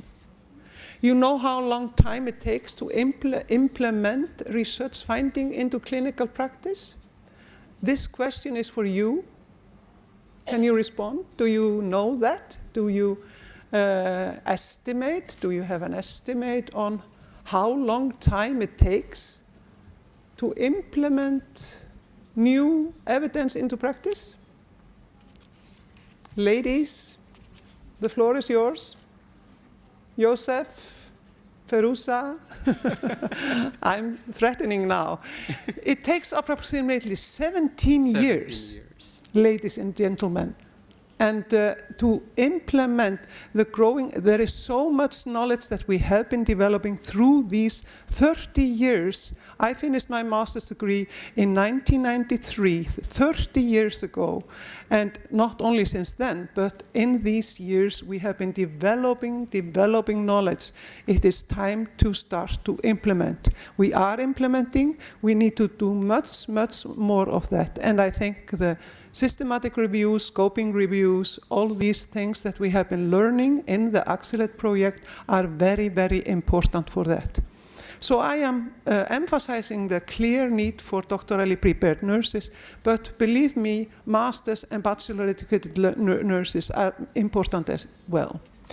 We have had many global reports on nursing and healthcare, and 2 points that they all state is that nurses are not visible, they're not seen, they're not at the policy table. We didn't see them during COVID-19, not the nurses. We saw outbreak teams, etc., all with medical professionals. We did not see the nurses. They were not at the policy tables, and they did not show leadership. I'm very sorry to say that. We need nurses with stronger leadership in nursing and healthcare, much more of them in higher position, speaking the voice of nursing. Priority areas for policymakers is to invest in nursing education. That is what we have been addressing in the AccelEd project. We need to address leadership and mentoring. We are also addressing that to a point in the AccelEd. Career development opportunities, create new positions for nurses. We have been talking about joint position between clinical practice and research, between education and research. That kind of positions need to be established established. Also, positions for nurses with master's degree to work in clinical practice in combination with research. Also, PhD nurses should not only be working in research in silos at the universities, they should also work in clinical practice, supporting implementation on the floor where nurses are working. So working conditions are hugely important. Salaries are important. We need better salaries, and all this to strengthen nursing around the world to improve health for all. And that is relevant for Kazakhstan as well as it is relevant for the Netherlands and Iceland as well. So leadership and mentoring, why is that important? Now, leadership, I'm not going to read the definition. You can read it yourself, I think. But it is highly important to develop nurses, to support nurses, to influence clinical practice, to influence policy. We need to be able to understand policy and understand how the system is working, how the system is different here in Kazakhstan than in the Netherlands. We need to learn how the people are operating in our systems. And that is what leadership is. It is not about positions. It is not about management. It is about nurses taking the opportunity, taking the responsibility, and showing leadership in their clinical practice, education, or where they are working. So, mentoring is a relationship in which a mentor supports the professional and the personal development of another by sharing his or her experiences, influence, or expertise. It is a support to a mentee. It is a support to junior someone, to support the student in growing his professional development, growing his abilities. That is what mentoring is about. And it is about relationship between a more experienced someone, mentor, and a less experienced mentee. It can be formal mentoring relationships, which Lisbeth was talking about in relation to AccelEd, but it can also be an informal relationship. And generally, mentoring is an ongoing relationship for more years, sometimes up to 5 years, and sometimes lifelong relationships. But you also have these formal mentoring programs which are for 1 or 2 years. I advise you to look into my book, which was published this summer about mentoring, and we received stories from 300 nurses across the world who are sharing their mentoring experiences as mentor or as mentee, and they are writing their own stories here about their experiences, which is very interesting from all those different countries. What about the leadership and mentoring programs? I've been working on these programs for maybe 8-9 years now. We in the Netherlands, we had very slow development in nursing science in the 90s, beginning of 2000 or so. And we were talking about the number of professors in the Netherlands, and then in Sweden they had 100 professors in nursing science. And in UK, they had 265 professors in nursing and midwifery.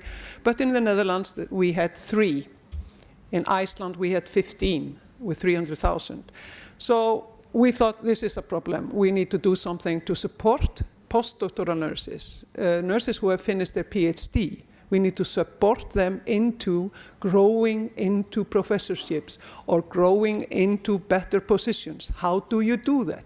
Teach them about the rules of the game, so to speak. And this can be also very relevant for master's educated nurses or others in other fields. So what did I do now? Okay. The program I set up was 2-layered with workshops and meetings where the fellows meet in 2 days workshops and 1-day meetings throughout 2 years. And they also had mentorship, all the fellows. We had a program with 10 fellows in the first program. They had 1 or 2 mentors, And they set up their own leadership development plan, made leadership assessment, and went abroad for internship for 1 or 2 weeks to a research center abroad. So the first cohort was 12 fellows started to stop during the process, and they were generally had finished their PhD 3 years ago. They were in research positions, worked in clinical practice and education. And after the program, we evaluated their leadership practices before, at the middle, after 1 year, and after 2 years, and they showed significant improvements on 2 of the 5 areas that we measured. And we were very satisfied with the growth in leadership, and we published it in this paper. The second cohort, which followed the program from 2019 to 2021, was a larger group. 19 fellows joined the program. In this program, also 2 fellows stopped during the process, and they also showed good, significant improvement in their leadership development. And the third cohort is following the program now with 10 fellows. We decided that it was good to have a smaller group, not such a big group. It was better, we had better meetings, better discussions with a small group. Then, during this process, we also set up this European project, NUR-SULTAN, for doctoral nursing students and doctorally prepared nurses. This was an 18-month program, also focusing on leadership with meetings, workshops, and meetings.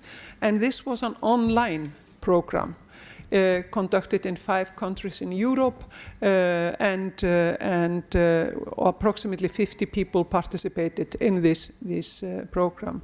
And we also had mentorship here, and each fellow had 1 mentor during the process, and also here they set up this leadership development plan where they used the leadership assessment, where they identified areas of improvement and areas of strength, where they would focus on during the leadership program. And they also, during the meetings with a mentor, they discussed how to improve their areas of improvement. So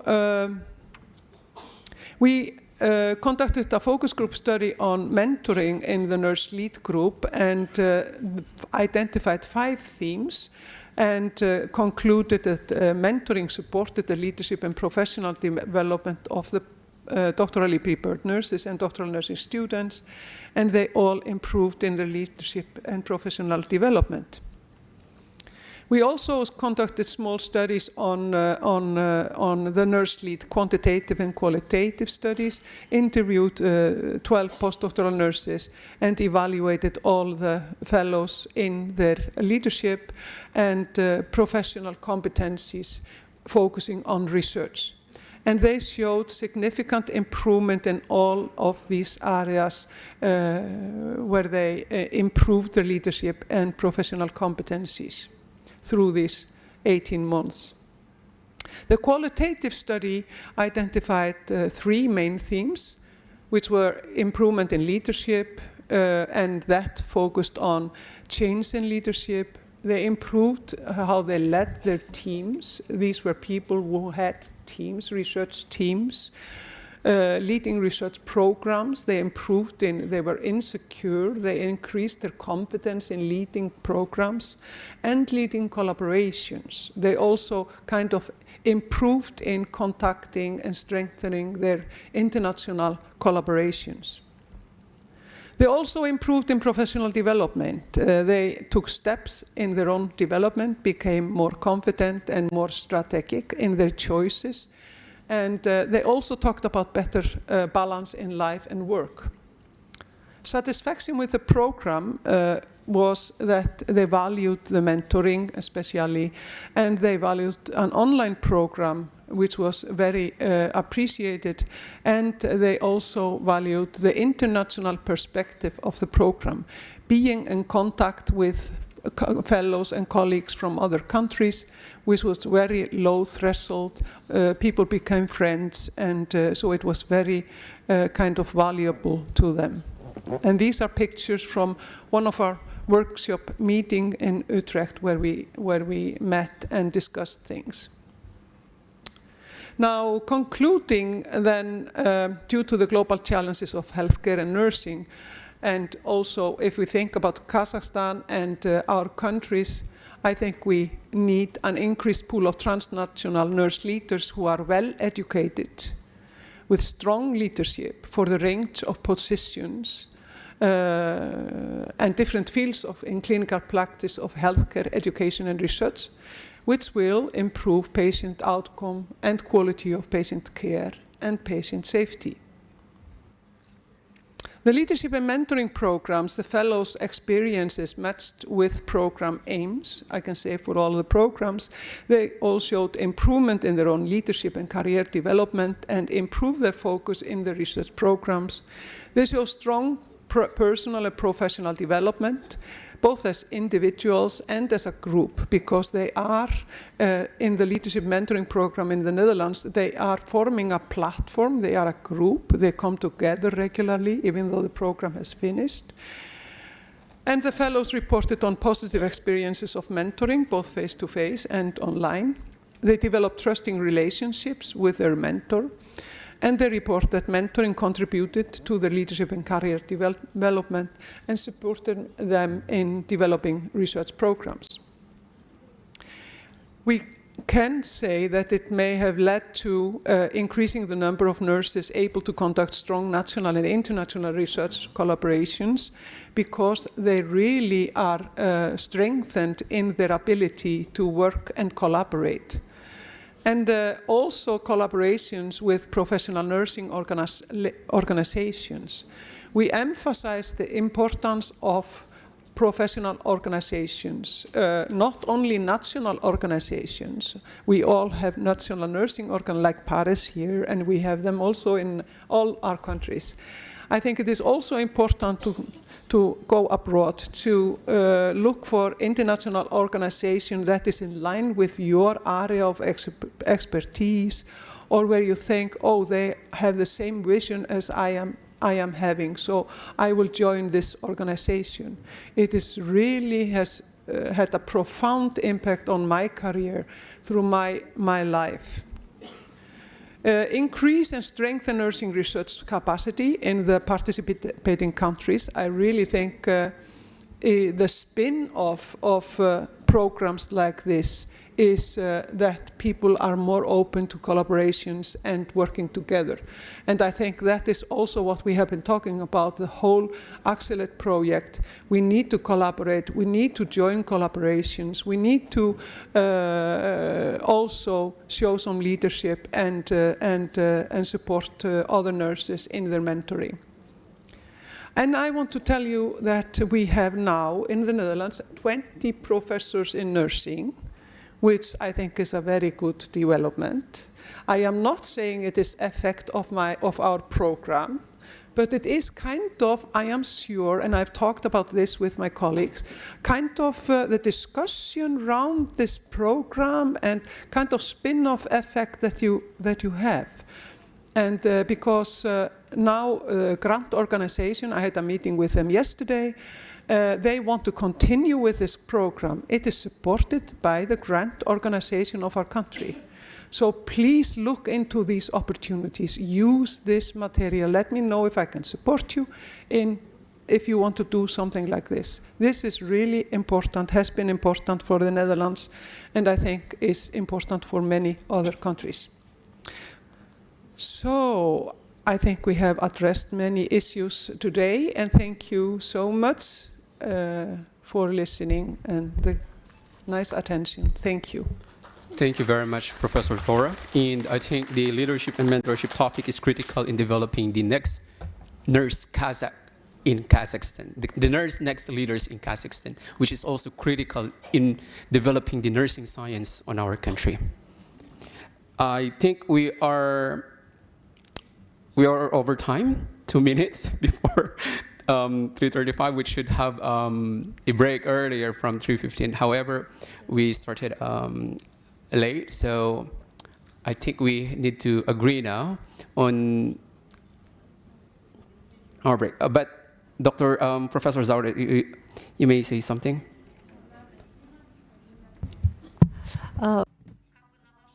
Well, on your decision, either we have a break for 10-15 minutes max, or shall we continue without a break? So everyone agreed to continue. What about international experts? Do you agree to continue without a break? If everyone agree, then we're continuing and proceeding with another section, section 2, evidence-based nursing practice. We have another moderators. I would like to invite them to the stage, Baurzhan Omarkulov and Joanna Heikula.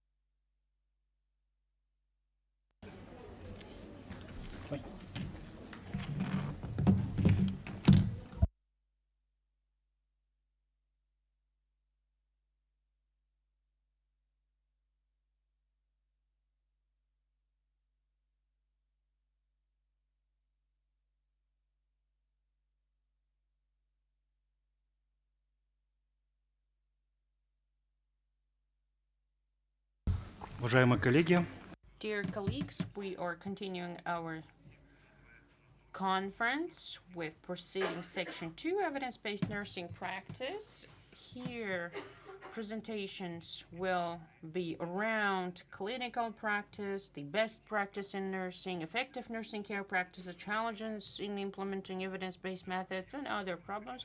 My name is Baurzhan Omarkulov, Director of Institute of Public Health and Professional Health of Astana Medical University, Kazakhstan. Also, my co-moderator is Joanna Heikula, Chief Advisor, Associate Professor, School of Health and Social Studies, JAMK University of Applied Sciences, Finland. I would like to give a floor to Joanna Heikula, Academic Practice, Collaboration in Nursing. Okay. Dear audience, I still want to have your full attention, even though that there's been now very many presentations. So first, I ask you everyone to stand up and stretch. I noticed when I got up that I was dizzy. So let's get up.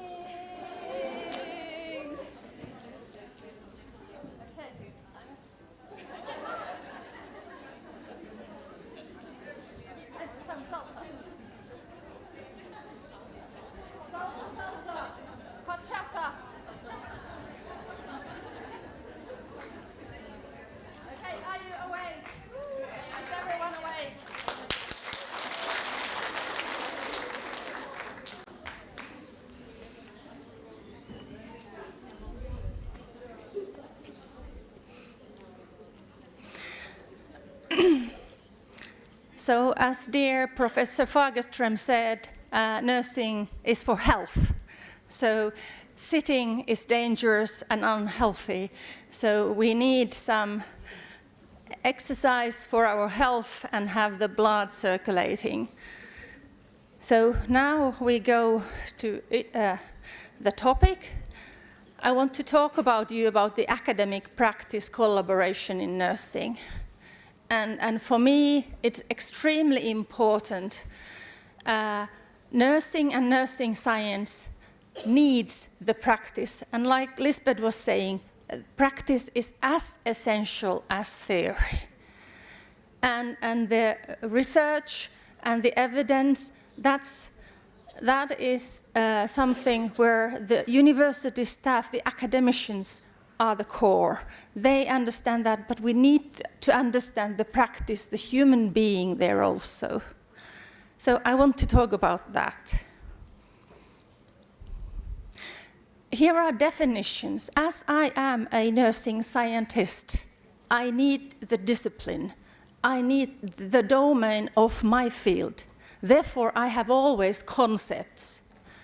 If there is anything, a new thing I want to study, I have a concept. Today, it's easy to go to Google, to ChatGPT, to find words and the definitions. But you need the definition to understand the phenomenon. So therefore, my presentation starts with definitions. So academic service, so service is the clinical practice, the partnership is where there is the clinical practice nursing and the university hand in hand. And the partnership, the collaboration builds on that both sides have their strengths. The nurses really understand what is the clinical practice. No teacher can teach in the university without understanding the practice. And every one of us must be exposed as theoretics. I am a theoretic, to be exposed to the clinical practice in order to teach and understand. And the service design project that we were doing with the leadership with Karakanda and all you participating, it revealed to many university persons that you really need to listen to the nurses, what they are really, really doing, and where's the problem. Actually, we scientists, we do not understand where's the problem if we do not communicate. So therefore, it builds on both sides and the strengths of the both partners. It's a partnership, like marriage. You need both sides. And it is demonstrated in collaboration and cooperation. But why? Because we want to improve something. We want to make a change. We want to improve either the human being health, how she's living, the condition, relieve the suffering, or build theory, or teach better, solve practical problems. This partnership can be a structured one. It can be agreed in a contract. It can have a strategic plan. So what are we developing in nursing? How do we want? But we have to have an agreement with the hospital or the polyclinic. Where does our university want to go? If we have same vision, if we have the will to go to same direction of development, the university and clinical practice, then we know where we're going. I hear a lot of you like disputing, so what's the question? We don't understand. Why do we really need academic bachelors to be managers? So if you lost the direction, of course there is confusion. But if you agree, make a contract and agree about where you're going, I want to go to Havana to Salsa for Christmas. I'm not disputing with my husband that shall we go to Thailand. We are both going there. We both have same direction. You understand? So we need to have same direction when we develop something. Of course, we can have a moderately structured collaboration just for one thing, to solve one problem, but it doesn't lead to big changes. And why then it is necessary? So it was already in the Lisbeth things also. So we need the collaboration to have the good education for nurses. We need the collaboration for exchange and create new knowledge and innovation. And we need the collaboration to put the evidence back to the practice. Otherwise, there's no sense. So if we look at this, so what are the benefits of academic nursing collaboration? So how does it help the nursing to develop better? So first, if the university or higher medical college or the college, educational institution, whatever, works with the clinical practice, it is for the improvement of the nursing curricula.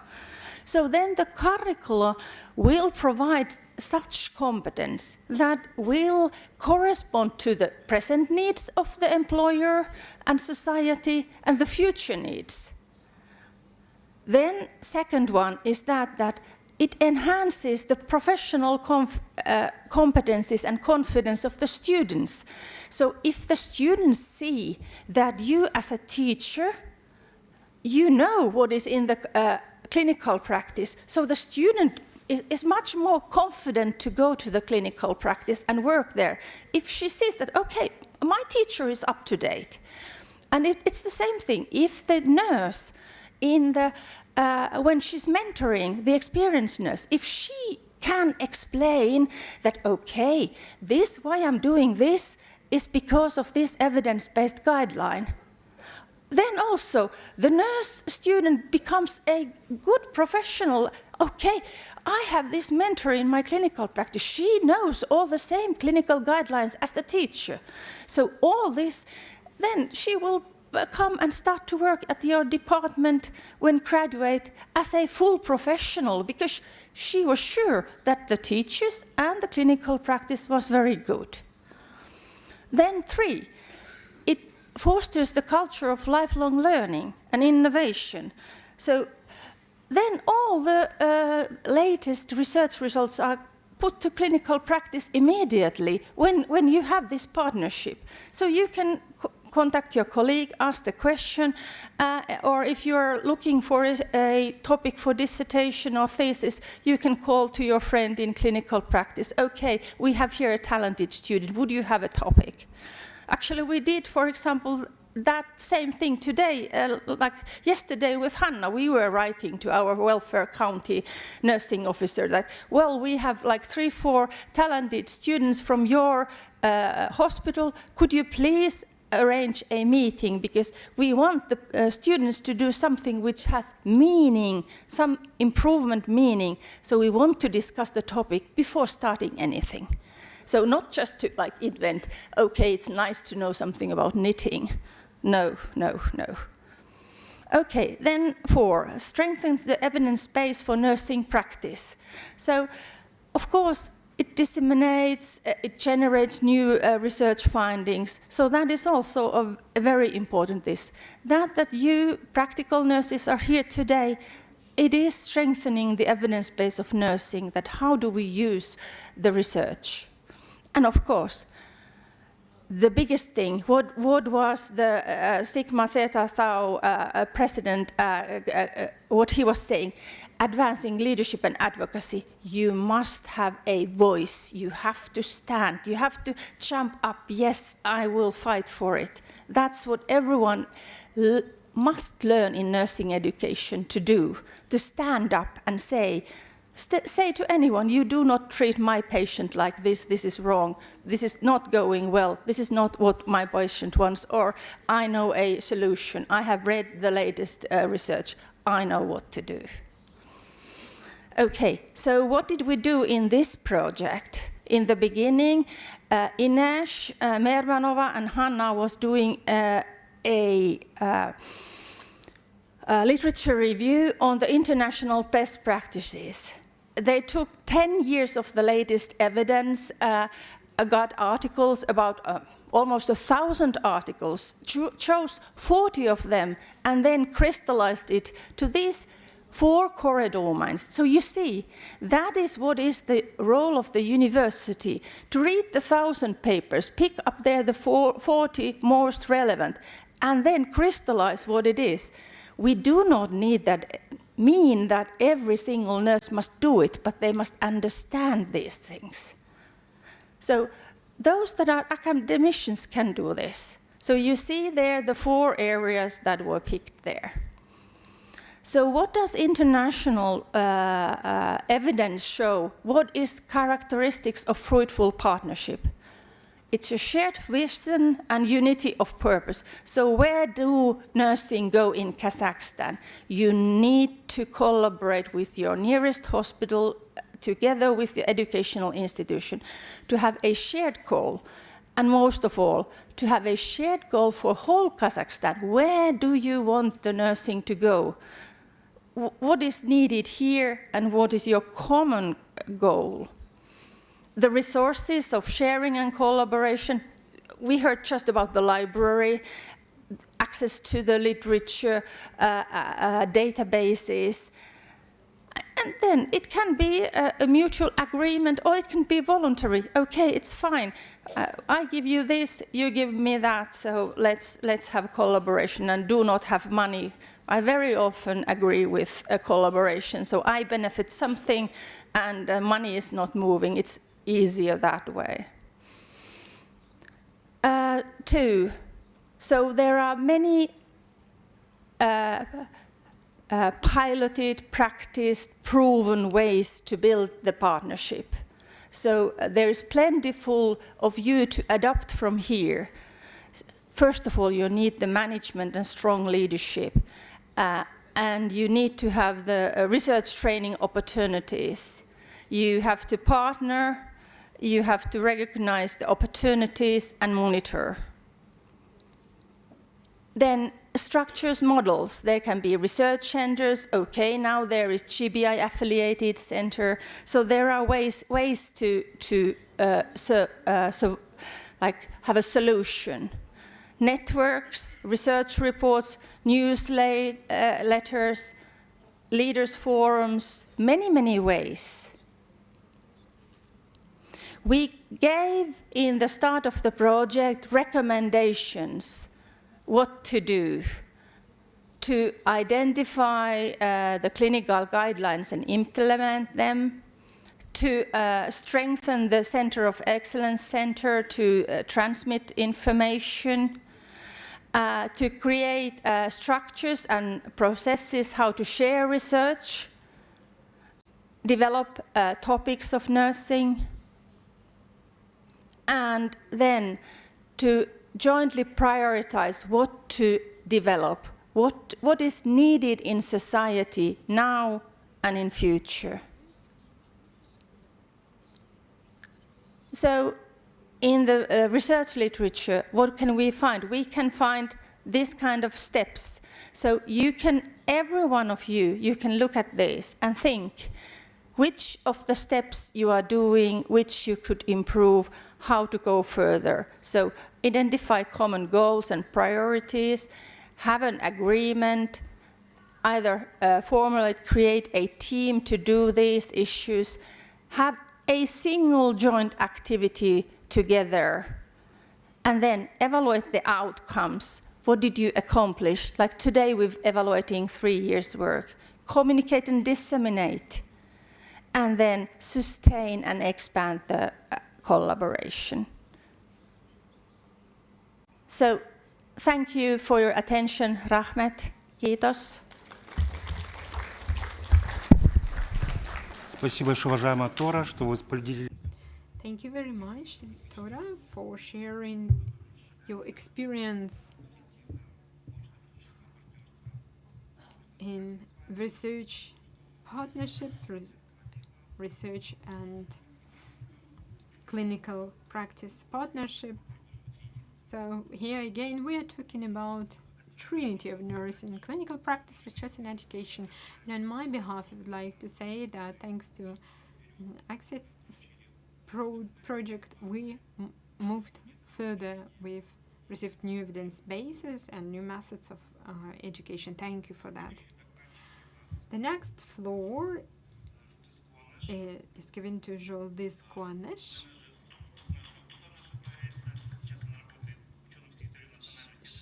She's the Scientific Secretary, National Research Oncology Center. And Feruza Sadueva, the teacher of the School of Nurse Education, Astana Medical University. They're going to talk about permanent practice in nurse and research collaboration in Kazakhstan. Hello, dear colleagues.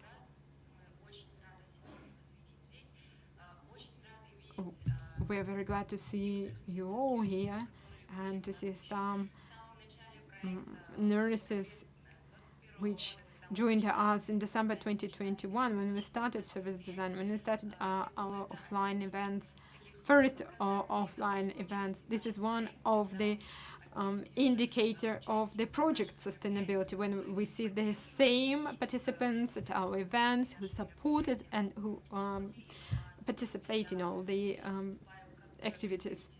Although I represent research oncology center, I think this presentation will be a logical conclusion or wrap up of my work at the Astana Medical University and the representative of this project. And I will present some of the information, and I'm accompanied by the representative of Astana Medical University, Sadueva Feruza.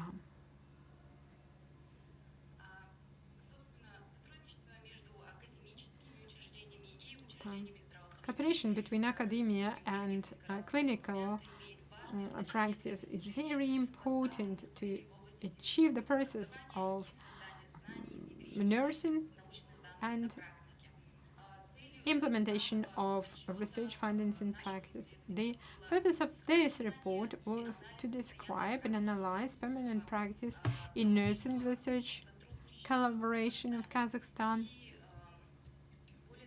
Moreover, this report presents 7 recommendations to further develop academic clinical nursing.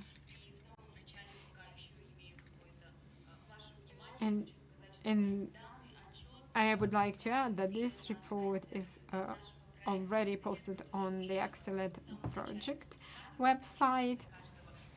And in the end of each presentation, you will see the link to this presentation. I encourage you to visit this website and to go through this report. It's available in 3 languages. You can choose any version and read it. It will be very useful, I may assure you, both for practitioners and for academia. We used various methods to prepare this report. Online survey. The survey took place in spring this year. We covered 7 medical universities: Karaganda, Astana, Nazarbayev University, Semey, Aktobe, Shymkent, and of course, National Asfendiyarov University. Moreover, we've carried out a series of online interviews with 5 partners of this project, and we've analyzed quantitative statistical data collected annually within the framework of this project for the purpose of this study. Well, we have also highlighted the areas for the collaboration that in the future we are going to elaborate in more details. The first area is the cooperation on strategic level in development of the nursing. As you can see, we have highlighted main areas of the organizations that we have collaboration with, and those who would like to closely interact with medical university cooperation on the level of the universities and ministries of the healthcare and education, National Scientific Center, named after Solidat Kairbekna, and professional associations. Of course, we could have better interaction and cooperation. According to our survey, we do have a cooperation, but it's not that deep, I must say. And there were also different methods of the schools and education in the areas of the nursing with local stakeholders, and also with some of the medical universities. We have only formalized practice.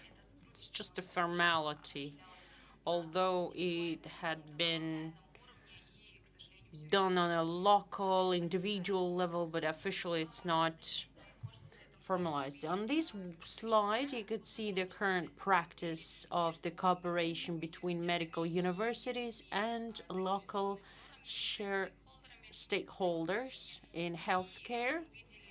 And we have identified main points. First of all is the mentoring.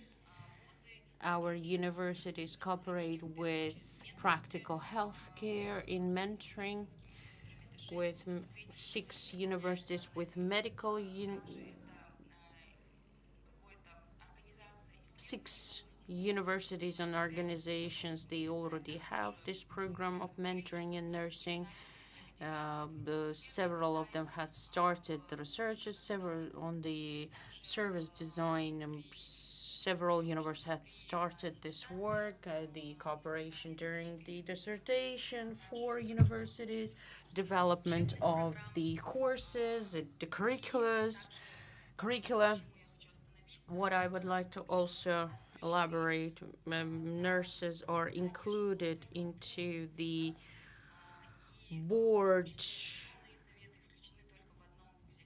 committees and meetings. Only 2 of them included nurses. I think this is one of the problems that we should work on, because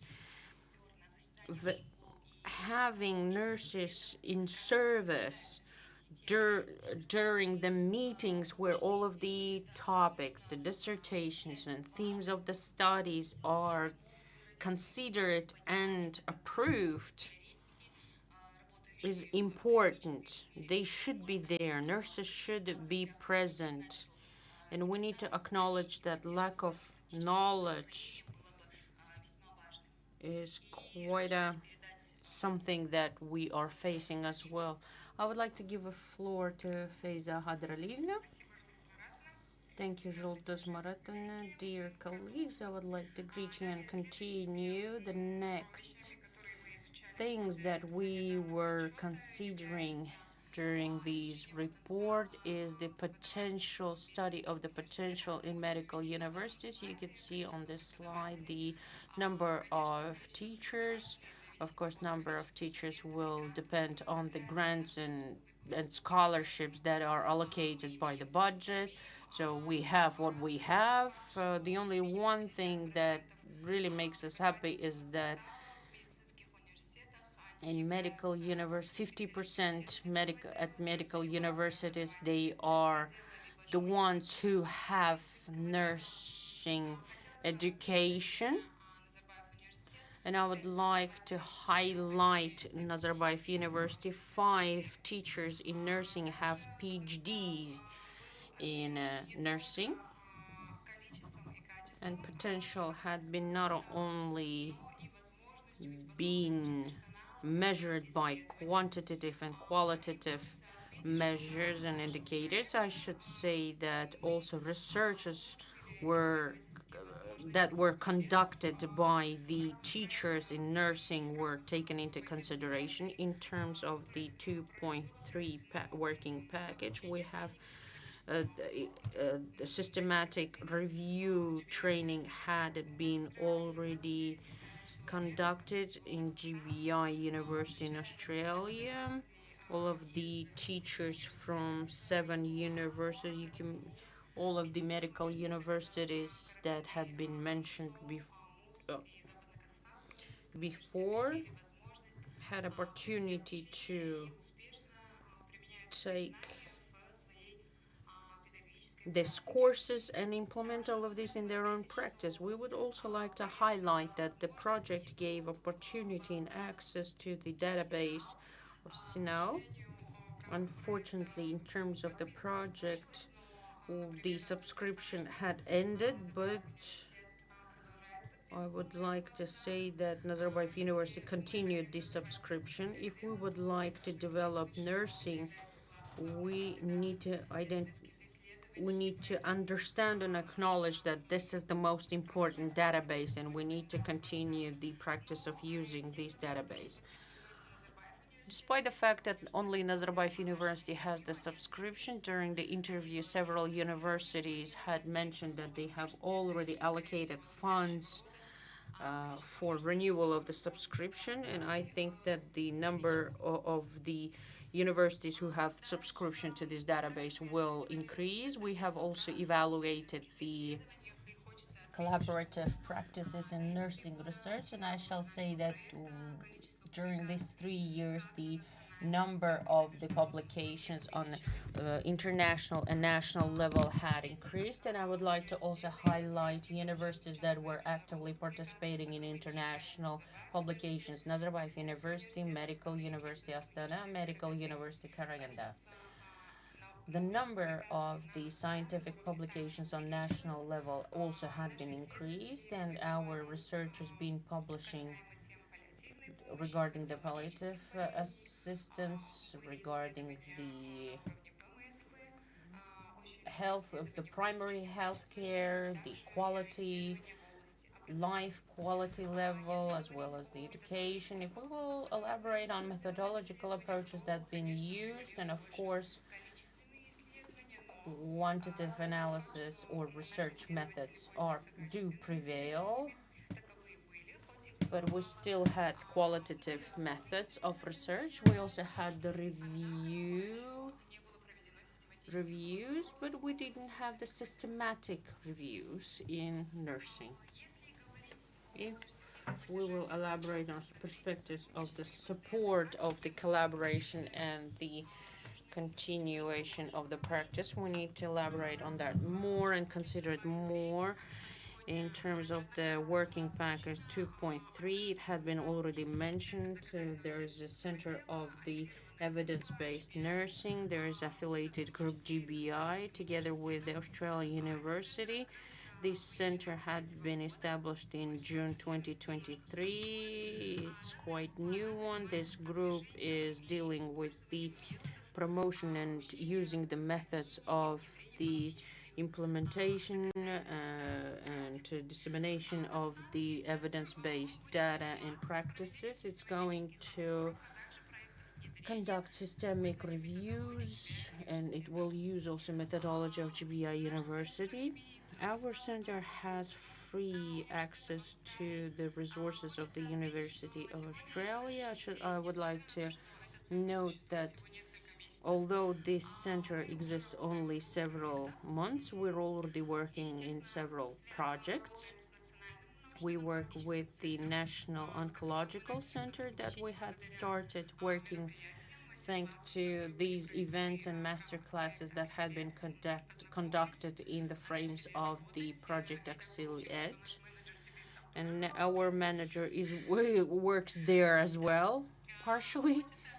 So I would like to also note that GBI Center, although it had been opened on the basis of the Karaganda Medical University, members of this center are the representatives of all university partners of this program. So we have members from Nazarbayev University, Kazakhstan Medical Academy, National Medical University named after Asfendiyar, and also from Medical University Astana and Medical University Academy Karaganda. And we are also collaborating with the organization of the practical healthcare as well as the National Oncological Center, also other clinical universities. And last week we had started collaborating with South Kazakhstan, Southern Kazakhstan University, Medical University.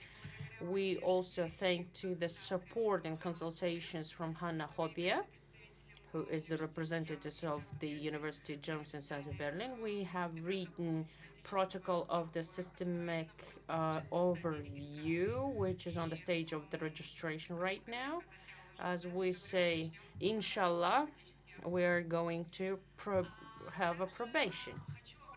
Well, I would also like to draw your attention that in the frames of our working package, we have created the National Repositorium for the Nursing. It's an electronic platform which is going to contain scientific works as in the format of the articles,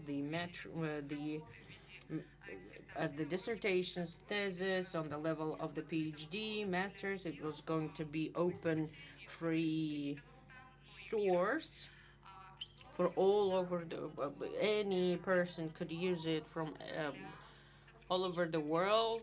It is created in order to collaborate with universities. For the clinical practitioners, this platform will give opportunity to search researches and studies according to their interests and research questions that they are facing in their practical work, as well as during the researches. For the employees of the employees of the universities, it will be a tool for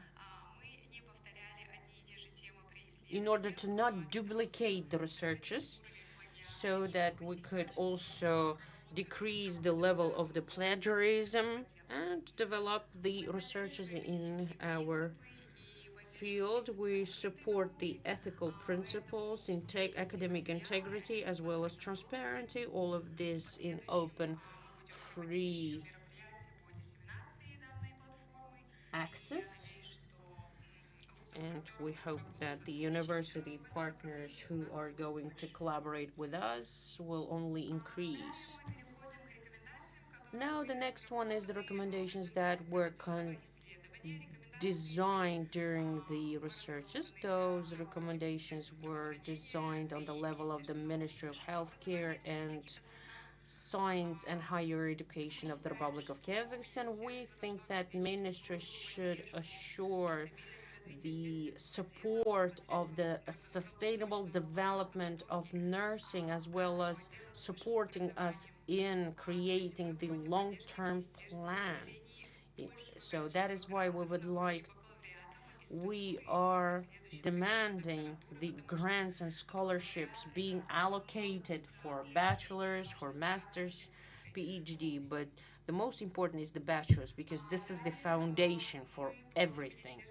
We're also demanding to create a structure for collaboration and being a bridge between education and medicine in order to create the evidence-based nursing practices. Also, we are asking to have structures, policies, programs, so that inside of the organization, all of the nurses and students will be thriving toward development. We know that also we have formal collaboration and interactions between universities and organizations, but we would like to promote and encourage them to have memorandums, agreements for cooperation, so that the cooperation will be more sustainable. Also, we are asking to give access for the databases and to create favorable conditions for the researchers that will give us opportunity to have sustainable collaboration and sustainable development. Also, we have a recommendation to set the objectives for universities. Theory, practice right now quite in silos, and the quality is really on a low level. So that is why we need to collaborate on that. And of course, we need to implement the collaboration between the universities and medical facilities, which will help us to achieve those goals. Julduz Maratovna would like to say final word, so that is why I'm giving floor to her. Thank you so much for your attention. I would like to add that Firuza Khadralievna, we're talking about creation of the repositorium and center of GBI, Center for the Collaboration. I would like to add that in each region, in each university partner, there is a representative of this Center for the Collaboration of GBI, and each representatives and partner university will has the access for the affiliated group of this center. It will give the access to the summary as well as to the specialized databases. I would like to also remind that we representatives present in each university as well as the Nazarbayev University, Medical University, Astana, in Shymkent, in Asfendiyarov Medical School. So I would like to say that practitioners, nurses practitioners or nurses that are in service, you should come over or contact if you have any ideas for writing the systematic reviews. Let us develop this center together. It is not work could be done by 5 people or the members of this organizational consortium. This is our joint work. Those who are indifferent about nursing, you should come over and try to achieve these goals together. Feruza and Shoulders about their presentation. I want to emphasize that please, from clinical practice, ask for development project. Bring your research question or your clinical question to these persons who are in the GBI. Now they are open. Every single university is committed. They have a goal. They have an aim to fulfill. So please go on. And now I'll let floor for Paulo and Feruza. Paulo is Assistant Professor, School of Medicine, Nazarbayev University, Kazakhstan, and Feruza you already met. So they have a presentation of context, assessment, and readiness to change, a case history of National Research Oncology Center on implementing best practice in post-surgical pain management. So now you hear what they can do with you in clinical practice. Floor is yours.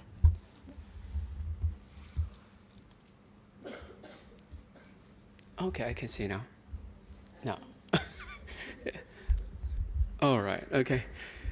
Thank you very much, Johanna, and thank you very much, everyone, for still here with us today, participating, well, just sitting in there. And I thank you personally because you are, I'm here again for the 3rd time to share our experience. And this afternoon, I would like to share this bike with the director of the Kazakhstan Center for Evidence-Based Nursing, a JBA-affiliated group, Feruza, with me. So my presentation, or our presentation, is about the context assessment.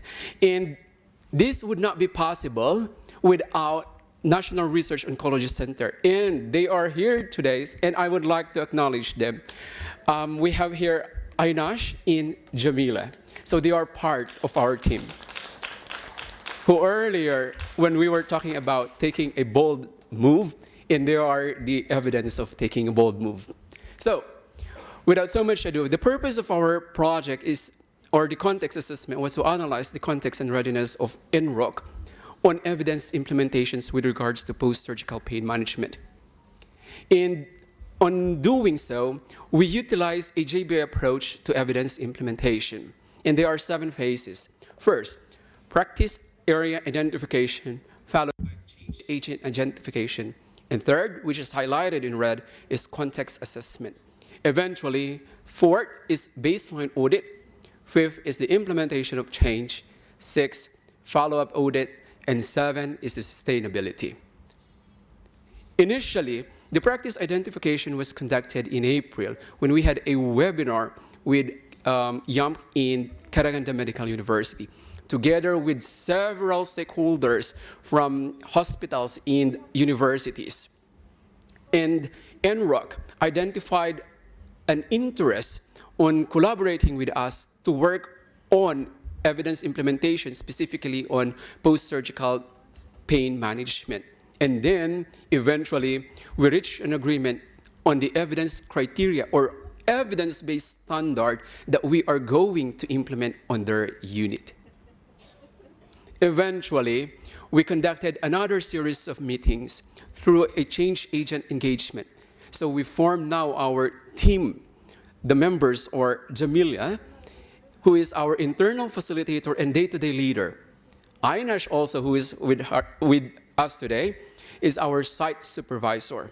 Zulduz, who was here earlier on the stage, is our external facilitator before, but right now he is considered as internal because she is already working in the hospital. Alma is our external facilitator and opinion leader. In us, truly I am the project lead because I submitted the application to NUSUM. And then we have also with me is Farusa, who is our co-project lead, although she is our director for the center. Johanna and Satu are our consultant externally from YAMP, who give us at times or at intervals a direction on our project. We have also the staff nurses and physicians representatives from the hospital as our supporters. Is this yours? Yeah. Okay, so the floor is with my colleague now. Thank you. Как Пауло говорил выше, as Paolo has mentioned before, the implementation project is done in 7 stages. The third one is context assessment. We've chosen SWOT analysis, and we've assessed it based upon 8 indicators. First, the strengths, weaknesses, opportunities, and threats of the research oncology center structure, workplace culture, communication, leadership, resource availability, knowledge, skills, and attitudes in their departments, in their units, and commitment to quality management and interdisciplinary relationships in this organization to assess the readiness of this organization to introduction of evidence-based approach. Before assessing the readiness, we've been given the Ethical Commission approval of Nazarbayev University and Research Oncological Center. After that, we've organized meetings, discussions. We've explained the SWOT analysis methodology, so what criteria are going to be applied, and we've identified the nominal group to participate in the discussion. And then we've carried out the assessment. The assessment involved 5 nurses and 1 doctor of the hospital unit where we carry out the research. 3 nurses are active at the hospital bed, in particular in the wards, and so they're working at the bedside. 2 nurses are in the nursing development, and 1 is the director of nursing. We find out 8 factors for successful evidence implementation, and we also identified strengths, weaknesses, opportunities, and threats, and we'll present some of the results to you. Please pay attention to the following. According to the employees of that unit, hospital unit, they consider their strengths as the pain rating scale and pain management SOP, but at the same time they say that there is a lack of some knowledge about pain, and there is no way that there is actually need to develop this knowledge. Moreover, nurses have identified that they have enough knowledge and skills and experience for prescribing some medications, and not to wait the prescription of a doctor, because during this period the patient may have a pain shock. At the same time, the threats are some lack of some knowledge, which may result in errors. Let's move to the next indicator about labor culture, job culture. The employees of the hospital have ongoing professional development, training. They're supported by the leadership and senior nurse. At the same time, they highlight that during some time there will be distrust from the general practitioners, from doctors, because of decision-making by nurses. And they say that the nurse community doesn't quite understand the evidence-based decision-making process. At the same time, they may provide assistance to their patients, and they want to be heard. They're ready to improve their practice for this purpose.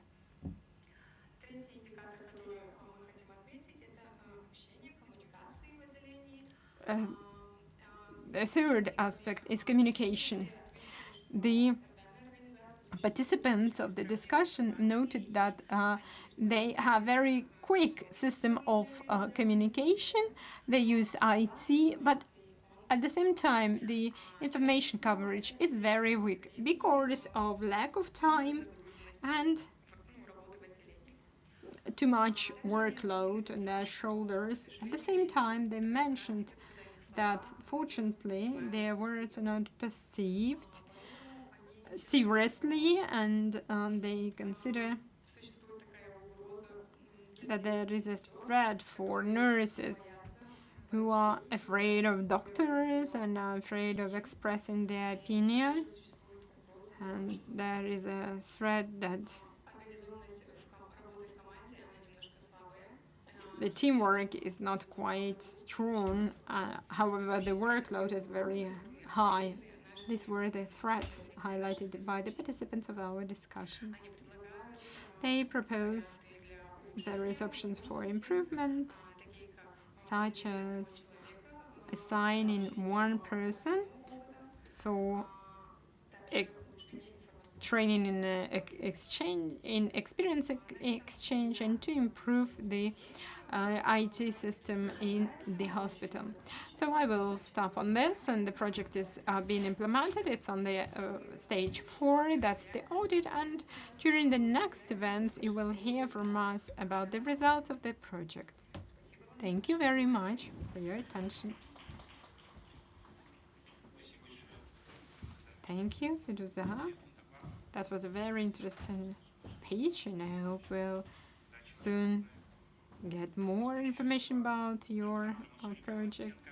Alexandra Masharipova was given the floor for the next speech about the role of evidence-based nursing practice for nurses in primary health care.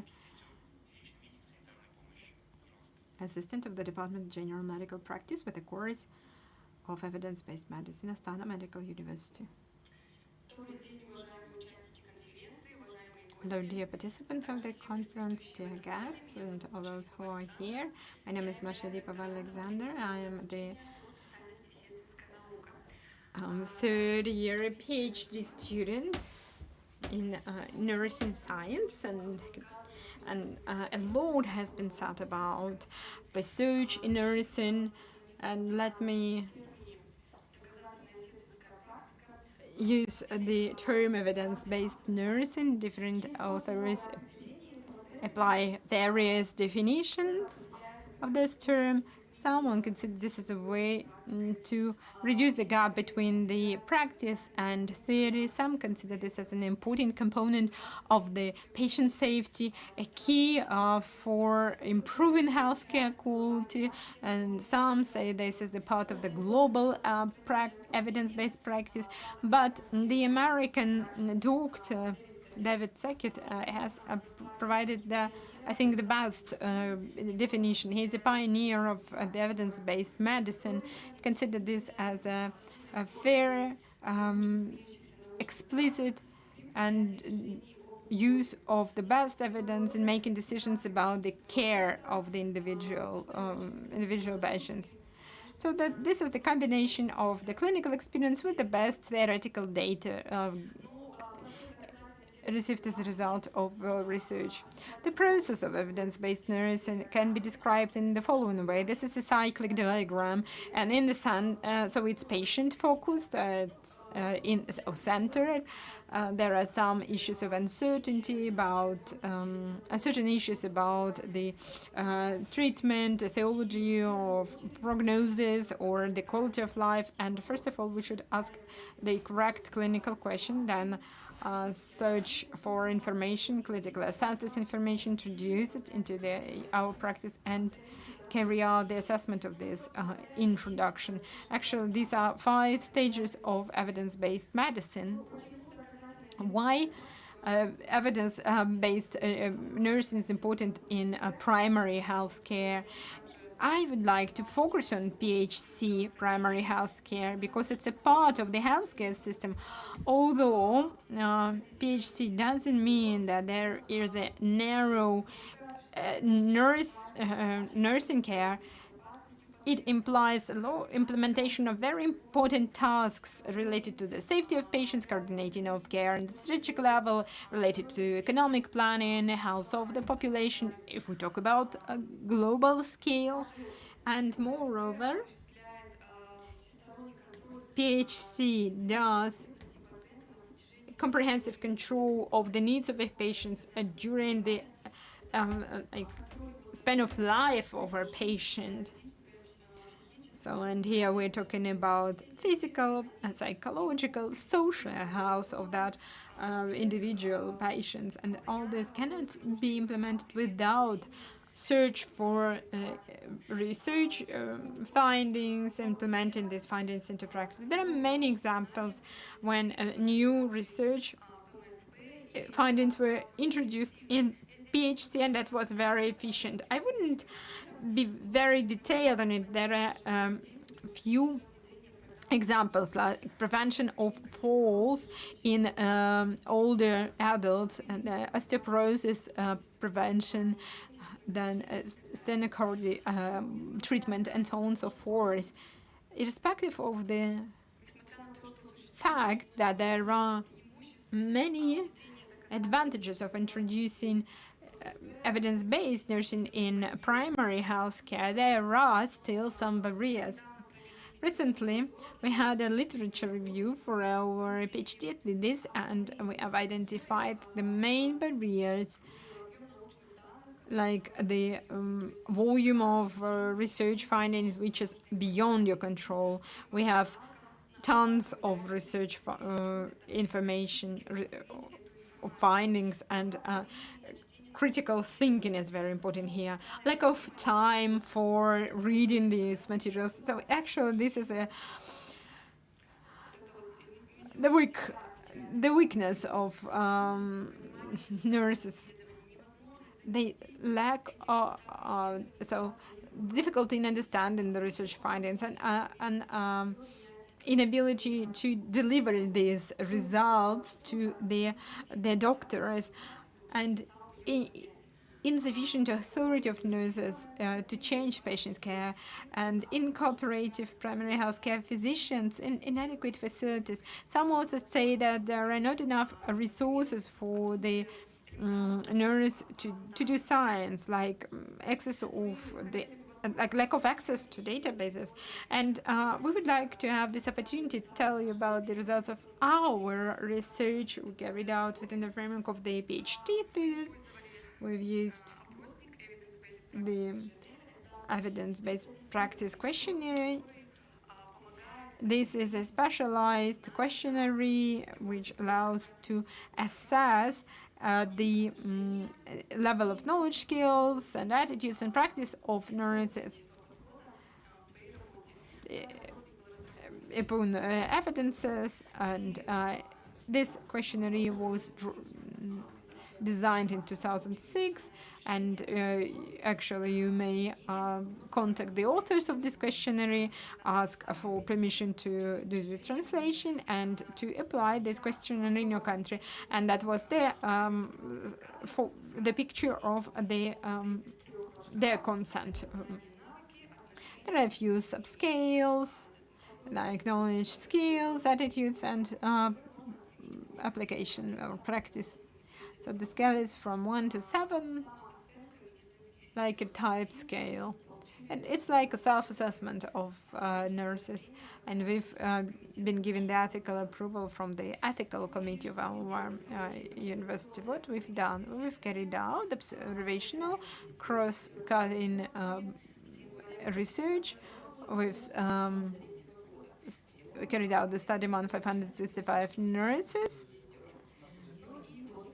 from January to May. After that, we've carried out statistical analysis. We used descriptive statistics, dystrophy, and dispersion analysis. And these are the results of this study. The average score is 109.7 out of 168 possible scores, which is more or less average level. About 33% of nurses scored below the threshold, and this is an indication of a low level of professional competence in the field of evidence-based practice. Only one responded, one nurse scored the highest possible score, and a practice upscale showed the lowest score. You can see the breakdown of the scales on the screen. No, attitude is ranked first, then knowledge and skills, and practice closes this rating.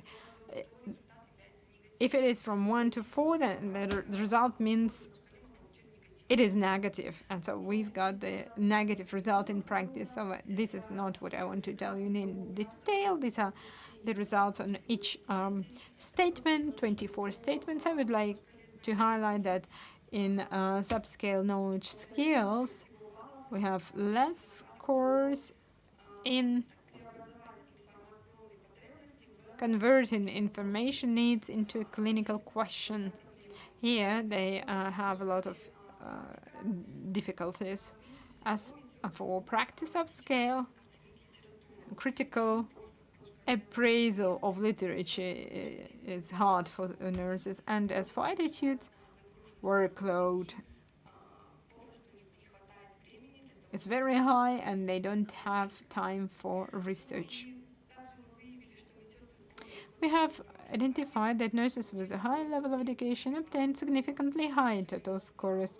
So we had a lot of different indicators in nurses with bachelor degree and in nurses with master degree, depending on the.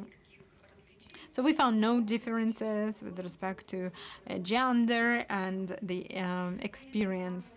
But there were differences in practice. If we compare the results of our study with similar studies, then we may say that the score we have is a bit higher than in China, but lower than in Spain, Latin America, Oman, Egypt, and Jordan.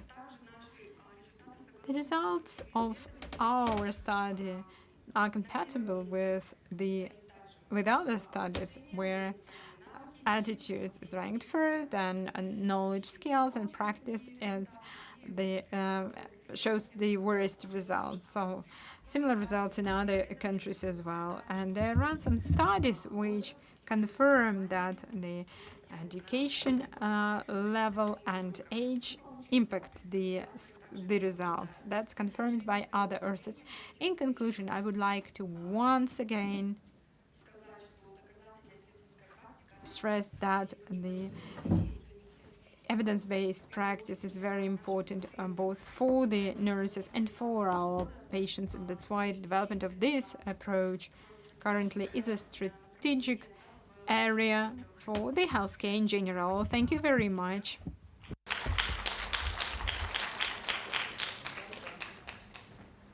So, thank you, Alexandra, for your detailed presentation.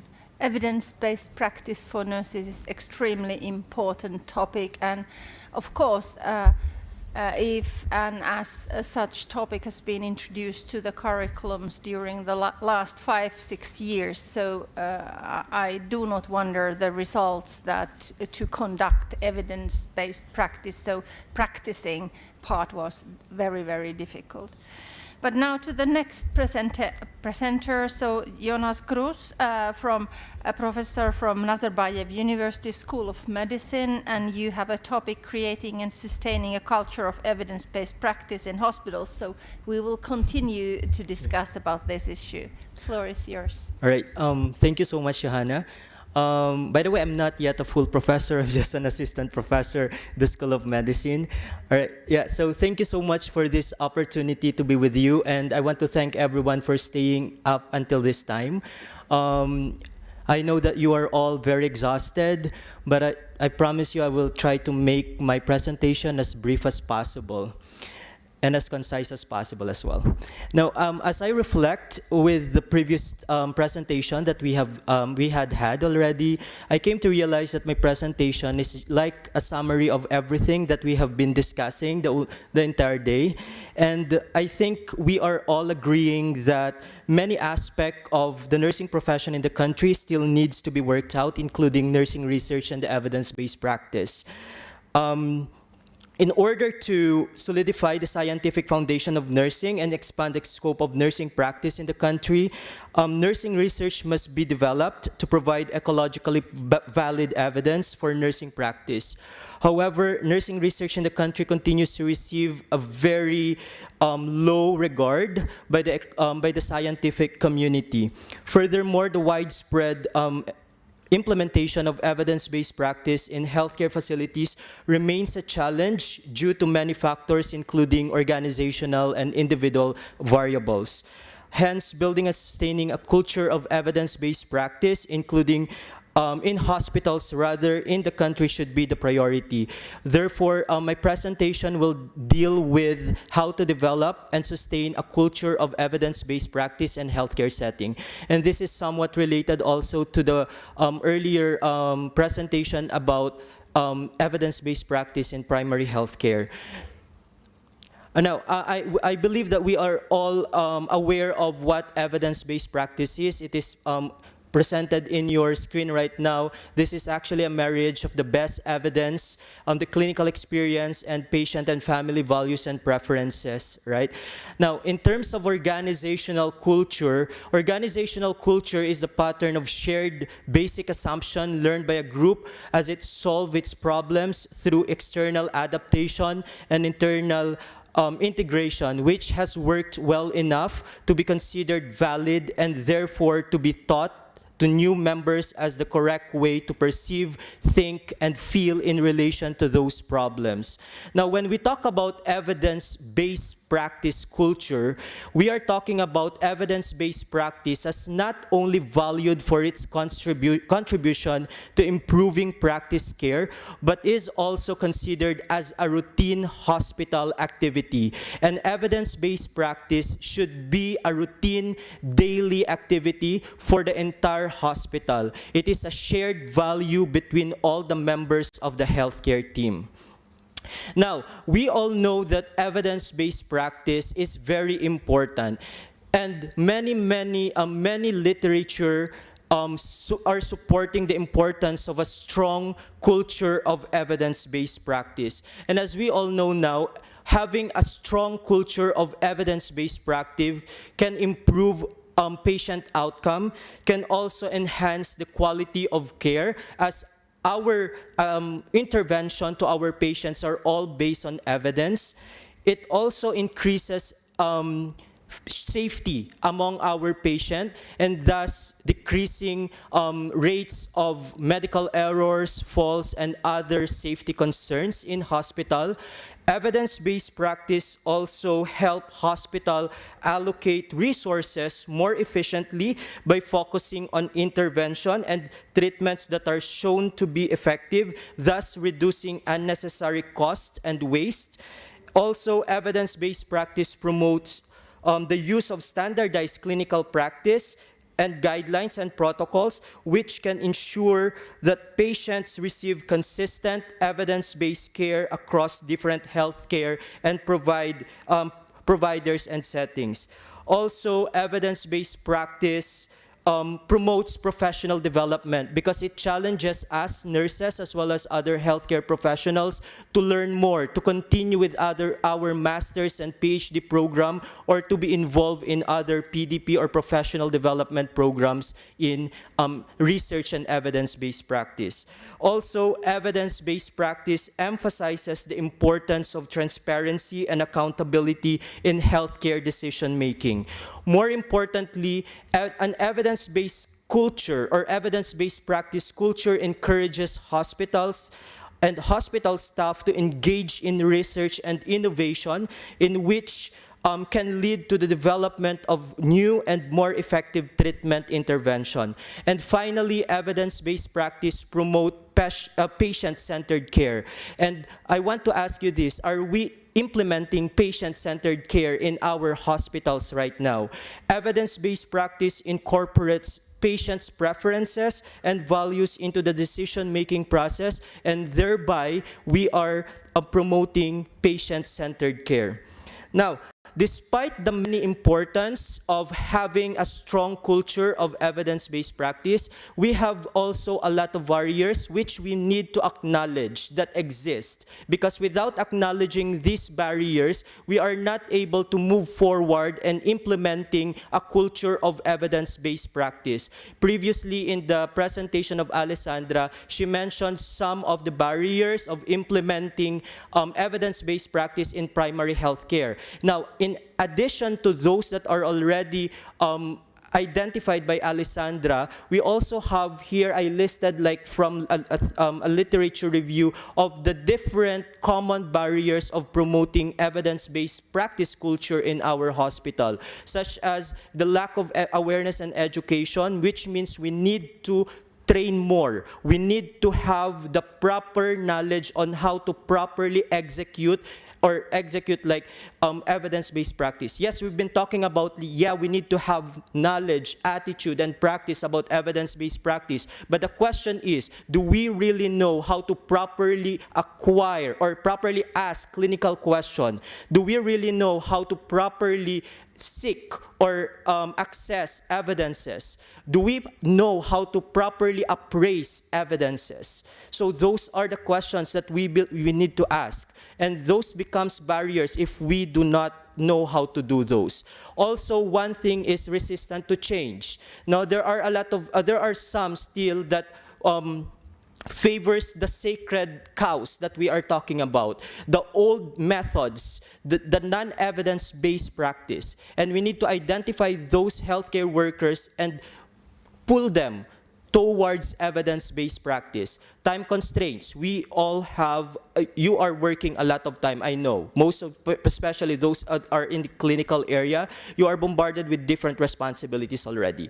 All right? And accessing literature, reading papers might be an additional problem for you. All right? So aside from that is access and lack of, access to evidence and lack of resources. We need a lot of money for this.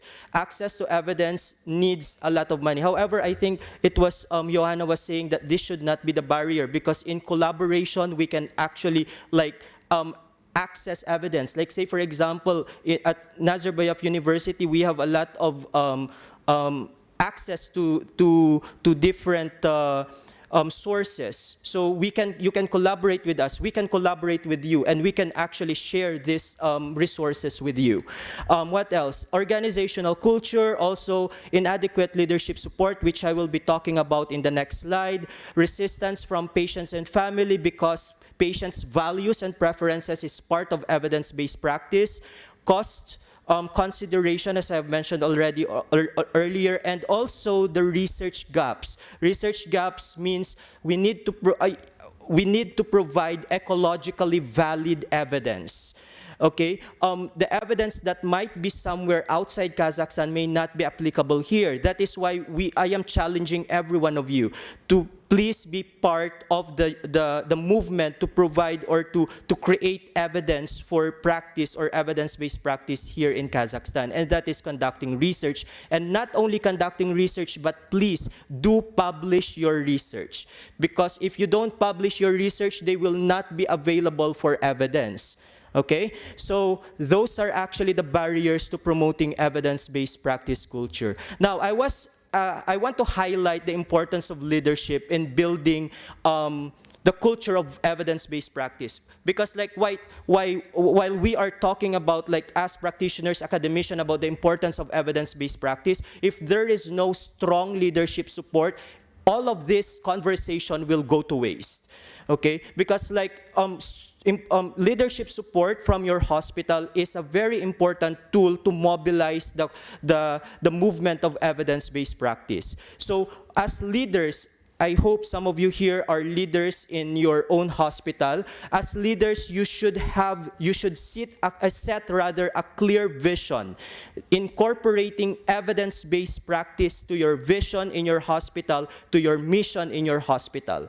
What else? You need to commit to the evidence-based practice movement, and you need to set as a role model. Because if you do evidence-based practice as a leader, it will have a domino effect. Your colleagues will follow you. Okay? Of course, as a leader, you have the power to allocate resources. And that is a very important part of ensuring that the culture of nursing, evidence-based practice in your hospital will flourish. Education and training. Support your staff to go and complete their education. Provide them professional development program. By the way, if we have started an we had done like a mentorship program in nursing research at UMC, and I want to take this opportunity for those hospitals that, or even like health academia, who wants to take part of the mentorship program. Please do contact me or Paulo, and we can arrange like a mentorship program for nursing research. And we do it from A to Z, from conceptualization of your project until your publication of your project. Okay? All right, so aside from that is policy integration, and this one, overcoming resistance. As I have mentioned earlier, you need to identify those members of the healthcare team that are resistant to change and try to encourage them to move to the side of evidence-based practice. I know that would be like a challenge, but I know you can do that. And sustainability, all right? We cannot sustain evidence-based practice without a strong leadership from the hospital. And it should be part of your strategic plans, your vision, mission. Inculcate evidence-based practice in every document that you have in your hospital. In that manner, it will become a sustainable practice in your hospital. All right, so finally, since we are talking about sustaining evidence-based practice culture in hospital, there are a lot of models that you can actually implement. There are a lot of models that are published there that can be used and adopted. This one is just one of the examples.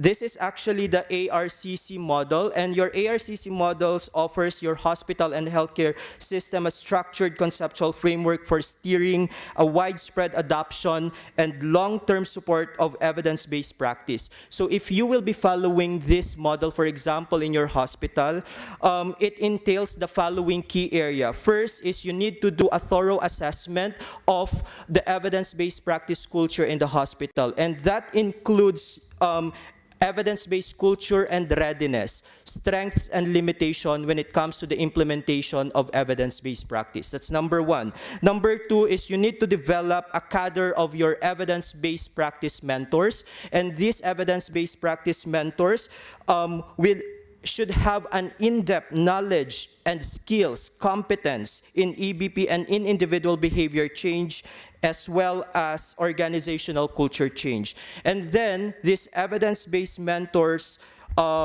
experts, should help your point of care clinicians, like the nurses who provide direct care to your patient. These evidence-based practice mentors, like Thora was already mentioning about mentorship, they should mentor the point of contact clinicians, nurses, about evidence-based, proper way of doing evidence-based practice. And finally, when the clinicians work with your evidence-based mentors, their beliefs about the value of evidence-based and their ability to implement increase, and this is followed by a greater achievement of your evidence-based practice care in your hospital. All right, so I will end my presentation with this slide. And before I leave this stage, I want to challenge each and every one of us, be an advocate of nursing research and evidence-based practice. You are not here, not sitting here and listening to this, everything that we are saying here. But what we want you to do is to bring everything that you have here, go back to your working area, and then spread the news that nurses are scientists also. Nurses can also contribute in improving the healthcare outcome of Kazakhstan. Thank you so much.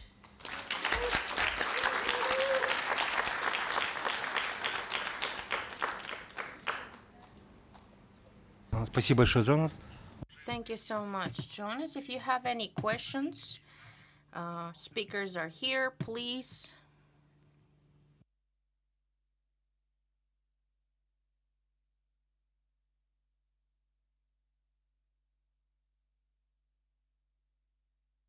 Is there any questions to speakers on our section? No, so that is not the case. I would like to remind you, colleagues, that you have to fill out the questionnaire on feedback. You have the QR code on your slides. It is very important for us. We are awaiting your feedback.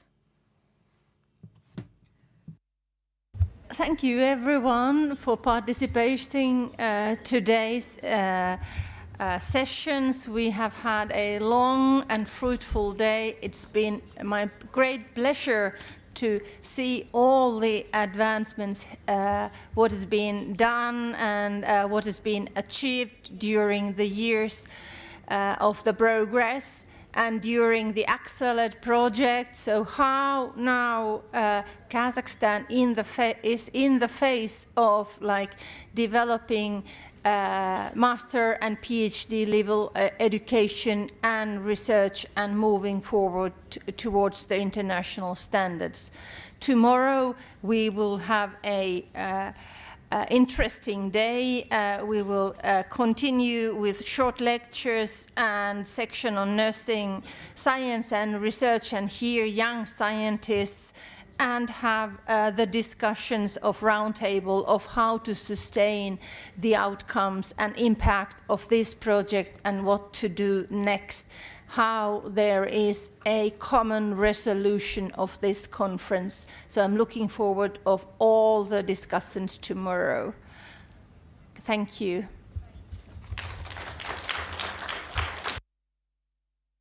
Спасибо, уважаемые коллеги. Thank you, dear colleagues. See you tomorrow, 9 a.m. sharp.